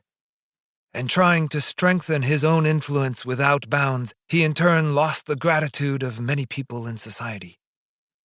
His greatest failure was to forbid all continental European trade with Great Britain in an attempt to bring suffering to the nation that had so doggedly resisted him. Napoleon believed that he could do whatever he had the power to do, and what's more, he thought that he had to do those things in order to maintain his power. However, when he tried to ban all trade with Great Britain, his plan backfired. At the time, Britain controlled sea trade throughout the world, so instead of creating problems for Great Britain, his plan created problems for the tens of millions of people who lived on the European continent. People at that time fell short even on items like sugar, which they used every day. In Europe, no matter how many sugar beets they tried to grow, they couldn't make enough sugar to satisfy the needs of the population. And no matter how Napoleon strengthened his influence, he couldn't stifle the living needs of so many people. He enforced his ban by laying down strict penalties, but no matter what he did, his commands weren't obeyed. Despite great effort, his policy ended in failure, and on top of that, he earned the resentment of those millions of people. The failure of the Russia campaign had its origins there. 600,000 people set out for faraway Russia, and when you stop to think that nearly all of them died miserably in ice and snow, that was really quite a major event. These people were soldiers assembled from lands all over Europe, and when they set out for Russia, they weren't fighting for their own countries. They weren't fighting for the honor of their homelands, nor were they fighting for their faith or principles. They were laying down their lives to protect nothing at all, dragged off to Russia on Napoleon's power to die meaninglessly, a sacrifice to his ambition. 600,000 people. And as surely as each of them had a family, you can be certain they had friends as well who also loved them, So the result wasn't just the death of 600,000 people. Millions of living people also plunged into utter despair, crying bitter tears. Once it came to this, yes, to the point where he became a person who had caused so much suffering to so many people, Napoleon's authority had already transformed into something harmful to the proper advancement of society. His downfall was already inevitable. And in fact, history proved that to be true. Copper. If we just examine Napoleon's life thus far, we can already see it clearly. Among those we call heroic and great, the only people we can truly respect are those who have helped to advance the human race. And among all the achievements of these people, only the ones that follow the flow of this advancing current have true value. If you have time, please try reading a book called Great Benefactors of Mankind. You will most likely see that among the so-called greats, there is a completely different type of person. And then, by and by, when you have a solid understanding of this, you will have to take a fresh look at Napoleon and put some effort into learning what can be learned from him. His hard-fought life, his courage, his determination, and then his iron will. Because without these, even if one wanted to advance humanity, one wouldn't be able to bear up under the strain. You must delve ever so deeply into the resolute spirit of the man who faced such hardship without uttering a word of surrender, who met his hard fate undaunted. Perhaps you know this story about Napoleon. Routed at Waterloo, Napoleon was no longer safe anywhere in Europe. He attempted to cross to America from the port of Rochefort, but by that time this port had been occupied by the British, and he was at last taken prisoner. The British Navy immediately bore him back to its home country. While the steamer that was carrying Napoleon, called Bellerophon, was anchored at the mouth of the River Thames, the wharves were thronged daily with great numbers of sightseers. You see, it's not unreasonable that the British people would rejoice that Napoleon, the fearsome and invincible hero who had raised such a tempest throughout Europe these past 20 years, should at last be taken prisoner and carried there. After all, Napoleon was the opponent they had been fighting from start to finish, and at whose hands they had tasted bitter defeat more than once. And now he was captured at last and brought to their own country. The crowds wanted at least to catch a glimpse of the boat that carried him. Since he had arrived in Great Britain, Napoleon had been confined to his cabin, so although the people gathered along the wharves were hoping to catch a glimpse of him, they were unable to do so. But one day, Napoleon at last wanted to feel the touch of fresh air and appeared on the deck of the ship. When they recognized the unexpected figure atop the deck of HMS Bellerophon, wearing the famous Napoleon hat, tens of thousands of onlookers involuntarily gasped. The wharves, which had been clamoring up to that moment, fell at once into a hush. And then, the next instant, Copper, what do you think happened? Tens of thousands of British people removed their hats without a word and silently stood in a display of deep respect. Defeated in battle, unwelcome in Europe, now captive in the hands of his nemesis of many years, and borne back to its homeland, Napoleon didn't reveal himself to be a pitiful, dispirited figure. Even as a captive, he stood firmly, with the pride of a king, bravely ready to face a fate of his own making. And that spirited demeanor touched the hearts of tens of thousands of people and caused them to bow their heads. What strength of character the man must have had! When you, too, become an adult, you will eventually come to know how many small, virtuous people there are who have the best intentions but who cannot realize them, all because of weakness. The world is full of people who are not bad, but weak. People who bring unnecessary misfortune upon themselves and others for no reason but weakness. A heroic spirit that's not devoted to human progress may be empty and meaningless, but goodness that is lacking in the spirit of heroism is often empty as well. I think that you too, now, will surely have a thing or two to consider. Chapter 6. Events on a Snowy Day. Once the third term began, the rumors that Copper and his friends had heard spread like wildfire through the lower school.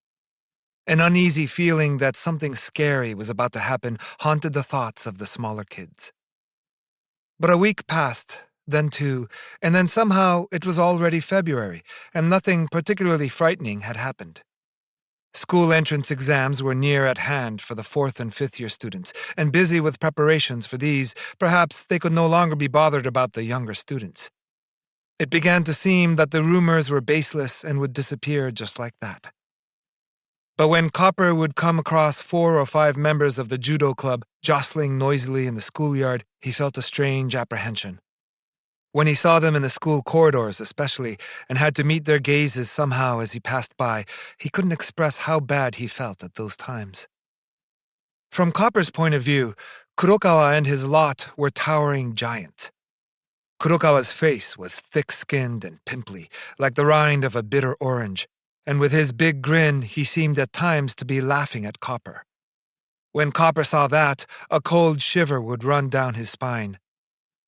In spite of that, Kitami, who was the subject of all this worry, didn't seem the least bit bothered.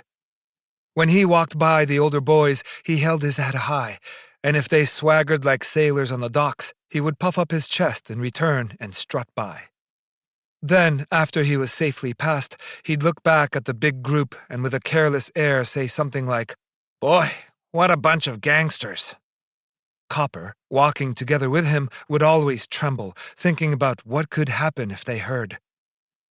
As for Yamaguchi, who was getting similar dirty looks from the older students, he was acting just like a mouse who had heard the cat meow.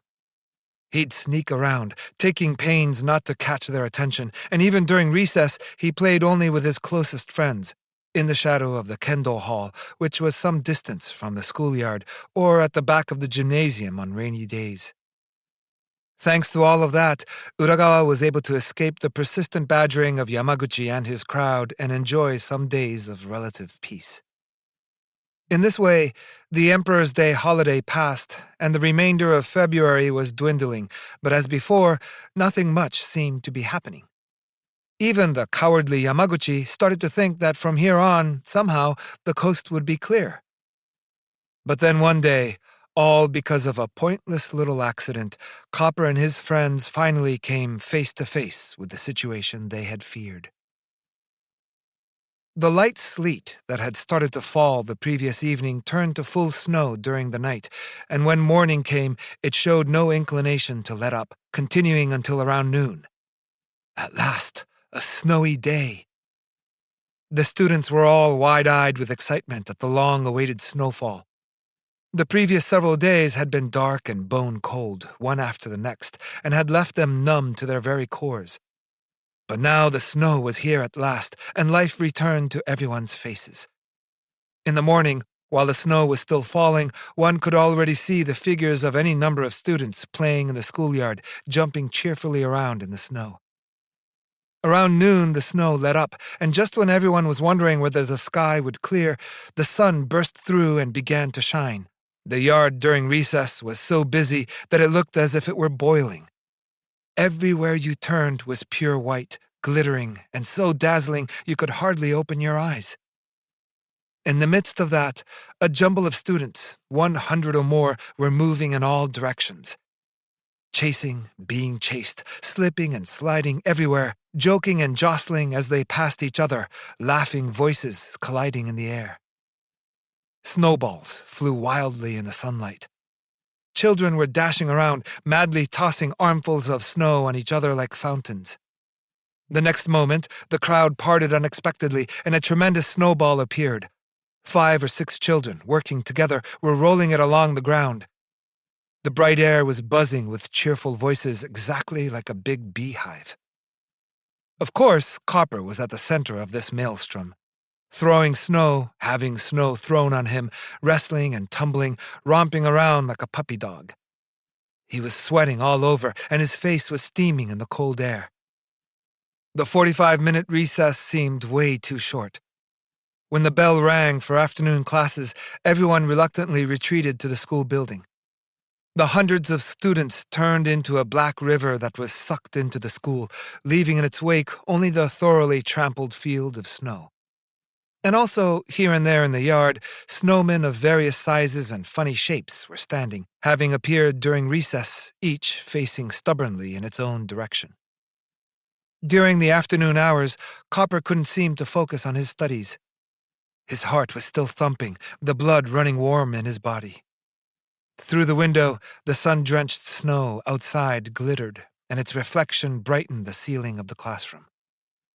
One of the other classes seemed to have organized a snowball fight during gym period, and now and then he could hear loud, sharp battle cries. Copper's eyes kept wandering out through the window. When the last class had finally ended, Copper jumped up like a spring that had slipped its catch. He dumped his books and notebook in his bag, flew down the corridor, and leaped out into the schoolyard. While he quickly armed himself with 3 or 4 snowballs, Kitami and Mizutani came out, talking together about something or other.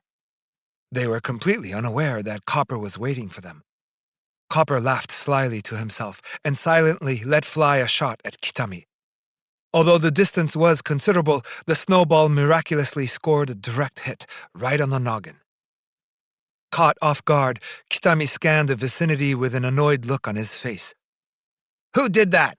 He continued to look this way and that for his unseen attacker until Copper could stand it no longer and erupted in a yell. "Aye!" Kitami spotted Copper. His angry face immediately relaxed into a grin. "Ah, it was you!" Already he had slipped his school bag from his shoulder and hung it on a hook on the school building. "Let's go!" Looking back at Mizutani as if to say, that didn't take long, Kitami immediately set about packing snow into ammunition. Mizutani, too, hurriedly hung up his bag and started making snowballs as fast as he could.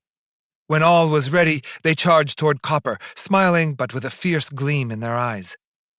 Copper held his ground, hurling a second and third snowball, but when he saw that they missed their marks, he spun quickly, turned tail, and fled. 3 or 4 snowballs that came from behind blurred the air as they flew by him. "After him!" Kitami shouted. Kitami and Mizutani darted in pursuit of Copper like a pair of foxhounds. Copper fled cunningly, threading his way between the other students playing in the schoolyard. Then, hiding in the shade of a snowman, he hastily rearmed himself with snowballs. And when he spotted Kitami and company approaching, he fired 2 or 3 shots and again took off running. Kitami got hit hard on the arm, and Mizutani took one on the chin. All the more excited, the two of them charged in hot pursuit of Copper, who took a solid shot himself that landed with a thud in the center of his back.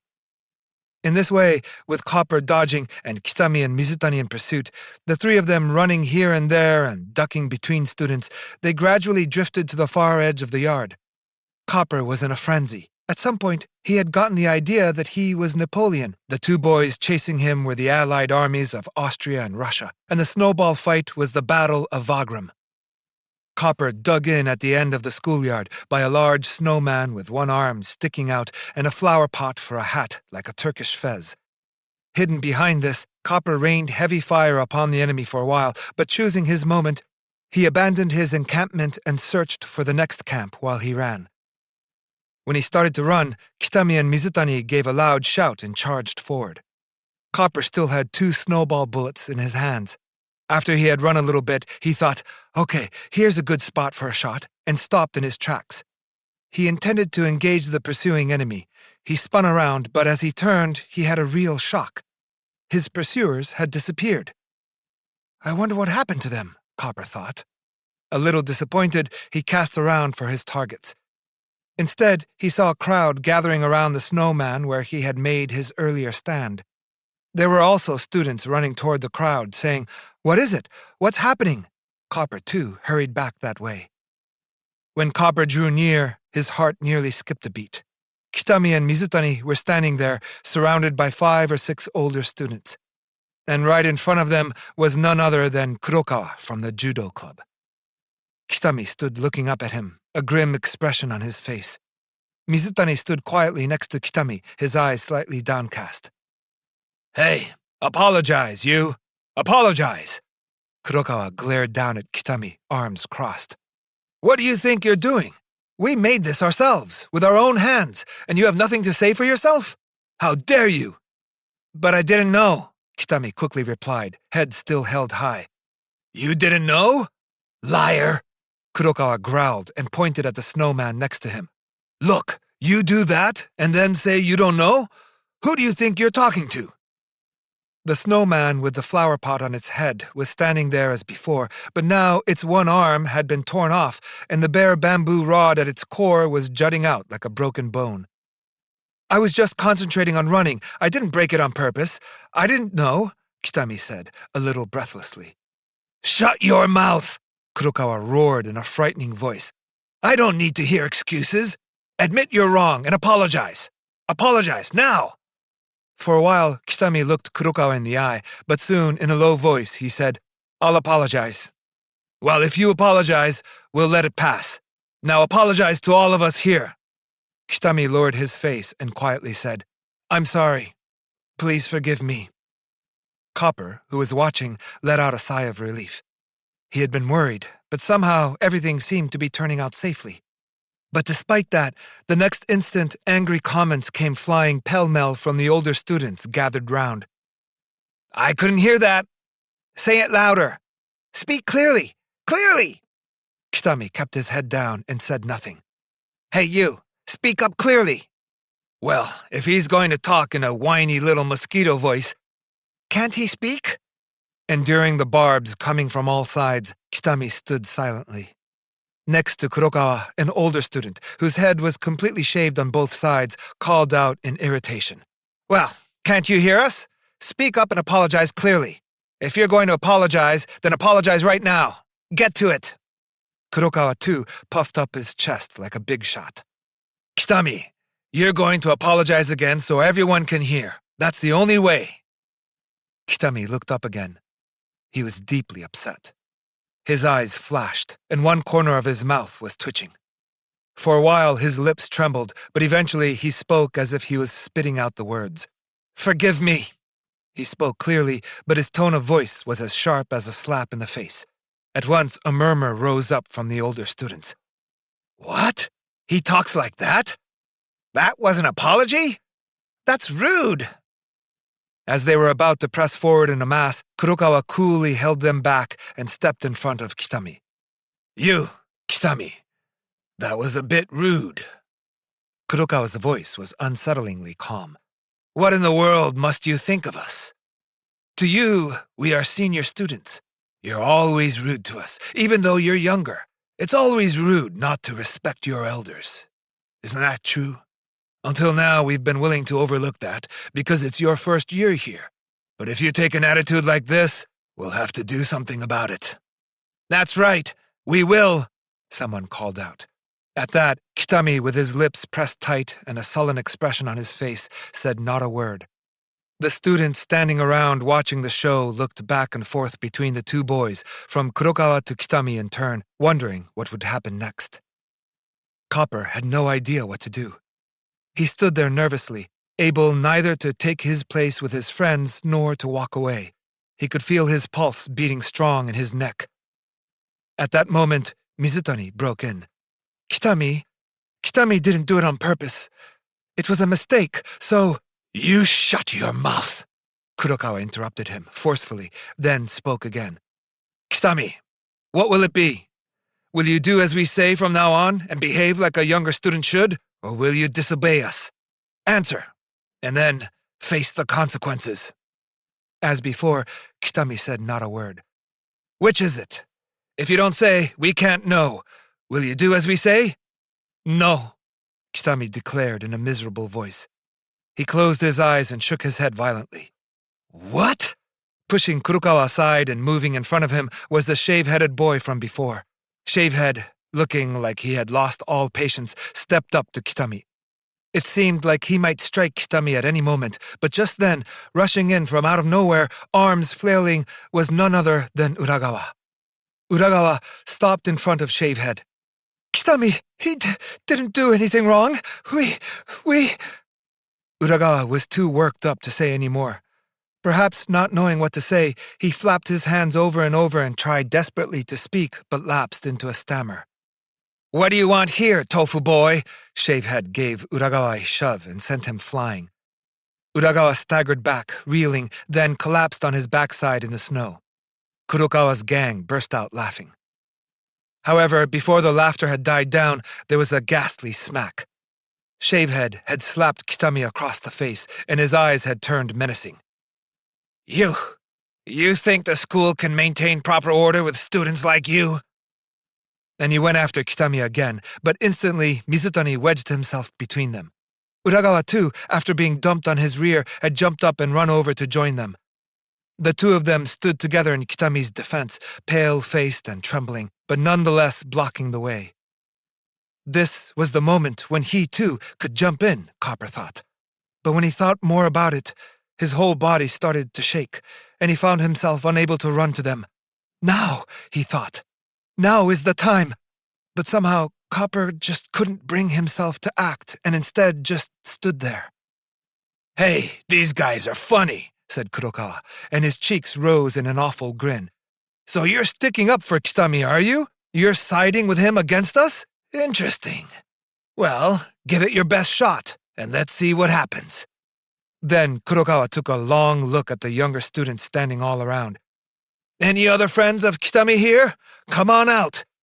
His voice was terrifying. Almost involuntarily, Copper lowered his head. His hands, still holding the snowballs, hid themselves of their own accord behind his back. Any more like these two? If so, get out here, shouted Shavehead, following Kurokawa's lead and giving a hard, nasty look all around. Copper felt like those eyes had landed on him, and he shivered. Then he quietly and involuntarily dropped the snowballs hidden behind his back. He stood there, frozen, face lowered. Hey! Copper could hear Mizutani shouting, and then he heard Kurokawa pass sentence. Kitami, you will be punished. After that, twice in succession, the dull thud of a fist on a body. Yes, do it now! Kurokawa's group shouted with one voice. When Copper dared to look up, Kitami was sprawled at the foot of the snowman, and Uragawa and Mizutani were huddled together in front of him, in the midst of a barrage of snow bullets. The snowballs came fast and hard, pummeling Mizutani and Uragawa in the face, in the chest, and even below the belt, everywhere without discrimination. But the two of them stood staunchly together and didn't leave Kitami's side. Clang, clang, clang. The bell for class rang out from the school building. Copper and his friends had already been let out for the day, but the older students still had classes to attend. Hearing the sound of the bell, the judo club seniors took their parting shots, one by one, and withdrew from the field. With the older students gone, Mizutani moved to Kitami's side and helped him get up. Uragawa picked up Kitami's fallen hat and placed it back on his head. Gritting his teeth, Kitami stood up, but suddenly he shouted, "Damn it!" And without warning, he flung himself at the body of the snowman. The snowman buckled at its midpoint, and its top half tumbled to the ground, where it smashed into bits of powdered snow. But Kitami took no notice of this and began to attack the remaining pieces of the body, even as Mizutani continued to hold him. "It's not fair!" Kitami moaned between clenched teeth, and at this it seemed that the tears he had been holding back for so long could no longer be restrained. He sank his face into Mizutani's shoulder and cried until his body shook. Tears quickly welled up in Mizutani's eyes as well. The two of them stood there, arms around each other, and sobbed. Uragawa cried too, as if he couldn't bear it any longer, covering his face with the backs of his dirty hands until they were wet with tears. After Kurokawa and the other older students had withdrawn, the classmates and second and third year friends of the three boys gathered around them, but seeing the situation and not knowing what to say, they drifted away in twos and threes, whispering among themselves until the crowd had dissipated. And then just the three tearful boys remained, and Copper. Copper stood there dejectedly, head hanging down. His face was pale, and he gazed emptily at his feet without moving. The sun continued to throw its bright light down from above the school building on the other side of the schoolyard, but nothing could have been lonelier than Copper's figure, casting its long shadow across the yard. Yes, Copper had fallen into a dark, dark world. Although he tried not to listen, he could hear a silent voice. Coward, coward, coward. Copper had broken the solemn promise he had made at Mizutani's house on the 5th day of the new year, that if they were attacked, they would all stick together. He had watched his good friend Kitami get attacked, and without a word of protest, without doing anything at all to save him, he had lamely watched the whole thing happen.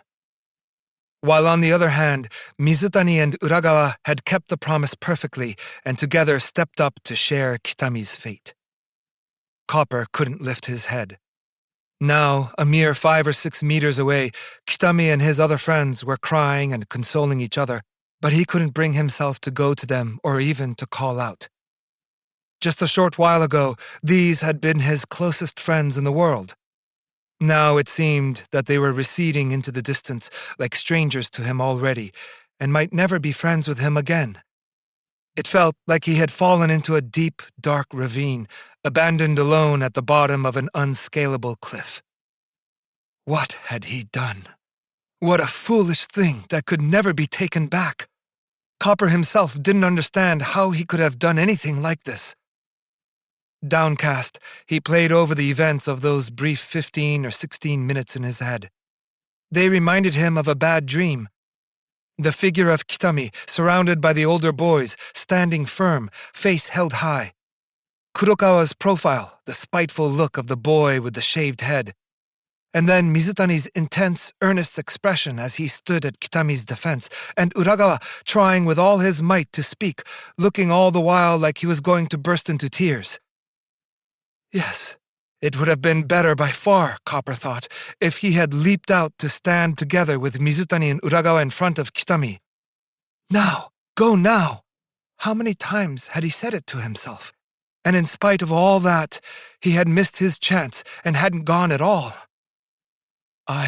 Copper said to himself, it wasn't that I was scared to jump out.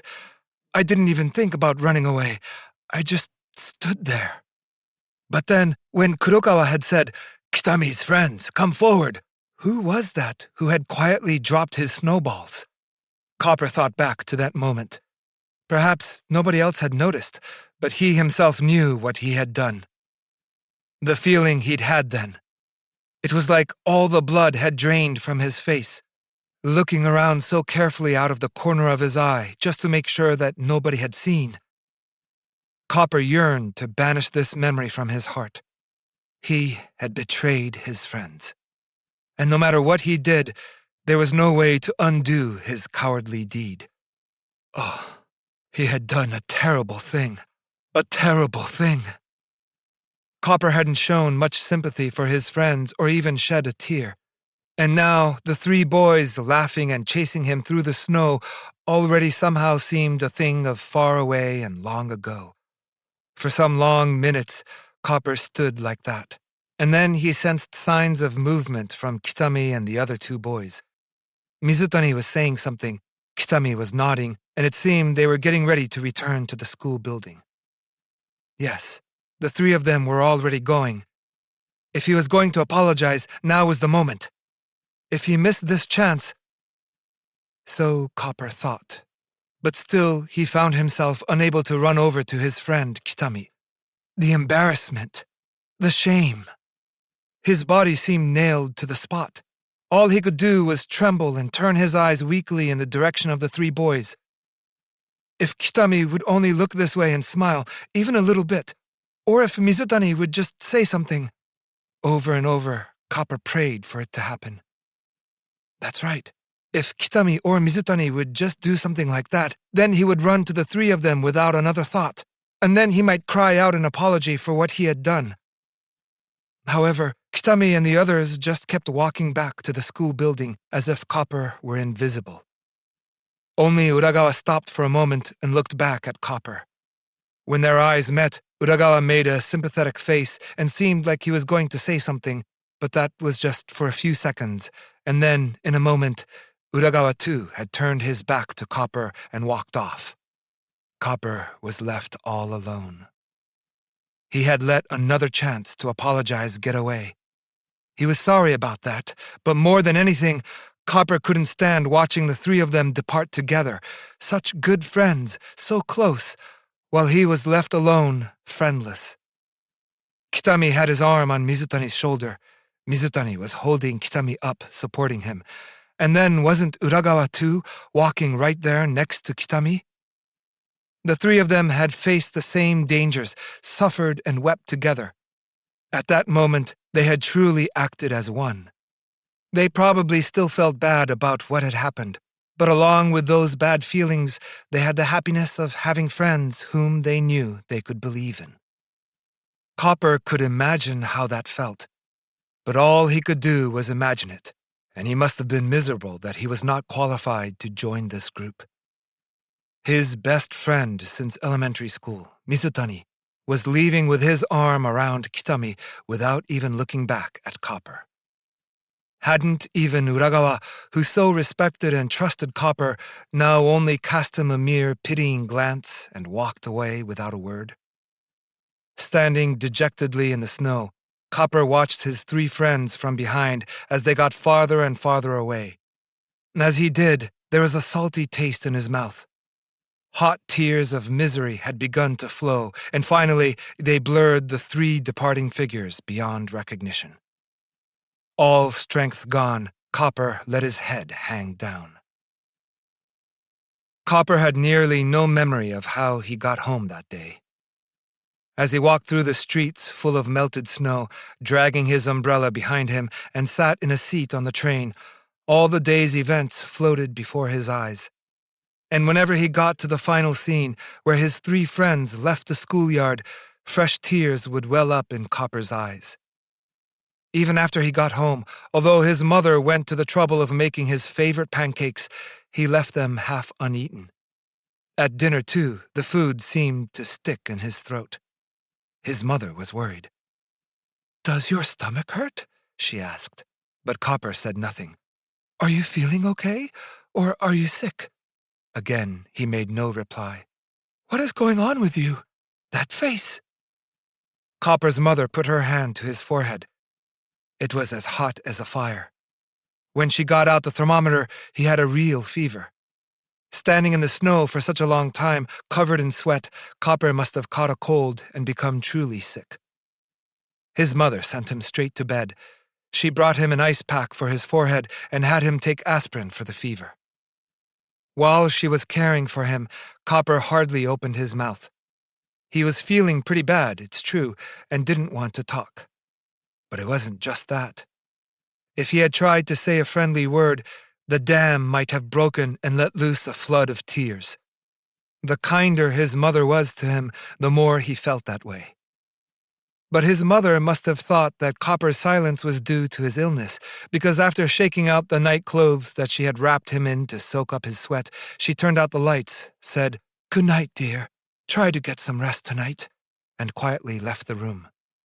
Alone in the room, Copper closed his eyes tight. But when he did, he kept seeing what had happened in the schoolyard. Kurokawa's terrifying face, the look in the eyes of the boy with the shaved head, Kitami collapsed in the snow, and then those three figures, backs turned as they walked away from him. Copper buried his mouth in the neck of his heavy nightclothes and cried. The teardrops on his pillow would be his own secret. "I've been abandoned by the three of them," he thought. "Now they won't be friends with me, no matter how miserable I am." Copper couldn't stand it any longer and tossed off his bedclothes. The cold air passed through his pajamas and flowed over him. Although his head was burning hot, his back was shivering from the cold. Each time the chill hit him, he would shake violently, but he didn't cover himself up again. Let the sickness get worse and worse until finally I die. Ah, if only Copper's friends could know how he felt then.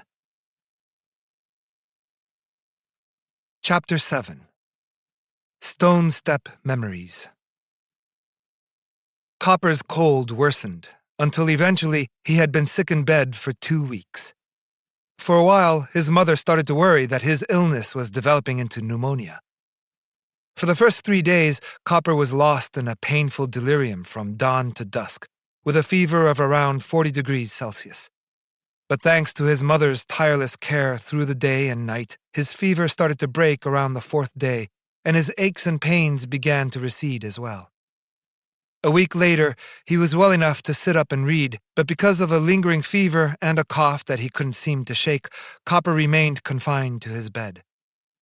Usually when Copper had a little cold such as this had now become, he was all too eager to get back to school. If you tried to keep him in bed, he'd say, "I'm hardly sick at all." But this time, he obediently followed the doctor's orders, staying meekly in bed. In fact, he was a little too meek, which worried his mother. "What could be wrong? I wonder if anything's happened to him," his mother would sometimes ask herself with a tilt of her head. Copper, stuck in bed, thought back to the events of that snowy day. The more he thought about it, the harder it seemed to go back to school and face Kitami and the other boys. Fortunately, he had been sick since then and had to stay home, so until now he had been able to get by without doing so. But he couldn't go on like this indefinitely. At some point, he would have to go back, and he would have to face the 3 of them.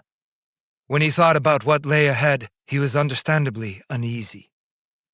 Still, he couldn't stand the possibility of never again seeing the 3 boys. Mizutani, with whom he had been so close, Uragawa, who had trusted him so deeply, and Kitami, who had become such a great friend.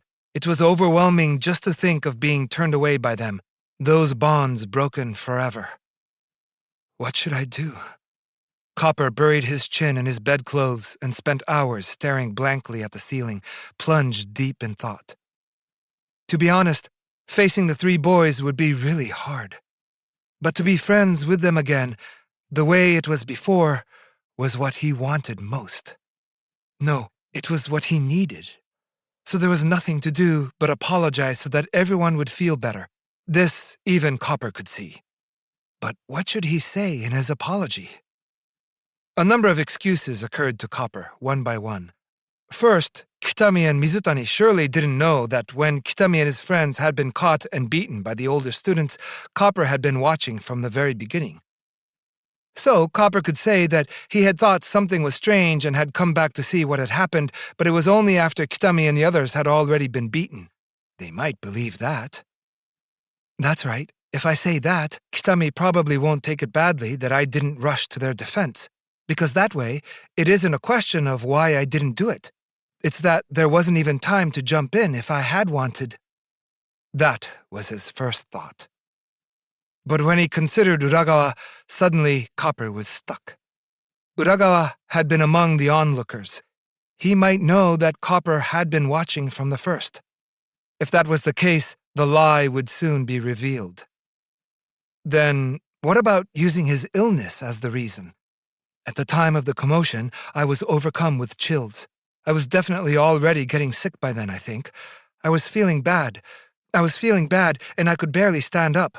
It was really awful that I couldn't run over there, but it was because I was sick, so please, can you forgive me? If he said that and apologized, they might gladly forgive him. But to feel sick so suddenly, right after he had been laughing and carrying on and jumping about like that, well, hardly anyone would believe that. When he thought it over, this excuse too was no good. Well, what about if he said this? I was about to jump in and join you in front of Kurokawa as we all promised, but then suddenly I had an idea. What if I stayed where I was instead and watched everything really carefully so that afterward I could be a witness? If I did that, the teacher would believe what I said, and Kurokawa and his friends would get punished for sure.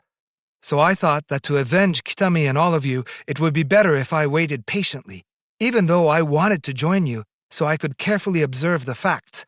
Actually, that's what I was thinking, so I stayed where I was. Of course, if he said this, he'd appear to be a considerate person, and what's more, he'd have at least a basic explanation for his broken promise. But would they believe him? It seemed highly unlikely. And what if they did? Copper imagined Kitami apologizing right back at him, saying, "Is that how it happened? We didn't know any of that, so it was wrong of us to think badly of you. Now we're the ones who are sorry." If that happened, would Copper be able to keep his calm? No, if that happened, there was no way Copper would be able to take it, because to do that would really be to deceive his friends. Even if no one else in the world knew, the memory of that would leave an ugly mark on his heart forever. After all, he himself had listened to Kurokawa shout, "Kitami's people, come out now!" and instead he had hidden his snowballs behind his back. And then he had secretly dropped the snowballs so nobody around would know. Oh, how could he pretend to be a deep thinker, a great person with this memory clinging to him? How could he deceive himself? Copper really began to dislike that person who'd stood there in the snow and abandoned his friends, even though it was Copper himself. He'd never dreamed that he could be so cowardly, so weak when it really counted. At the same time, he had become keenly aware that a person's conduct was made up of actions that, once done, could not be undone, and that was a truly scary thing.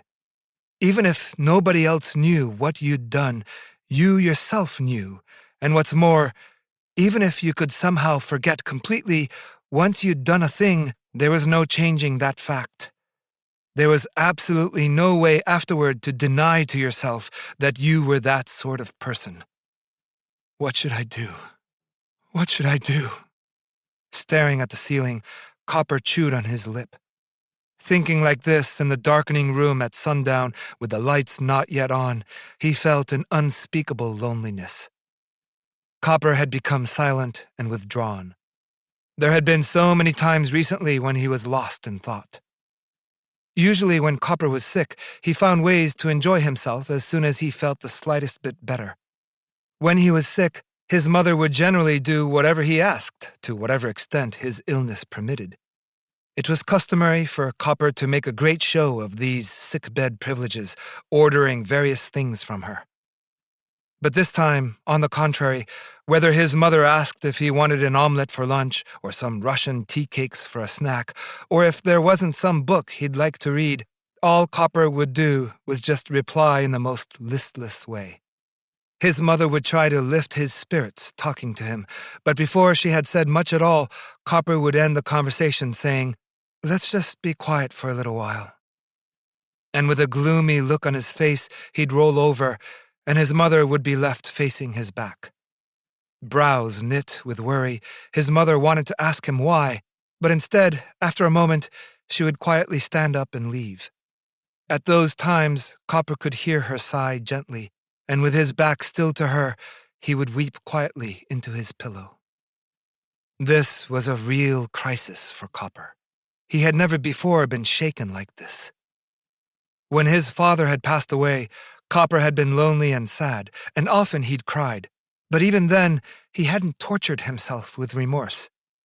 When he'd given in to the sadness, he'd soon felt better. But this time, the thought that he had done something that he couldn't undo, no matter how much he regretted it, was hurting him over and over again. Often he would wake suddenly in the middle of the night and lie there, eyes wide open, unable to sleep. For the first time, Copper knew what it was like to examine his own thoughts and actions carefully and closely. How many days passed like this one? Before he knew it, Copper's mood had become somber. No matter how he tried to cover up what he had done, there was no changing the fact that he had betrayed his own friends. That would follow Copper everywhere and be fixed forever in his conscience. Copper had stopped trying to think up excuses. He was just deeply saddened by what he had done to Kitami and Mizutani and Uragawa, and felt that it was truly unforgivable. And at that point, his mood began to shift. He wanted to apologize honestly to the three of them, to tell them that he had been wrong. But would they forgive him just because he apologized? If Copper owned up to his own cowardice, wouldn't that make the three of them all the more disgusted with him? When he thought that, of course, he couldn't help but be torn. It was Sunday afternoon. The sun was shining brightly through the paper panels of the sliding shoji doors, and the hiss of boiling water rose repeatedly from the iron kettle on the hibachi. Next to Copper, his uncle was lounging, silently reading the newspaper. Copper was lying on his back. The lukewarm ice pack that he no longer needed hung limp and mushy from its hook on the stand near his bed. He poked at it, rocking it gently like a swing at a playground. It moved like a piston, first one way and back, then the other way and back, but all the while Copper was thinking of something else altogether. Should I say something, or shouldn't I? If he was going to say anything, now was the right time, when it was just the two of them alone. For a long time he wavered, but finally Copper opened his mouth. Say, Uncle. Yes, what is it? His uncle didn't lift his eyes from the newspaper. Yes? Having started, Copper was unable to continue. Although he had finally made up his mind to speak to his uncle, once the moment came, it was hard to get the words out. But he pressed on and spoke. I don't want to go back to school. His uncle was surprised by Copper's tormented tone and looked up from the newspaper.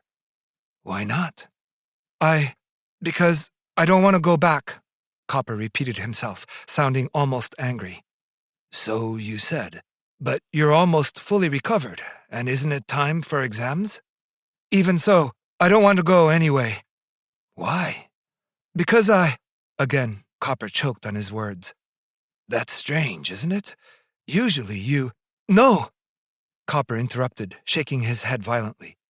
Uncle, When he started again, suddenly his eyes became hot, and then the tears started to flow.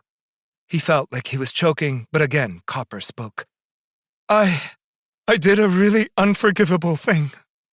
His uncle sat up and gave Copper a long look. Copper was still lying down, and tears ran from the corner of his eye, painting a line down toward his ear. What in the world was it? His uncle spoke quietly. Can't you tell your uncle? Looking at Copper, who was staring at the ceiling through his tears and unable to reply, his uncle spoke again. Well, you know it's okay to tell it all to me, whatever it is. Haltingly, Copper told his uncle of the promise they had all made at Mizutani's house during the New Year's holiday, of the events of the snowy day, and how his three friends had all turned their backs on him. While he was speaking, he felt all the things that had been bottled up so tightly inside him finally flowing out. By the end of the story, he was able to speak relatively smoothly again. Uncle, I think I did something really bad. I think Kitami and all of them must be really mad at me, and I don't think there's anything I can do about it. I acted like a coward. A coward. When he had finished, Copper felt like a great burden had been lifted from his shoulders. Is that right? That's all that happened? His uncle, too, sounded somewhat relieved. Then, Copper, what do you think you should do? I don't know what to do. I just want Kitami and all of them to understand. Understand what? To understand. What I did, it was wrong. But I think that it's really unforgivable. Right now, when I think of it, I can't stand it. Go on. And on top of that, Uncle, this is not an excuse, but over and over I was thinking that I would run out in front of Kurokawa. His uncle didn't respond. It's true, Uncle. I was really thinking I should go join them. I thought and thought, but I didn't make up my mind, and while I was hesitating, Kitami got beaten up. I was afraid and didn't help them, but I was really worried about them. I wasn't just watching them calmly. I just want them to know that. Yes, that's understandable. His uncle sympathized. What should I do? His uncle replied briskly in an attempt to encourage Copper. That? You hardly need to think about that at all, do you? You should write a letter immediately. Write a letter and apologize to Kitami. This is not something to carry around with you in your heart forever. Copper hesitated. But, Uncle, if I do that, will Kitami and the rest of them feel better about me? That I don't know. Then I don't want to. At that, his uncle suddenly gave him a sharp look. Junichi! Copper's uncle dropped his affectionate nickname and spoke sternly. It's a mistake to think that way. You broke a solemn promise to your close friends, didn't you? Weren't you unable to stand by Kitami and the others because you were afraid of Kurokawa's fists? You said yourself that you think you were in the wrong and that it couldn't be helped if they were angry with you. Why in the world would you say such a thing? Why don't you be brave and take responsibility for what you did, as far as you are able?" Copper felt as if he had been lashed with a whip. Regardless, his uncle continued in a severe tone. "You can't complain that you were abandoned by Kitami and Mizutani. You should have nothing to say about that whatsoever." Copper shut his eyes tight, his face mournful beyond words. "Well, to part with such good friends over something like this is a painful state of affairs," his uncle said, returning to a quieter tone of voice. "I understand the feeling you expressed, that you want to mend your relationship with Kitami and the others. But you must understand, Copper, that you can't think of that right now. What you must do now, before anything else, is first to apologize to Kitami like a man, to convey to your friends how deeply sorry you are feeling, and to do it honestly, without excuses. What happens after that is not for you to think about now. If you humbly admit your mistake, that may help you make amends with Kitami and the others, and perhaps you can all be friends as before. Or else they may remain resentful and continue to turn their backs on you. That is something you can't know here and now, no matter how much you try to think it through. However, even if they do reject your friendship, you can't complain. That's why, you see, Copper? That's why now is the moment to show courage. You must resolve to face the consequences of your actions with bravery, whatever they may be, no matter how hard. When you think about it, your failure before was due to your inability to show such resolve, wasn't it? Didn't you lack the courage to keep the solemn promise you made?" Eyes still tightly shut, Copper nodded silently. "You must not repeat this mistake again. Gather your courage, Copper, and do what you must do. No matter what you do, you can't change the past. Think of the present instead. Go and do what you have to do now, and be brave. When it comes to this sort of thing, Copper, when it comes to this sort of thing, you simply must not give in. So pull yourself together and write the letter to Kitami. Write your feelings honestly and beg forgiveness from Kitami and the others. If you do that, you may come to feel some sense of relief." Copper listened to his uncle's words without speaking, but this time opened his eyes, wet with tears, gazed off into space without looking his uncle in the face, and spoke earnestly. "Uncle, I'll write the letter." And then, almost as if to himself, he added, "If Kitami and the others don't forgive me, I'll wait until they do." That afternoon, it took Copper a good long while, but he wrote a letter to Kitami. To Kitami Kota, March XX. Dear Kitami, when you were caught by Kurokawa's friends having such a hard time, I was there. I was watching silently the whole time. Mizutani and Uragawa didn't run or hide, and I watched them go through the same hard time together with you. But I didn't come forward. I didn't forget that I swore to stand with you if you were attacked. I remembered that perfectly, but still, I didn't keep my promise. I think what I did was really, really cowardly. I don't know what to say to apologize to you. You can't know how ashamed I am that I behaved in such an unforgivable way to you, to Mizutani, and to Uragawa. When I think of it, I am so full of feelings that I don't know what to do. I feel like a coward, or spineless, or whatever kind of hopeless person you want to call it. If you hate me or don't want to talk to me anymore, I have no right to say a word. Only, I believe what I did was wrong, and feel so sorry that I can't stand it. I think I would rather be dead. I just want you, please, to understand somehow that I know how bad I was. I wasn't brave, and I didn't come out to support you. But I never felt for a second that I didn't care about you. I feel the same now. I want you to understand my feelings someday. At the least, I definitely want that. This time, I promise I will try to be brave. If you can, please try to believe that. If you believe that, I will be happy beyond words. Your friend, Honda Junichi. P.S. Please show this letter to Mizutani and Uragawa. When he finished the letter, Copper called the maid and gave it to her to mail as soon as possible. Then he gathered up all the pages covered with his earlier mistakes, tore these into small pieces, stuffed them in the wastepaper basket, and after straightening up the bedside, lay down in bed. When he had done that, a feeling that was neither exhaustion nor peace of mind became a deep sigh, and he let it out. Copper felt that for the moment, at least, the forces that had been straining him to the breaking point had relaxed their hold, and limply he closed his eyes.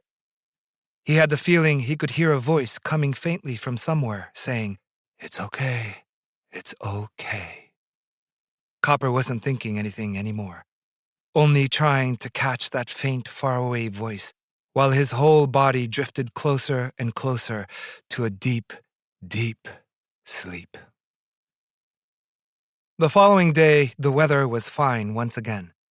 The south-facing shoji door was full of sunlight, brightening the inside of the room, and the iron kettle continued its quiet, non-stop monologue. Copper was in bed reading a school textbook. His plan was to catch up little by little on the parts he had missed while he was away. However, before he'd finish even a page, his eyes would wander from the book, through the glass of the sliding door, and soar off into the splendid clear sky outside. I wonder if that letter reached Kitami's place yesterday evening. If it did, Kitami will surely be taking it to school today to show to Mizutani and Uragawa. But then again, maybe it didn't arrive yesterday. If not, then Kitami probably hasn't read it yet, but... Over and over, these thoughts rolled around in Copper's head. But every time he realized he was daydreaming, Copper would shut down his imagination, return to his textbook, and try not to be distracted by anything else. Whenever he drifted back to these thoughts, imagining what Kitami would think of the letter once he had read it, what Mizutani and Uragawa would say, and whether they would all feel better about things, Copper was drawn back to the suffocating feelings he'd had before he wrote the letter. No good, no good. It's no good to think of that now, Copper told himself, and tried not to think any further ahead. Yes, that's right. Regarding the mistakes he had made, Copper had already thought everything he could think, regretted as much as he could regret, suffered all there was to suffer. Now he needed to face straight forward and think about how to live his life properly from now on. "You're studying today?" Hearing his mother's voice, he looked over and saw her standing, holding a vase in which she had arranged some peach blossoms. "Pretty, aren't they?" Copper smiled warmly and nodded. From the vase that she held to her chest, peach branches spread freely in all directions, half hiding her face, some flowers just opening and others still in bud, and blossoms scattering everywhere in a deep, dewy crimson. To Copper, the swelling blossoms seemed much more than pretty. Copper's mother placed the vase in an alcove, sat herself down next to Copper, and started her knitting. Copper started reading his textbook again. The two of them continued like that in the quiet room for some time, hardly saying a word while the iron kettle bubbled gently. During that time, when Copper again started to stare off into the sky, his mother began to speak. "Junichi, when your mother knits, there is something I often think of." She spoke slowly in a gentle voice. "Well, I'll tell you. It's a story from when I was in high school. Often I would make a side trip on the way home from school, going down by the old Tenjin Shrine in Yushima, and then passing through its grounds on the way back to our house in Hongo. At those times, I used to make a habit of walking up the stone staircase behind the shrine and coming out through the precinct garden. You know, Junichi, I think that old stone staircase might be standing there even now, right there behind the shrine. They were the sort of lonely stone steps that would make you shiver if you walked there, even at midday. I wonder what it's like there now." One day, when your mother was climbing those stone steps, it so happened that there was an old woman climbing the staircase, just 5 or 6 steps ahead of me, a bundle wrapped in a cotton cloth hanging from one hand. That's right, she must have been more than 70 years old, I think. I remember her even now.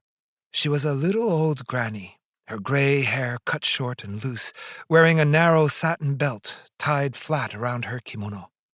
She had the hem of the kimono tucked up, her skinny legs with white tubby socks stuck out from underneath her white waistcoat, and she was using an umbrella as a cane to help heave herself up the steep stone staircase. I couldn't tell what was in her bundle, but it seemed really heavy for something so small. She was wearing geta sandals, and as she worked her way carefully up each stone step, the tall wooden teeth of the sandals clattered against the stone, and even though she was watching her footing, her every step was unsteady. She would climb 2 or 3 steps, then rest, climb again, then rest, and with each rest she would stretch her legs and then again, heaving and straining, continue to climb. I could hardly bring myself to watch it. Well, I thought, I have to carry that bag for her. It would be easy enough to dash up the stairs and catch the old woman, and no great effort to carry her bag and even to take the woman's arm and help her climb. So when the woman stopped, about halfway up, to catch her breath and stretch, I thought I'd run up to her side. But just at that moment, she set out walking again. Once she started moving, her back hunched over, as if the climb demanded every ounce of her attention, I felt it wasn't a good time to call out to her, and somehow I couldn't just run up to her like that. So instead, I just continued to climb silently behind her. As I followed in her footsteps, I told myself that the next time the woman took a break, I'd run to her and speak up, saying, "Granny, please, let me carry that for you." But the next time she stopped, I felt awkward for some reason and didn't move right away. While I was wondering what to do, the grandmother finally started to climb the stone steps again, without so much as a look back. The next time she stops, so I thought, and again went climbing a few steps behind the old woman. But the next time, too, I hesitated a little and missed my chance, and again it was too late. This happened 2 or perhaps 3 more times. Anyway, there weren't that many more steps, and the woman eventually reached the top of the stairs. At that time, I followed right behind, hesitating and hesitating again, until the 2 of us took our last steps and stood there together in the Tenjin-sama precinct. The old woman reached the top of the stairs, never dreaming I was right behind her, worrying myself with these thoughts. She lowered her heavy bundle onto a nearby stone bench, and for a while, as if she had completely forgotten to sit down herself, looked down over the town below, leaning on her umbrella and breathing deeply, shoulders heaving. And when I walked by, she glanced in my direction briefly, but then quickly turned away again, looking not particularly interested. And in spite of that, it's strange, you know, but for my part, I remember her face perfectly, even now. Junichi dear, that's all there is to the story. But even all these years later, I still sometimes remember what happened then. Yes, I remember all sorts of feelings at all sorts of times. Copper's mother became quiet for a while, and then, while her hands busied themselves with her knitting needles, she seemed to be remembering some far-off thing, but presently, quietly, she began to speak again. I couldn't help but notice the old woman's weary state, and while I thought that I should carry her heavy bag for her, I only thought so deep inside, and in the end was unable to do it. Well, the story is just that, but it made a strangely deep impression on my heart. Even then, when I left the woman, I was thinking all sorts of things on my way home. Why didn't I run to her side when we stopped? Why didn't I do what I had been thinking inside? I began to feel like I had done a very bad thing. Besides, once we had gotten to the top of the stairs, my good intentions didn't matter at all. The chance to do what I had felt in my heart probably wasn't going to come a second time.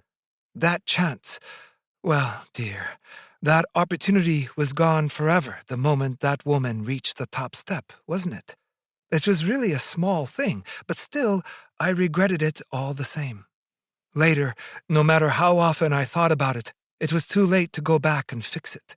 If you can't go back, a small thing like this is not different in the least from a big, irreversible event. Isn't that right, dear? It's already been so many years since then. I must have been a 4th-year student at the girls' school then, so it's already been more than 20 years, hasn't it?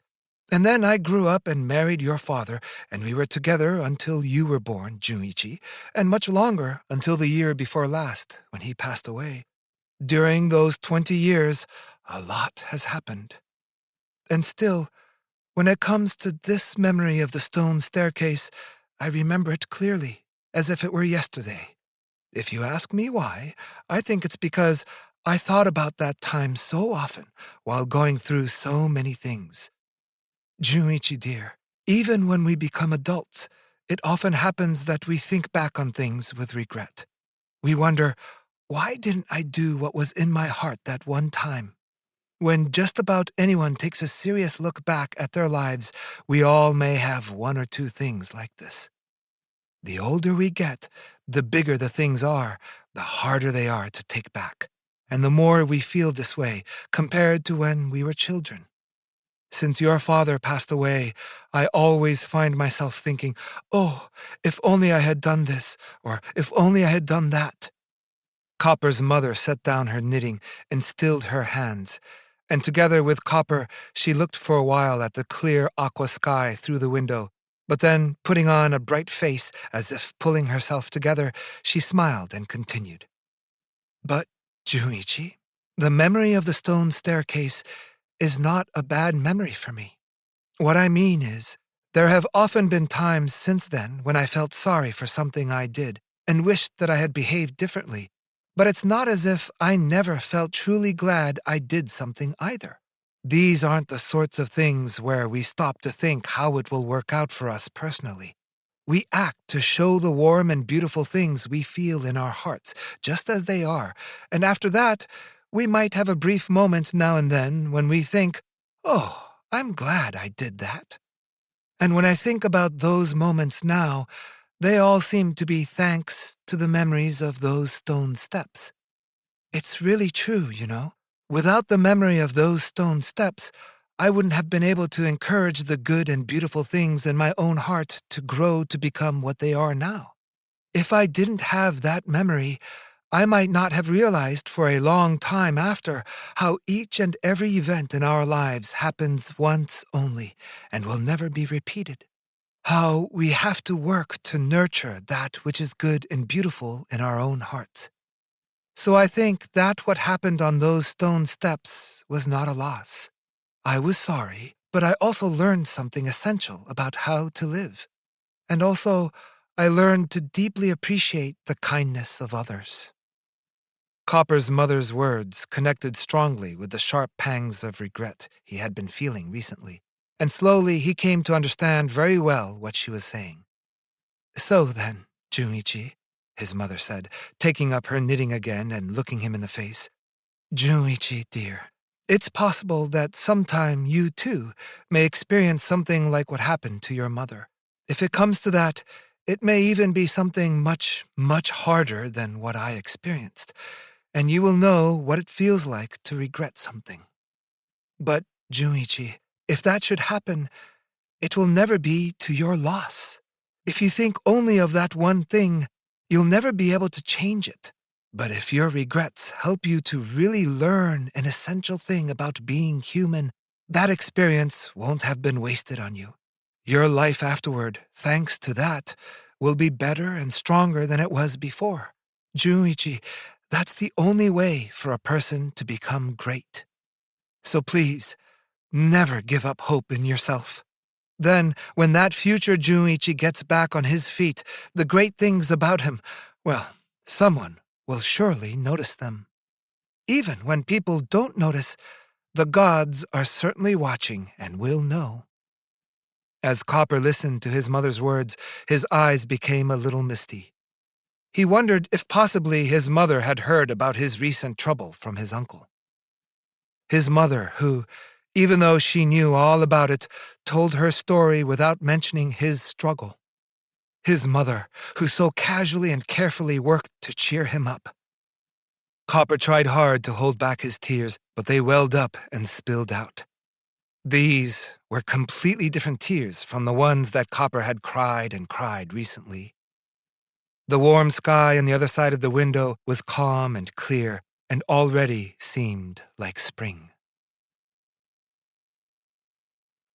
Uncle's Notebook on Human Troubles, Mistakes, and Greatness. Human beings are so great that they demonstrate their greatness by recognizing their own misery. A tree does not recognize that it is miserable.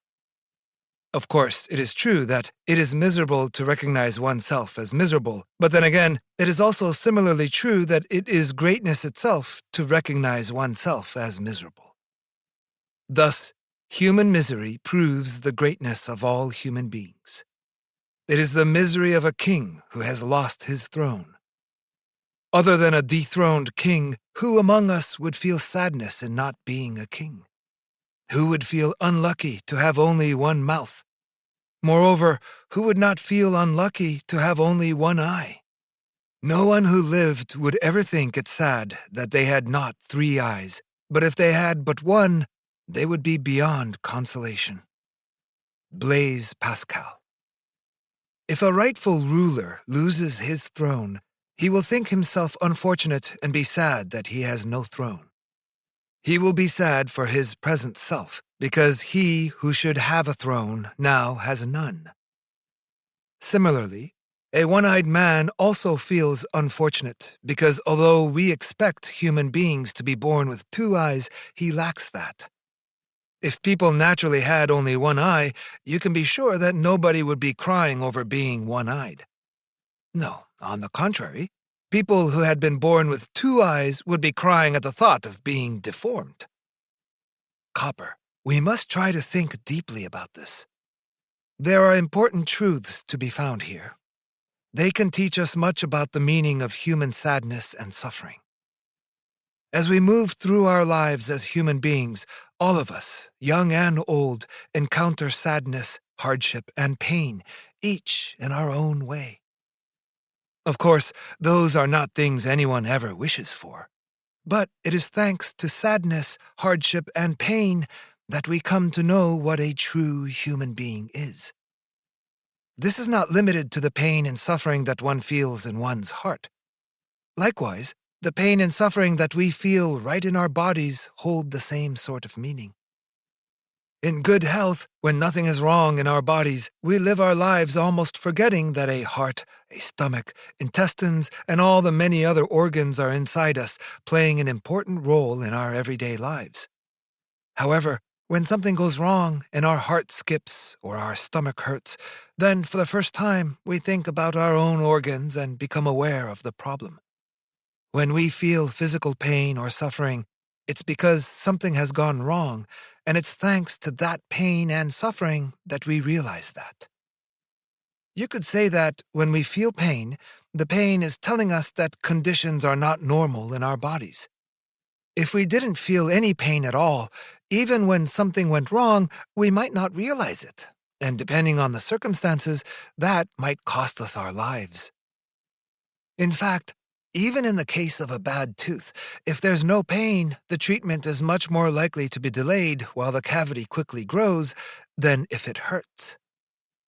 So although there's no doubt that everyone wants to avoid physical pain, in this sense, it's something that we should be grateful for, something we need. Because of it, we know that a failure has occurred inside us, and at the same time, we also come to know exactly what the natural state of the human body should be. In the same way, when a person is living in a way that's not normal for a human being, suffering and hardships of the heart let us know that. So then, thanks to that pain and suffering, we can clearly grasp what a human being should naturally be.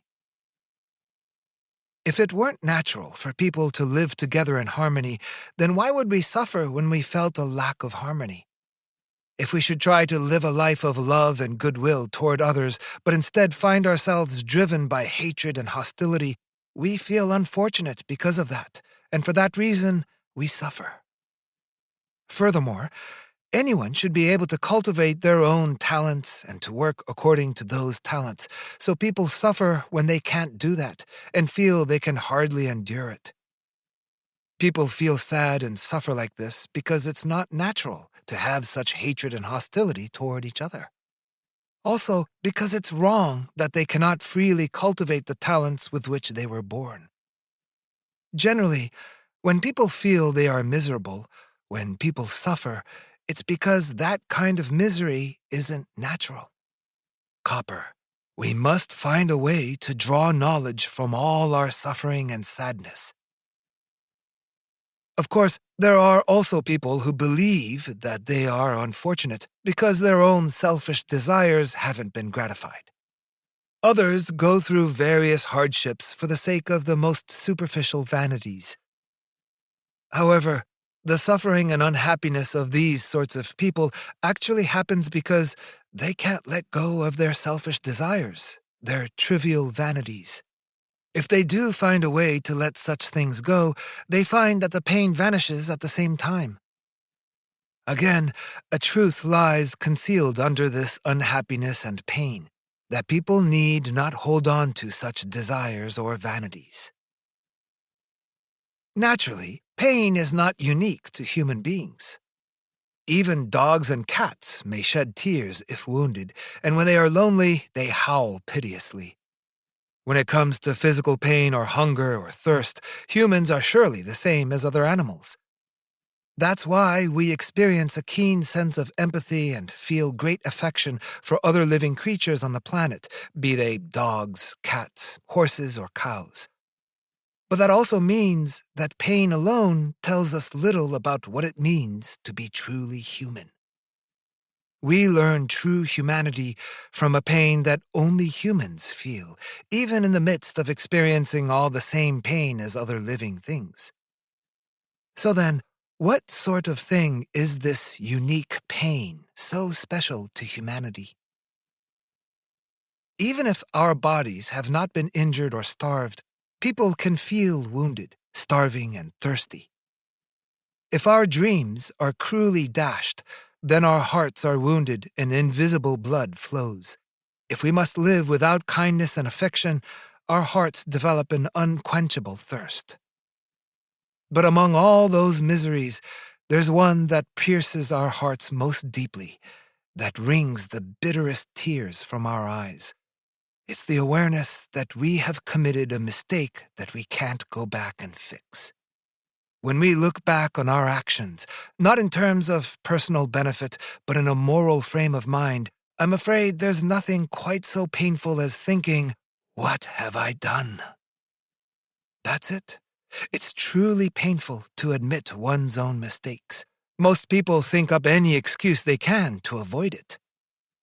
However, Copper, when you have made a mistake, to recognize it bravely and to suffer for it is something that in all of heaven and earth only humans can do.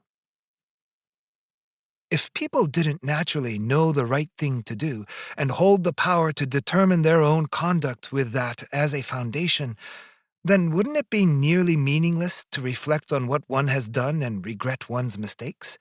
It's because we think, "I didn't have to do that," or "it was within my power to do this," that we are battered by feelings of regret. If we didn't have the power to follow the voice of reason, why would we taste the pain of remorse? It's hard to admit our mistakes, but in the pain of our mistakes, there is also human greatness. Other than a dethroned king, who would sorrow over not having a throne?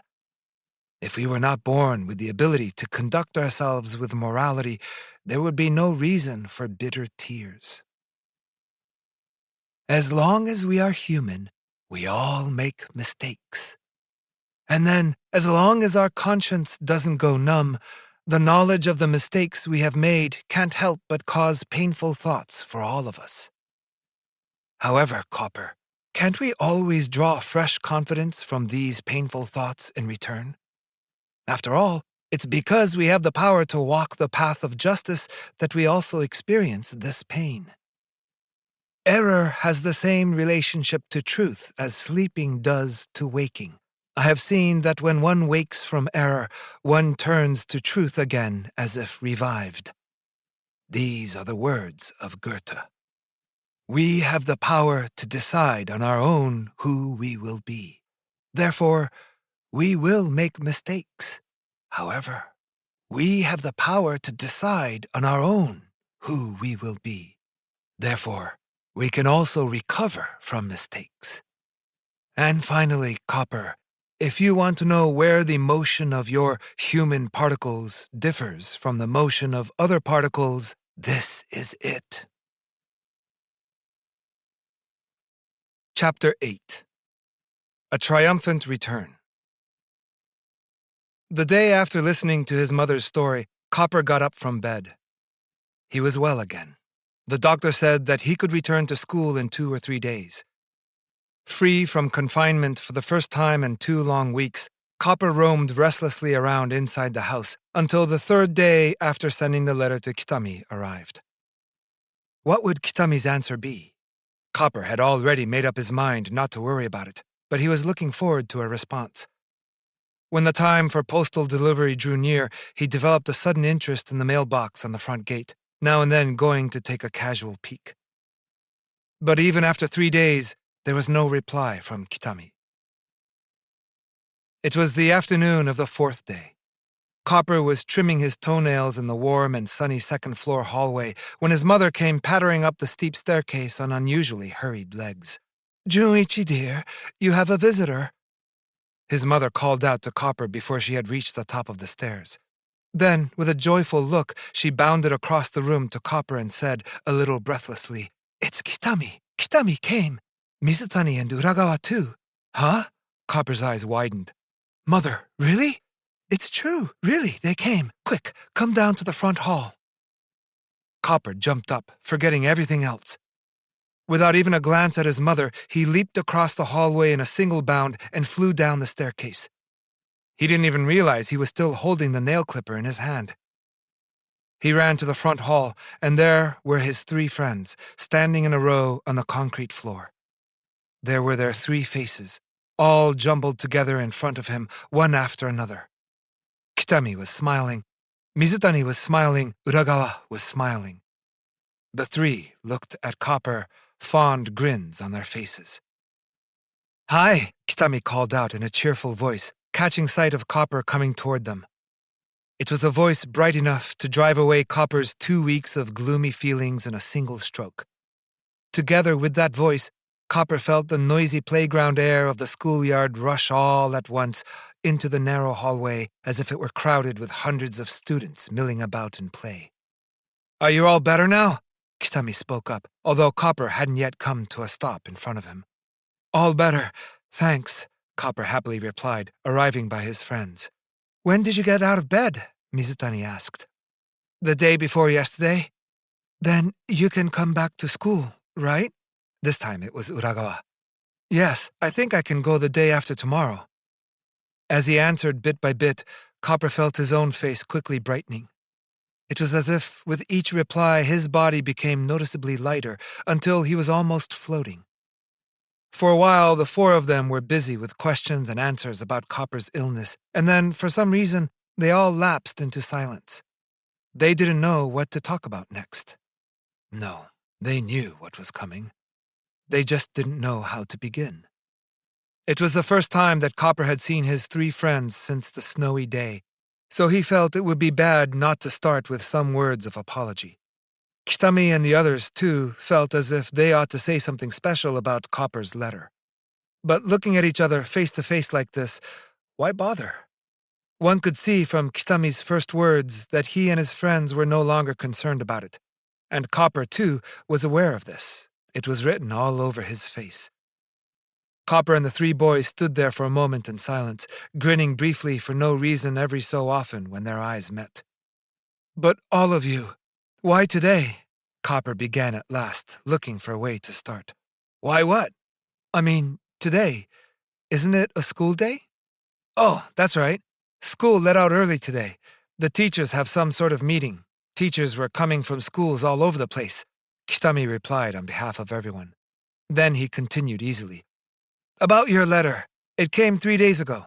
Then I showed it to Mizutani and Uragawa the day before yesterday, and we all said we should write a reply. Then yesterday we found out that we were getting out early today, so we decided, well, let's give up on the letter and all go together." Copper listened, as one might expect, with his eyes downcast. Kitami spoke. "All that stuff. Don't worry about it. It's fine. We're done thinking about it. Right, Mizutani?" "Yes," Mizutani replied and addressed Copper. "Junichi, It's really okay not to worry about it. It's not good for you to worry as much as all that. But when Copper tried to speak, Uragawa interrupted. We said it's okay, Copper. We didn't send you a get-well card either, but there was a big fuss after all that. A very big fuss, Kitami added. And then the three boys, talking in turns, told him what had happened after the incident of the snowy day. When you hear about it, you will see that it was indeed a great big fuss. Hearing that Mizutani and Kitami had been treated roughly, Mizutani's sister had flown into a fury. That day, she stayed up until late in the evening and reported on the incident to their father when he arrived home. She asked him if he would please go to the school and negotiate, no matter what happened. Their father tried to explain that he had company responsibilities for the next 2 days, so it wouldn't be possible, but Katsuko would hear nothing of it, and eventually Mr. Mizutani agreed to visit the school on the following day to speak on behalf of the boys. At Kitami's house, his father was furious. Mr. Kitami was a colonel in the Army Reserves, and when he heard the story, he said he was going to take Kitami out of the school. It was wrong of Kitami, he said, to forget the proper attitude of younger students toward their seniors. However, to punish someone for that was the teacher's job, and students didn't have that authority, even if they were older. Seeing that Kitami had been in the wrong, he said, Kitami would have to live with the beating he received. But still, the school had no right to look the other way and ignore the senior students who broke the rules. That was Mr. Kitami's opinion. If the school was going to let the senior students off the hook like this, then there was no reason to entrust them with his son's care, so he would pull Kitami out. So he burst into the school yelling about this. At Uragawa's house, his mother was angrier than his father. Even if he is the son of a poor tofu seller, she said, he's still an important son to me. He may be stupid and incapable and maybe he did something wrong, but he doesn't deserve this. Are the rich kids the only ones who matter in the school? I'm not going to put up with this kind of injustice. Uragawa's mother got a hold of his father and, as if it were his fault entirely, let all her fury out on him. Then he, too, headed off to the school the next day to ask the teacher what all the fuss was about. The teachers at the school were all quite surprised to get complaints from 3 families at the same time.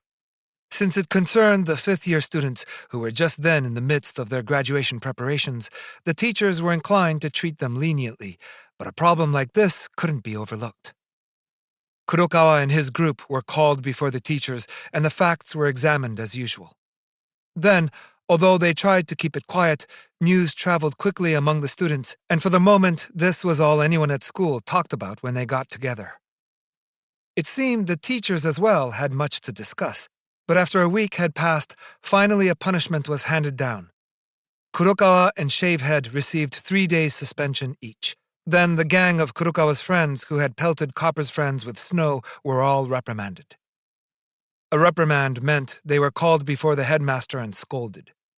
After announcing the punishment, the headmaster called a special meeting for all the students in the auditorium and carefully admonished them that there should be no misunderstandings about these events.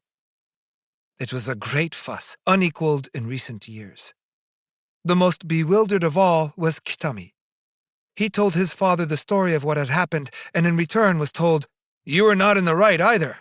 Until this thing is cleared up, you're grounded." Given that it was Kitami's father, that was perhaps to be expected. He was a strong-willed, obstinate man, and once he had uttered something, he would absolutely never, under any circumstances, take it back. No matter how Kitami begged to be allowed back to school, his father refused, saying only, "When I say no, I mean no." In the end, Kitami was stuck at home for a week until the incident had blown over. Because of that, even though we heard from the teacher you were sick, we couldn't really come to visit you, Kitami explained. We didn't know what would happen until everything was settled, so somehow we couldn't even write a letter. At that point, Copper's mother, who had been standing silently beside the 4 boys as they spoke together so intently, cut in.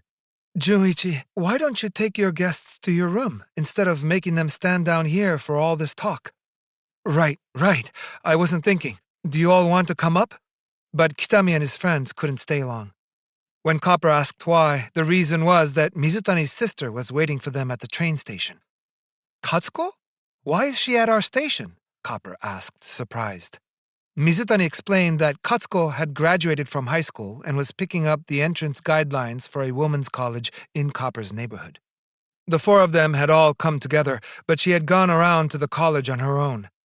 They had all made a plan to meet back at the station and return together. After explaining this, Mizutani turned slightly red-faced. Right, so I, have a letter from my sister? At this, he fished an aqua-colored envelope out of his pocket. It was a letter from Katsuko to Copper. Copper opened the envelope immediately. To Honda Junichi, March XX. Dear Copper, how are you feeling? I heard that you were very sick at one point, and I was worried about you. Yesterday, my brother showed me a letter that you sent to Kitami. That was because Kitami gave him permission to take it home. When I read that letter, I was very moved. I thought that my little brother is lucky to have a person this conscientious as a friend. To be honest, when I heard that you didn't stand together with everyone that one time, I was pretty mad at first. Because you had promised to do it, I was thinking. But by the time I finished your letter, I had forgotten all those thoughts. I cried while I was reading it. I ask you, on behalf of my brother, please don't let what happened cause a strain on your friendship. And I hope that from now on, as before, you and he will be friends for a long time. Please take good care of yourself, Katsuko. Copper's hands trembled as he read. So, Katsuko is waiting at the train station? Copper asked Mizutani with a small tremor in his voice. Yes, she might be there already. Do you think it would be okay to ask her to come to our house? Well, it's fine with me, but she's shy. Hearing that, Copper looked back at his mother. Mother, is it okay to invite Mizutani's sister as well? Yes, that's fine. If it's no trouble to her, of course, we'd love to have her. Well then, I'm going to go to the station and invite her. That's okay, right, Mom? Yes, well, his mother said, remembering that Copper was still recovering from his illness, and considering for a bit, but presently she spoke as if she had made up her mind. It should be okay. Go ahead, but put on a cloak and be sure to wear a scarf. Before his mother had finished speaking, Copper had run back upstairs.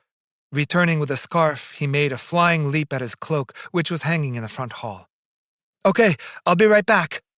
Copper asked Kitami and his other friends to come with him. Copper's mother turned to the three boys and asked if they'd rather wait at the house, but of course they chose to go together with Copper. Come home soon, Junichi. On the way home, please take a taxi from the station. His mother's words echoing behind him, Copper had already slipped into his wooden geta sandals and was clattering out the door. And before too long, the four young men and Katsuko were riding to Copper's house in one of the station taxis. The car slipped merrily onward, past fields and beneath the branches of the enoki trees set in rows along the roadside. Say, Copper, Katsuko was seated next to Copper in the car. Did you show my letter to your mother? Nope, not yet. You can't show her, although I thought you might, so I used my most polite language. If you were polite, isn't it okay to show her? Copper asked. It's not. I wrote that letter to you, not to your mother. But didn't you read the letter that I wrote to Kitami? Well? Everyone laughed. The car continued to run onward through the bright sunshine, laughing voices floating out of its windows in all directions. Ahead of them, the white road extended off into the distance, and at the end of it, a tiled rooftop shone warmly, bathed in sunlight. The hedges flowed steadily alongside them on the right and left, and the tiled rooftop drew gradually nearer. Just after the turn by the tile roof was Copper's house. Somehow, Copper felt like a general making his triumphant return at the end of a war. Chapter 9. Daffodils and Buddhas. Copper and his friends were together again. His letter had certainly helped, but as it turned out, the three boys had, from the start, not taken things as seriously as Copper had thought they would. But none of that mattered now.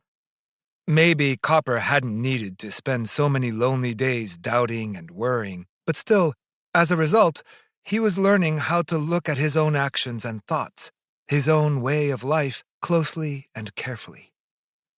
If you think about it, There are sayings such as, "Know thyself," and "Reflect upon your past," that we have heard over and over ever since elementary school.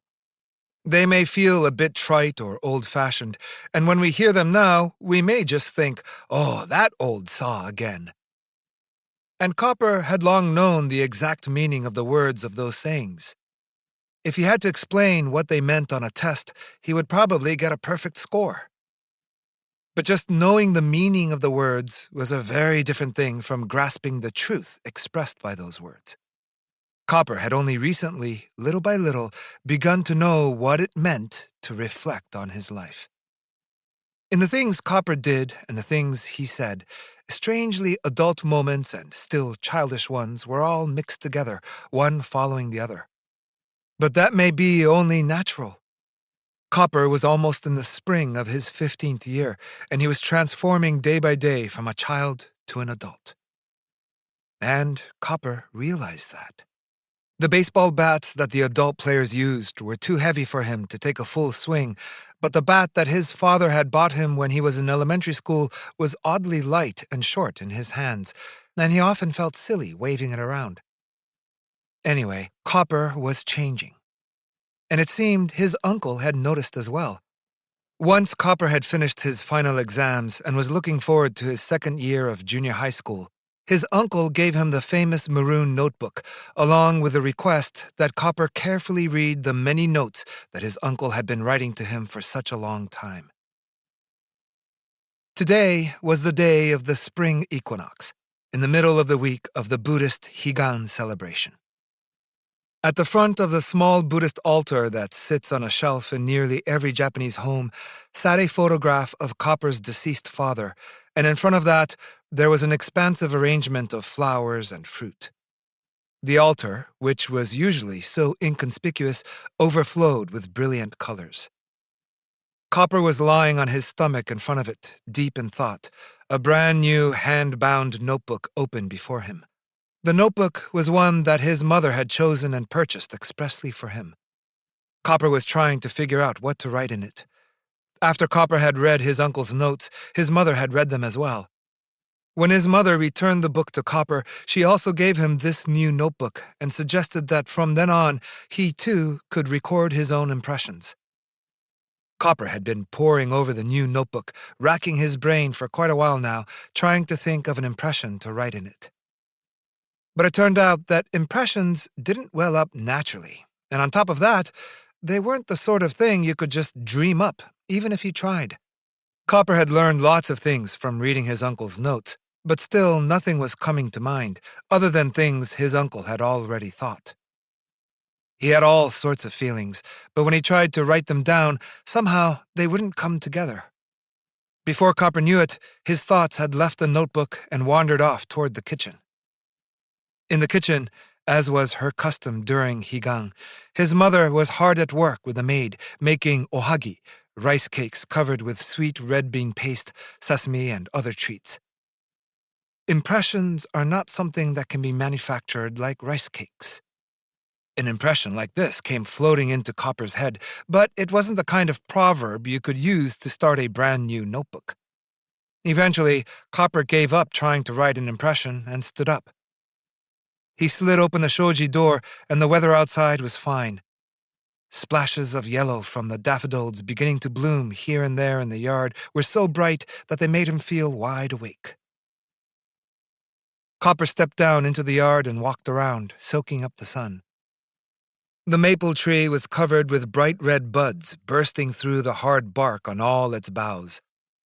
On the 8-fingered paper plant, new shoots covered in their thick mantle were poking their heads out like bamboo, while others like tiny jewels graced the narrow tips of the enkianthus. Anywhere you looked in the yard, new growth was everywhere, pushing up the soft soil, swelling the stiff treetops, yearning to get out into the open air. And faster than all the rest, the blades of grass were peeking up from the ground, as if to say, "Look at us!" lifting their fresh faces and stretching with all their might upward. Copper had a good feeling. Soon enough, the time would come to take off his heavy sweater. The crack of the bat, too, echoing across the ball field, was not far off. Suddenly, under the cypress tree in the corner of the yard, he spotted a mud-encrusted ball. What? Copper thought. The one I lost last fall? I searched everywhere and couldn't find it, and now it turns up right here, just like that. Copper laughed and picked it up. The ball must have rolled over and spent the whole winter resting there. When he thought about how many times the snow must have accumulated on top of the ball as it lay there silently, and then how many times it must have melted away again, Copper could really feel how the long, long winter had eventually passed away. Taking a small shovel out from under the narrow wood porch at the side of the house, Copper transferred some newly sprouted flowering plants from the shade to a spot where the sun could reach them.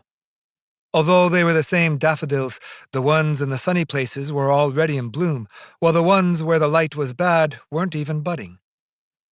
Copper wandered here and there in the yard, and everywhere he came upon a poor little struggling flower, he transplanted it to a warm place. Well, that seems to be all of them, Copper said, and looked around, poking up all alone near where the ball had fallen. An isolated sprout that looked like it might be a flowering plant caught his eye. Okay, just one more, over there. Copper quickly started to dig it up. But once he started digging, Copper had a surprise. At first, he thought it couldn't be more than 5 centimeters down, but no matter how deep he dug, first 5 centimeters, then almost 10, the root still wouldn't come out. He worked the shovel carefully down into the earth, digging a hole all around the sprout. The hole got slowly deeper and larger, and the damp soil piled up little by little at Copper's feet. In the dim hole in the shadow of the great cypress tree, the lonely stem seemed a bit forlorn, stretching upward, pale with just a little green toward the tip. 10, 11, 12 centimeters.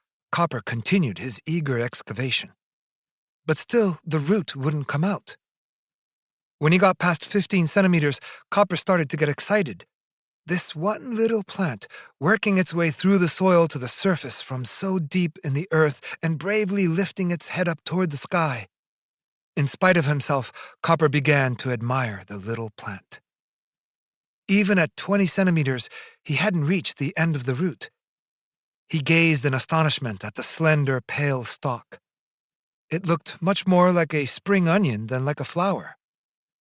And how many days must it have taken to grow this far? It must have been at least 10 or 15. When he thought about it, he realized this plant must have known spring was coming soon, even way back when the ground was covered with snow, and slowly, deep under the earth, it had started getting ready to send up a sprout. And then, in the darkness of the soil, little by little, it had stretched itself upward without a rest, until just recently, at last, it lifted its face up above the surface of the ground. What a patient little fellow, Copper's heart called out to it. Thinking of the little plant silently working alone in the dark with nobody watching it until now, Copper felt something stirring in him. Already, this strangely shaped plant had become a figure of some consequence to him. Well done, he thought, almost out loud, and eagerly started digging again. Eventually, the root came into view. Copper could see immediately that it was a daffodil bulb. What he couldn't figure out was how a daffodil bulb had found its way into such a deep place. However, even after being buried so deep in the ground, this bulb hadn't died. And as long as it survived, it still felt the warmth of the sun, even with the heavy blanket of earth covering it, and sent out its shoot as spring drew near, tirelessly reaching up toward the bright surface.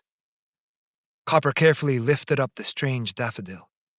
At about 1/3 of a meter long, it was pretty much the same height as its companions blooming here above ground. But to look at it, nobody would recognize it as a daffodil. The white stem part looked like nothing so much as a spring onion.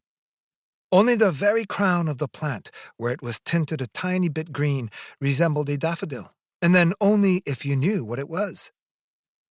Copper carried this funny daffodil over to its colleagues lined up shoulder to shoulder in the sun and planted it. He dug an extra deep hole and buried it so that the white part was beneath the ground as it had been before. The other daffodils stood there with their deep yellow flowers half open, spreading their bright green leaves gracefully into elegant forms, looking just as if they had been washed clean.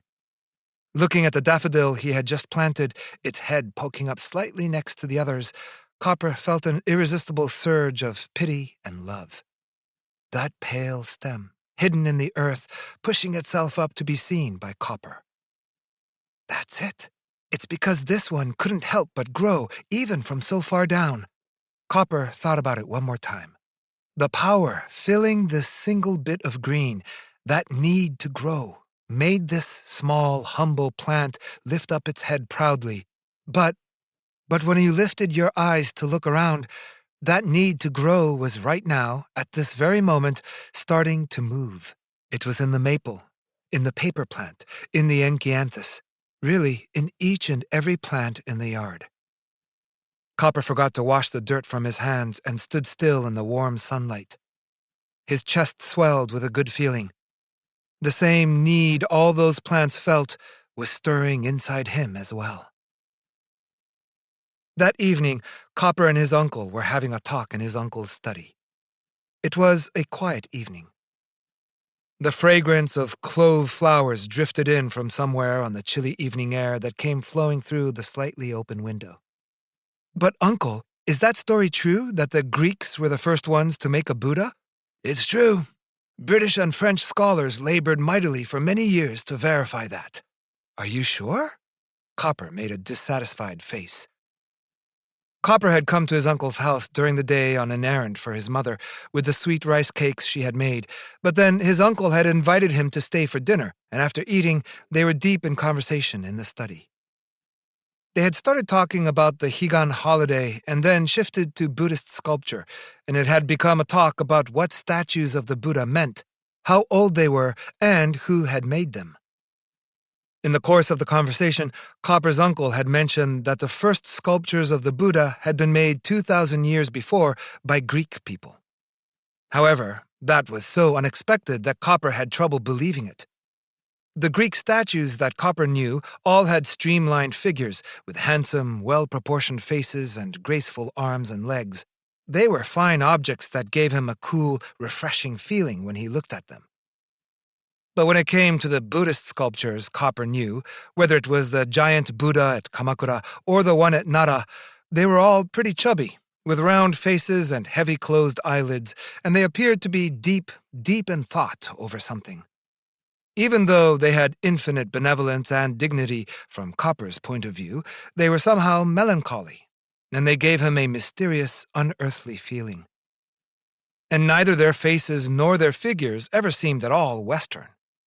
As a rule, Copper thought, when it came to Eastern things, there was nothing more Eastern than a Buddhist statue. And in spite of that, to think that the first people to make statues of the Buddha were Greek sculptors making Greek statues. But, Uncle, Buddhism started in India, didn't it? That's correct. So in terms of the country they came from, the first of those statues did come from India. But even though they were made there, the people who made them were Greek, not Indian. Really? Well, have a look at this photograph. Copper's uncle opened a thick Western book and, turning to an illustration inside, showed it to Copper. There, several Buddhist statues were displayed alongside a Greek statue. What do you think? They look alike, don't they? Of course, while one could tell at a glance that the sculptures were Buddhas, their faces had something Western about them, and things like the way the fabric of their clothes folded were strikingly similar to the Greek statue. These Buddhas are a little strange, aren't they? Copper said. When you say strange, what exactly do you mean? Because they look like Westerners somehow. Don't they? Isn't it hard to believe that Buddhist sculptures, even ones like these, were made by Westerners? On the other hand, they're different from Greek sculpture in some ways. First, they all have elongated earlobes like this. And then, don't their expressions have something Buddha-like about them, as if they're deep in thought? That was certainly so. The Buddhas shown here felt like they belonged in the same group as both the Greek sculptures and the usual Japanese and Chinese sculptures of the Buddha. Either way, there were both similarities and differences. Uncle, what's this one called? This is a Gandhara Buddha. Gandhara? What's that? Gandhara was a country that existed in the northwest region of India a long time ago. Copper's uncle told him the story of the Gandhara Buddha. You probably know about a country called Afghanistan, bordering India to the northwest. There's a river that flows from Afghanistan into India and drains into the Indus River. This is the Kabul River, and along this river, just after it crosses the border to India, there's a city called Peshawar. Long ago, the land around this city of Peshawar formed a region that was called Gandhara. Starting about 100 years ago, sculptures with a connection to Buddhism were uncovered occasionally here and there in Gandhara. But in 1870, after a British scholar named Leitner took many of these relics back to Great Britain, suddenly the artwork of this area drew the attention of scholars throughout the world. And then many, many Buddhist sculptures were dug up here.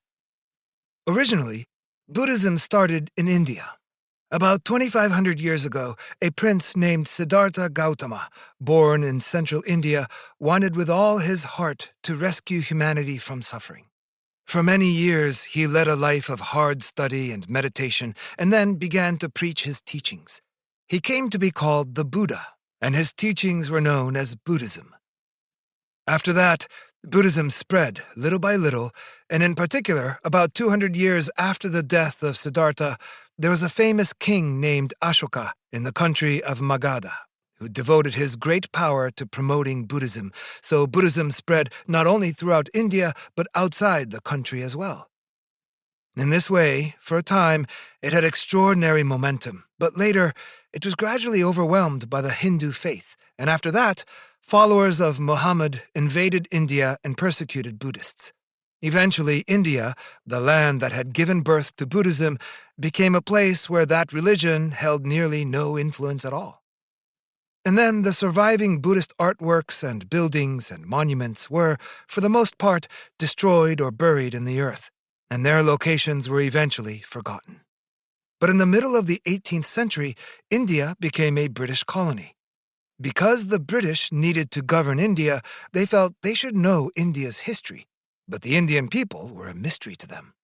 Although they had left behind a surprising number of religious texts and things of that sort, there were hardly any surviving written materials about their own history. Because there were no historical records, the British had to rely on ancient ruins and remains. The British government had been engaged in large-scale archaeological expeditions and excavations on some of these sites for as long as 100 years. As a result, a series of ruins, buildings, monuments, artworks, currency, and more were all discovered one after another all over India, so that now we can accurately know its history. And in that process, we also came to a fairly clear understanding of the path of development of Buddhist art. The Gandhara Buddhas were discovered through this kind of research and, as a result of detailed comparative studies, were later recognized as the oldest sculptures of Buddha. When people studied these Buddhas, they realized, as you quickly did, that their faces and figures were strikingly similar to those of Western people. Technically speaking, there were points that were exactly like Greek sculpture. Among those was the fact that they had the exact same faces as statues of the Greek god Apollo. Still, if that were the only reason, one could imagine that the people of India had simply studied Greek sculptures and recreated them. But in this case, there was another reason to believe that the creators of these statues couldn't possibly have been Indian. These Buddhas had their hair tied up in a topknot.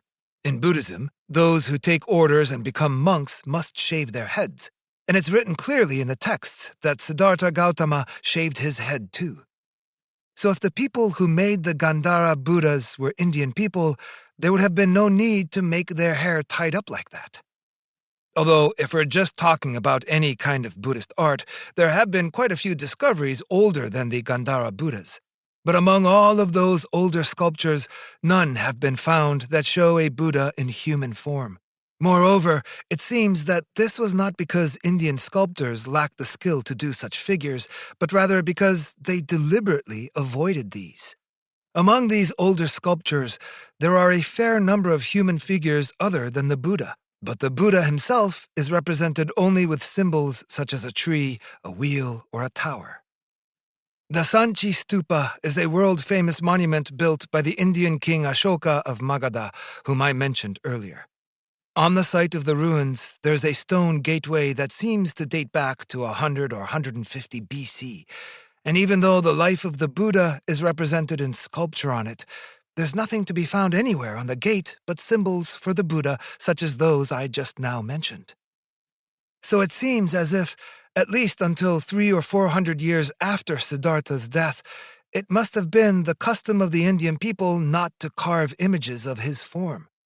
According to some scholars, this may have been because they thought it sacrilegious to use a human form to represent a divine being. And if that's the case, doesn't that make you think all the more that the makers of the Gandhara Buddhas were not Indian people? But the expressions on the faces of the Gandhara Buddhas don't look like anything we see in Greek sculpture.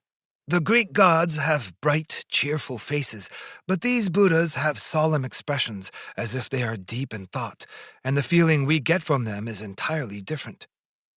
No matter how much they might resemble Greek sculpture in technique and outer form, the overall mood expressed by these Buddhas couldn't be more Indian, couldn't be more Buddhist. If one takes all these points together, one might conclude the following. The people who made the Gandhara Buddhas were Greeks who had spent a fairly long time in the East soaking up the mood of Buddhism. But when it comes down to it, were there actually such Greek people in the area of Gandhara? There certainly were. Many ancient coins have been dug up in the area from northwest India to Afghanistan. The coins are from two ancient kingdoms called Bactria and Greater Yuezhi, which thrived in that area 18 or 1900 years ago. They feature carvings of Indian gods and Buddhist art, but also of Greek gods, and there are letters from both Indian and Greek alphabets on them. When you look at these, it's clear that many Greek people lived in this area. So then, why did such a great number of Greek people live in northwest India? This was the result of a great expedition of Alexander the Great. You may already know something about him. In 334 BC, this emperor led the allied forces of Greece across a strait called the Hellespont, on the border between Europe and Asia, and then spent more than a decade in conquest of the Asian continent. Around then, a country called Persia occupied a vast territory from Syria and Egypt on the Mediterranean Sea in the west, all the way to the area around the Indus River in the east. The army of Alexander the Great swept across these Persian lands like a windstorm. They sacked Babylon, the Persian capital in Mesopotamia, and kept going, advancing the army on expeditions from today's Afghanistan and Central Asia all the way to the east bank of the Indus River. Alexander ended his Indian campaign in 323 BC and returned to Babylon, establishing it as the capital of the new empire. But that year, unfortunately, the great king died at the young age of 32 or 33, still holding on to his youthful ideals. Now, about the emperor's ideals, what were they? They were to establish one great empire out of all the vast lands that he himself had conquered, blending Eastern civilization and Western civilization together into one.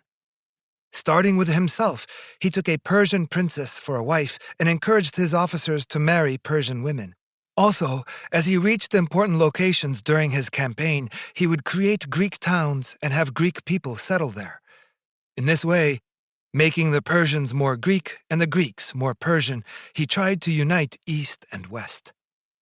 The emperor's acts laid an important foundation for the spread of Greek civilization into the Eastern world and allowed it to blend into Eastern civilization.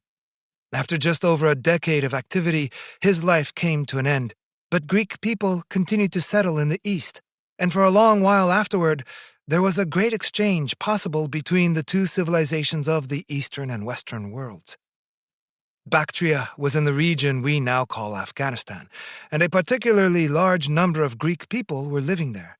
Then, around 2,000 years ago, these Greeks gradually began to flow into the northwest part of India. They carried the current of Greek culture while they lived immersed in the Indian civilization. They had knowledge of the Greek sculptural arts, and at the same time, they drank in the religious atmosphere of Buddhism. And these people brought the first sculptures of the Buddha into the world. And so, Copper, his uncle said after the long story, the Buddhist art we know doesn't arise from Buddhist ideas alone, nor was it produced using Greek sculptural techniques alone. It's something that was created by joining the two things together. Until then, even though the Buddhist religion was practiced, there were no Buddhist statues. From his uncle's explanation, Copper understood that Greeks were the first to produce Buddha statues. Despite that, to think that these Buddhist sculptures, which were so iconic of the East, were actually children of both Eastern and Western civilizations naturally couldn't help but give him a strange feeling. So, Uncle, the big Buddha at Nara is also like that? That's correct. That huge statue was made by Japanese people, but the skills to do so came from China, and China learned them from India. If you follow them back to the source, you end up at the Gandhara Buddhas again, and from there, you are connected all the way to Greek sculpture. I guess so, Copper said wonderingly. His uncle continued speaking. Starting in Gandhara, Buddhist sculpture was carried along on the tide of Buddhism just as it was spreading throughout Asia. It became familiar everywhere in Asia, and then it reached southeast through Java and northeast by way of China and Korea to Japan. Along the way, it was influenced by the traits of the people in this or that area, and minor changes arose here and there. But even when they took different forms, the exceptional Greek sculptural techniques were handed down without being lost in the end. Copper's uncle paused here, and then, changing his tone a little, he went on. Now, it turns out that Buddhist sculpture was introduced to Japan during the reign of Emperor Kinmei in the imperial year of 1212. That's roughly 1,600 years ago. Of course, transportation was not very well developed then. At the time, to travel back and forth between Japan and China, or China and India, was a life-and-death venture. Between China and India, in particular, there were great mountain ranges and deserts. What's more, it was a time when you couldn't do much by boat, so you had no choice but to cross these natural barriers. Even today, travel through Central Asia from India to China or from China to India isn't easy. So you can imagine what a difficult thing it must have been 1,000 or 2,000 years ago. Copper, imagine these difficulties, and then consider the journey that Buddhist sculpture made before its introduction to Japan. Isn't it a tremendous thing? Art and knowledge know no borders. Perhaps you've heard these words before. It's just as they say.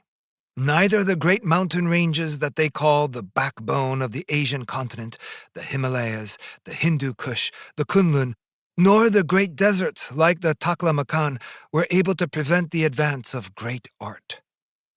When you think of how Greek civilization flowed right over all these natural barriers well over 1,000 years ago, crossing the Chinese mainland and carrying as far as distant Japan, Copper, one can't help but be truly surprised, don't you think? It was a truly surprising thing. Copper was deeply impressed, but didn't know how to put his feelings into words. And, Copper, that current didn't just carry Buddhist sculpture. Among the imperial treasures at the Shosoin treasure house at Nara, many artworks have been preserved even to this day from the area around India, Persia, and Afghanistan. The Japanese during the Nara period in the 8th century AD, our own ancestors, didn't know anything about world history or world geography at that time, but still there was no way to cut themselves off from it. And then, even though our people were still like children in terms of world history, they admired great things for what they were and had the spirit to understand their value. They had a deep admiration for great things and the artifacts of distant countries, and welcoming these, they steadily enriched Japanese culture. And then the Japanese people, too, advanced the progress of the human race in their Japanese way. Copper felt like his own eyes were shining. Such a far, far distance from Greece to the eastern edge of the eastern world, 2,000 years of time through the births and deaths of billions of people. And then coming into the world here and there, through the hands of the people of all these lands, beautiful culture. It was a vast and marvelous prospect. A swell of emotion rose within Copper, and the feeling left him trembling. Borne on the evening breeze, the scent of the clove flowers washed over him, and Copper sank into silence for a while and gazed at the table lamp. The thing he had felt in the garden earlier that day, that thing that needed to grow at all costs, had moved through how many thousands of years of history, getting bigger and bigger. Chapter 10. Spring Morning. He awoke from a quiet, dreamless sleep. It was completely dark in the room. Everyone must have been sleeping still, for there wasn't a sound anywhere. Copper opened his eyes in the darkness and lay there for a while without moving. He had the peaceful feeling that comes after a deep, uninterrupted sleep. But what time was it? When he looked around, he could see a dim blur of light in the frosted glass of the window seeping through the gap between the shutters. The night was giving way to dawn. Copper got out of bed and carefully slid open the window, trying hard not to wake his mother, who was sleeping downstairs. Outside, there was a heavy mist. The cool, damp air played lightly over Copper's face as it flowed into the room. The sun had not yet risen. When he looked out of the second-story window, the trees in the yard, the neighbor's roof, the faraway groves and telephone poles were all enveloped in mist, and in the faint light coming from nowhere in particular, everything still seemed half asleep. Then, briefly, from somewhere outside, Copper thought he heard the call of a nightingale. He strained his ears and waited, and after a while, there it was again, another faint, faraway call. Copper couldn't see it, wherever it was. He could only hear its voice, coming through the deep mist. It sounded really happy. It wasn't asking anyone to listen, but seemed happy just to sing, enjoying its own voice. Each time it called, Copper could almost see it, imagining the little figure listening intently to its own voice as it disappeared in the distance. Leaning on the windowsill, Copper stood for a while, and he, too, listened. Before long, Copper sat down at his desk and, taking out his new notebook, started writing steadily with his fountain pen. Uncle, I've decided that from now on, I will write my impressions in this notebook. The same way you wrote your notes as if you were talking to me and wanted me to hear, I'm going to write this as if I'm talking to you. I went back and read your notes again. There were still parts that were confusing to me, but I didn't give up, and I read them many times. What moved me the most, naturally, were my father's words. I will never, ever forget that my father's last wish was for me to be a great example of a human being. I think I have to try to be a truly good person. As you said, I am an expert consumer, and I don't produce anything. Unlike Uragawa, I couldn't produce anything even if I wanted to. Still, I can become a good person. I can become a good person and create one good person for the world.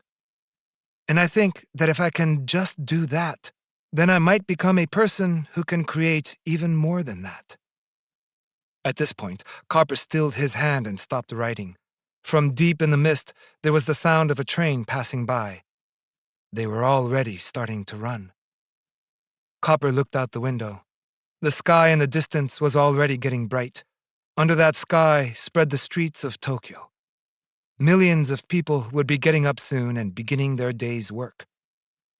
Uragawa, too, would be rising. No, Uragawa would have risen long before, and just about now he would be standing by the steaming pot, busily preparing the tofu. In his mind's eye, Copper saw Mizutani's old-fashioned mansion and Katsuko, too. He could imagine Kitami's sleeping face. The joy of having good friends came flooding back into Copper's chest. Copper turned back to his notes and continued to write. I think there has to come a time when everyone in the world treats each other as if they were good friends. Since humanity has come so far, I think now we will definitely be able to make it to such a place. So I think I want to become a person who can help that happen." Suddenly, the surroundings brightened, and Copper looked up. Full daylight was streaming through the window. The sun had broken through the haze and begun to throw fresh light on the earth. Copper came to live his life by this thought. And so, this long, long story, for now at least, comes to an end. And now I think I want to ask all of you a question. How will you live? A note from the translator. At first, I thought How Do You Live was just the story of a boy and his uncle. The boy is becoming a young man and has adventures with his friends. The uncle cares for his nephew and offers him advice. A lot of advice. It's funny, sad, and sometimes it's beautiful in a particularly Japanese way. How it paints a portrait of the city of Tokyo in 1937, for instance, with its distinct neighborhood landscapes and tree-lined suburbs through all the seasons of the year. As I read more of the book, I discovered that, in addition to the story, it contains lessons on everything: art, science, language, history, politics, and philosophy. To understand why, it helps to know a little bit about its author. Genzaburo Yoshino was born in 1899, grew up in Tokyo, and attended Tokyo Imperial University. He was the son of a successful stockbroker and planned to be a lawyer, but in school his interests shifted. He studied literature and graduated with a degree in philosophy. After graduation, he served 2 years in the army, took a job at the Library of Tokyo, and developed an interest in politics. During this time, Japan was becoming increasingly militaristic and authoritarian. In 1925, Japan passed the Public Security Preservation Law, making it a crime for anyone to say or write things that were critical of the government. A special branch of the police was created, the Tokko, also known as the Thought Police. They spied on political groups and arrested thousands of people for their progressive ideas, especially those interested in socialism and communism. Yoshino, who had attended political meetings with socialists, was arrested and imprisoned for 18 months. Finally, a friend helped secure Yoshino's release from prison. At that point, Japan was already engaged in the military campaigns that would lead to its entry into World War II. Yoshino's friend offered him a job as the editor of a book series for younger readers, and together they planned an ethics textbook for this series to teach the next generation about the importance of a free and rich culture to human progress. But Yoshino worried that a 300-page textbook would be too dull for children. After some discussion, the two men decided to make it a story instead, and Yoshino wrote the novel How Do You Live? The initial plan was that Yoshino's friend, the novelist and playwright Yamamoto Yuzo, 1887 to 1974, would be the author of the volume, but when he became ill, it fell to Yoshino to write it himself. For that reason, as well as being a story of a boy growing up in 1930s Japan, it contains many lessons and a quiet but powerful message on the value of thinking for oneself and standing up for others during troubled times. In this respect, it's a unique book and particularly valuable to us now, when violence against citizens is on the rise and independent thinkers in many places around the world are being attacked by their governments. In addition to a long and esteemed career as an editor, Yoshino spent much of his life working as an advocate for peace and international cooperation. I imagine that Yoshino, who was also a translator himself, would share my belief that all translations are collaborative works. This one is no different. This book is special because of the vision of its author, Genzaburo Yoshino, but I also want to thank his estate for placing their trust in Algonquin Books and in this translation to carry his vision overseas. I am grateful to Elizabeth Charlotte for introducing me to Elise Howard, the skillful, astute, and efficient editor who thought to bring this story into English. Also to friends generous enough to read my English version and help to improve it. Ellen Brinks, Eric Ozawa, Michael and Omara Rosenfeld, Eva Tadius, and Akira Yoshimura were particularly helpful in this work. Susan Bernofsky has mentored a generation of translators, and I was lucky to have had her advice on this project. My wife Melissa and our entire family were constant in their encouragement, and finally, above all, I could not have completed the translation without the careful and tireless help of my father-in-law, Yuichi Ozawa, who spent his childhood in Japan just after Yoshino's book was published, attended Tokyo University himself, and knows from memory many of the places and events described in the book. When I think of how I live, it is thanks to the support of these kind friends.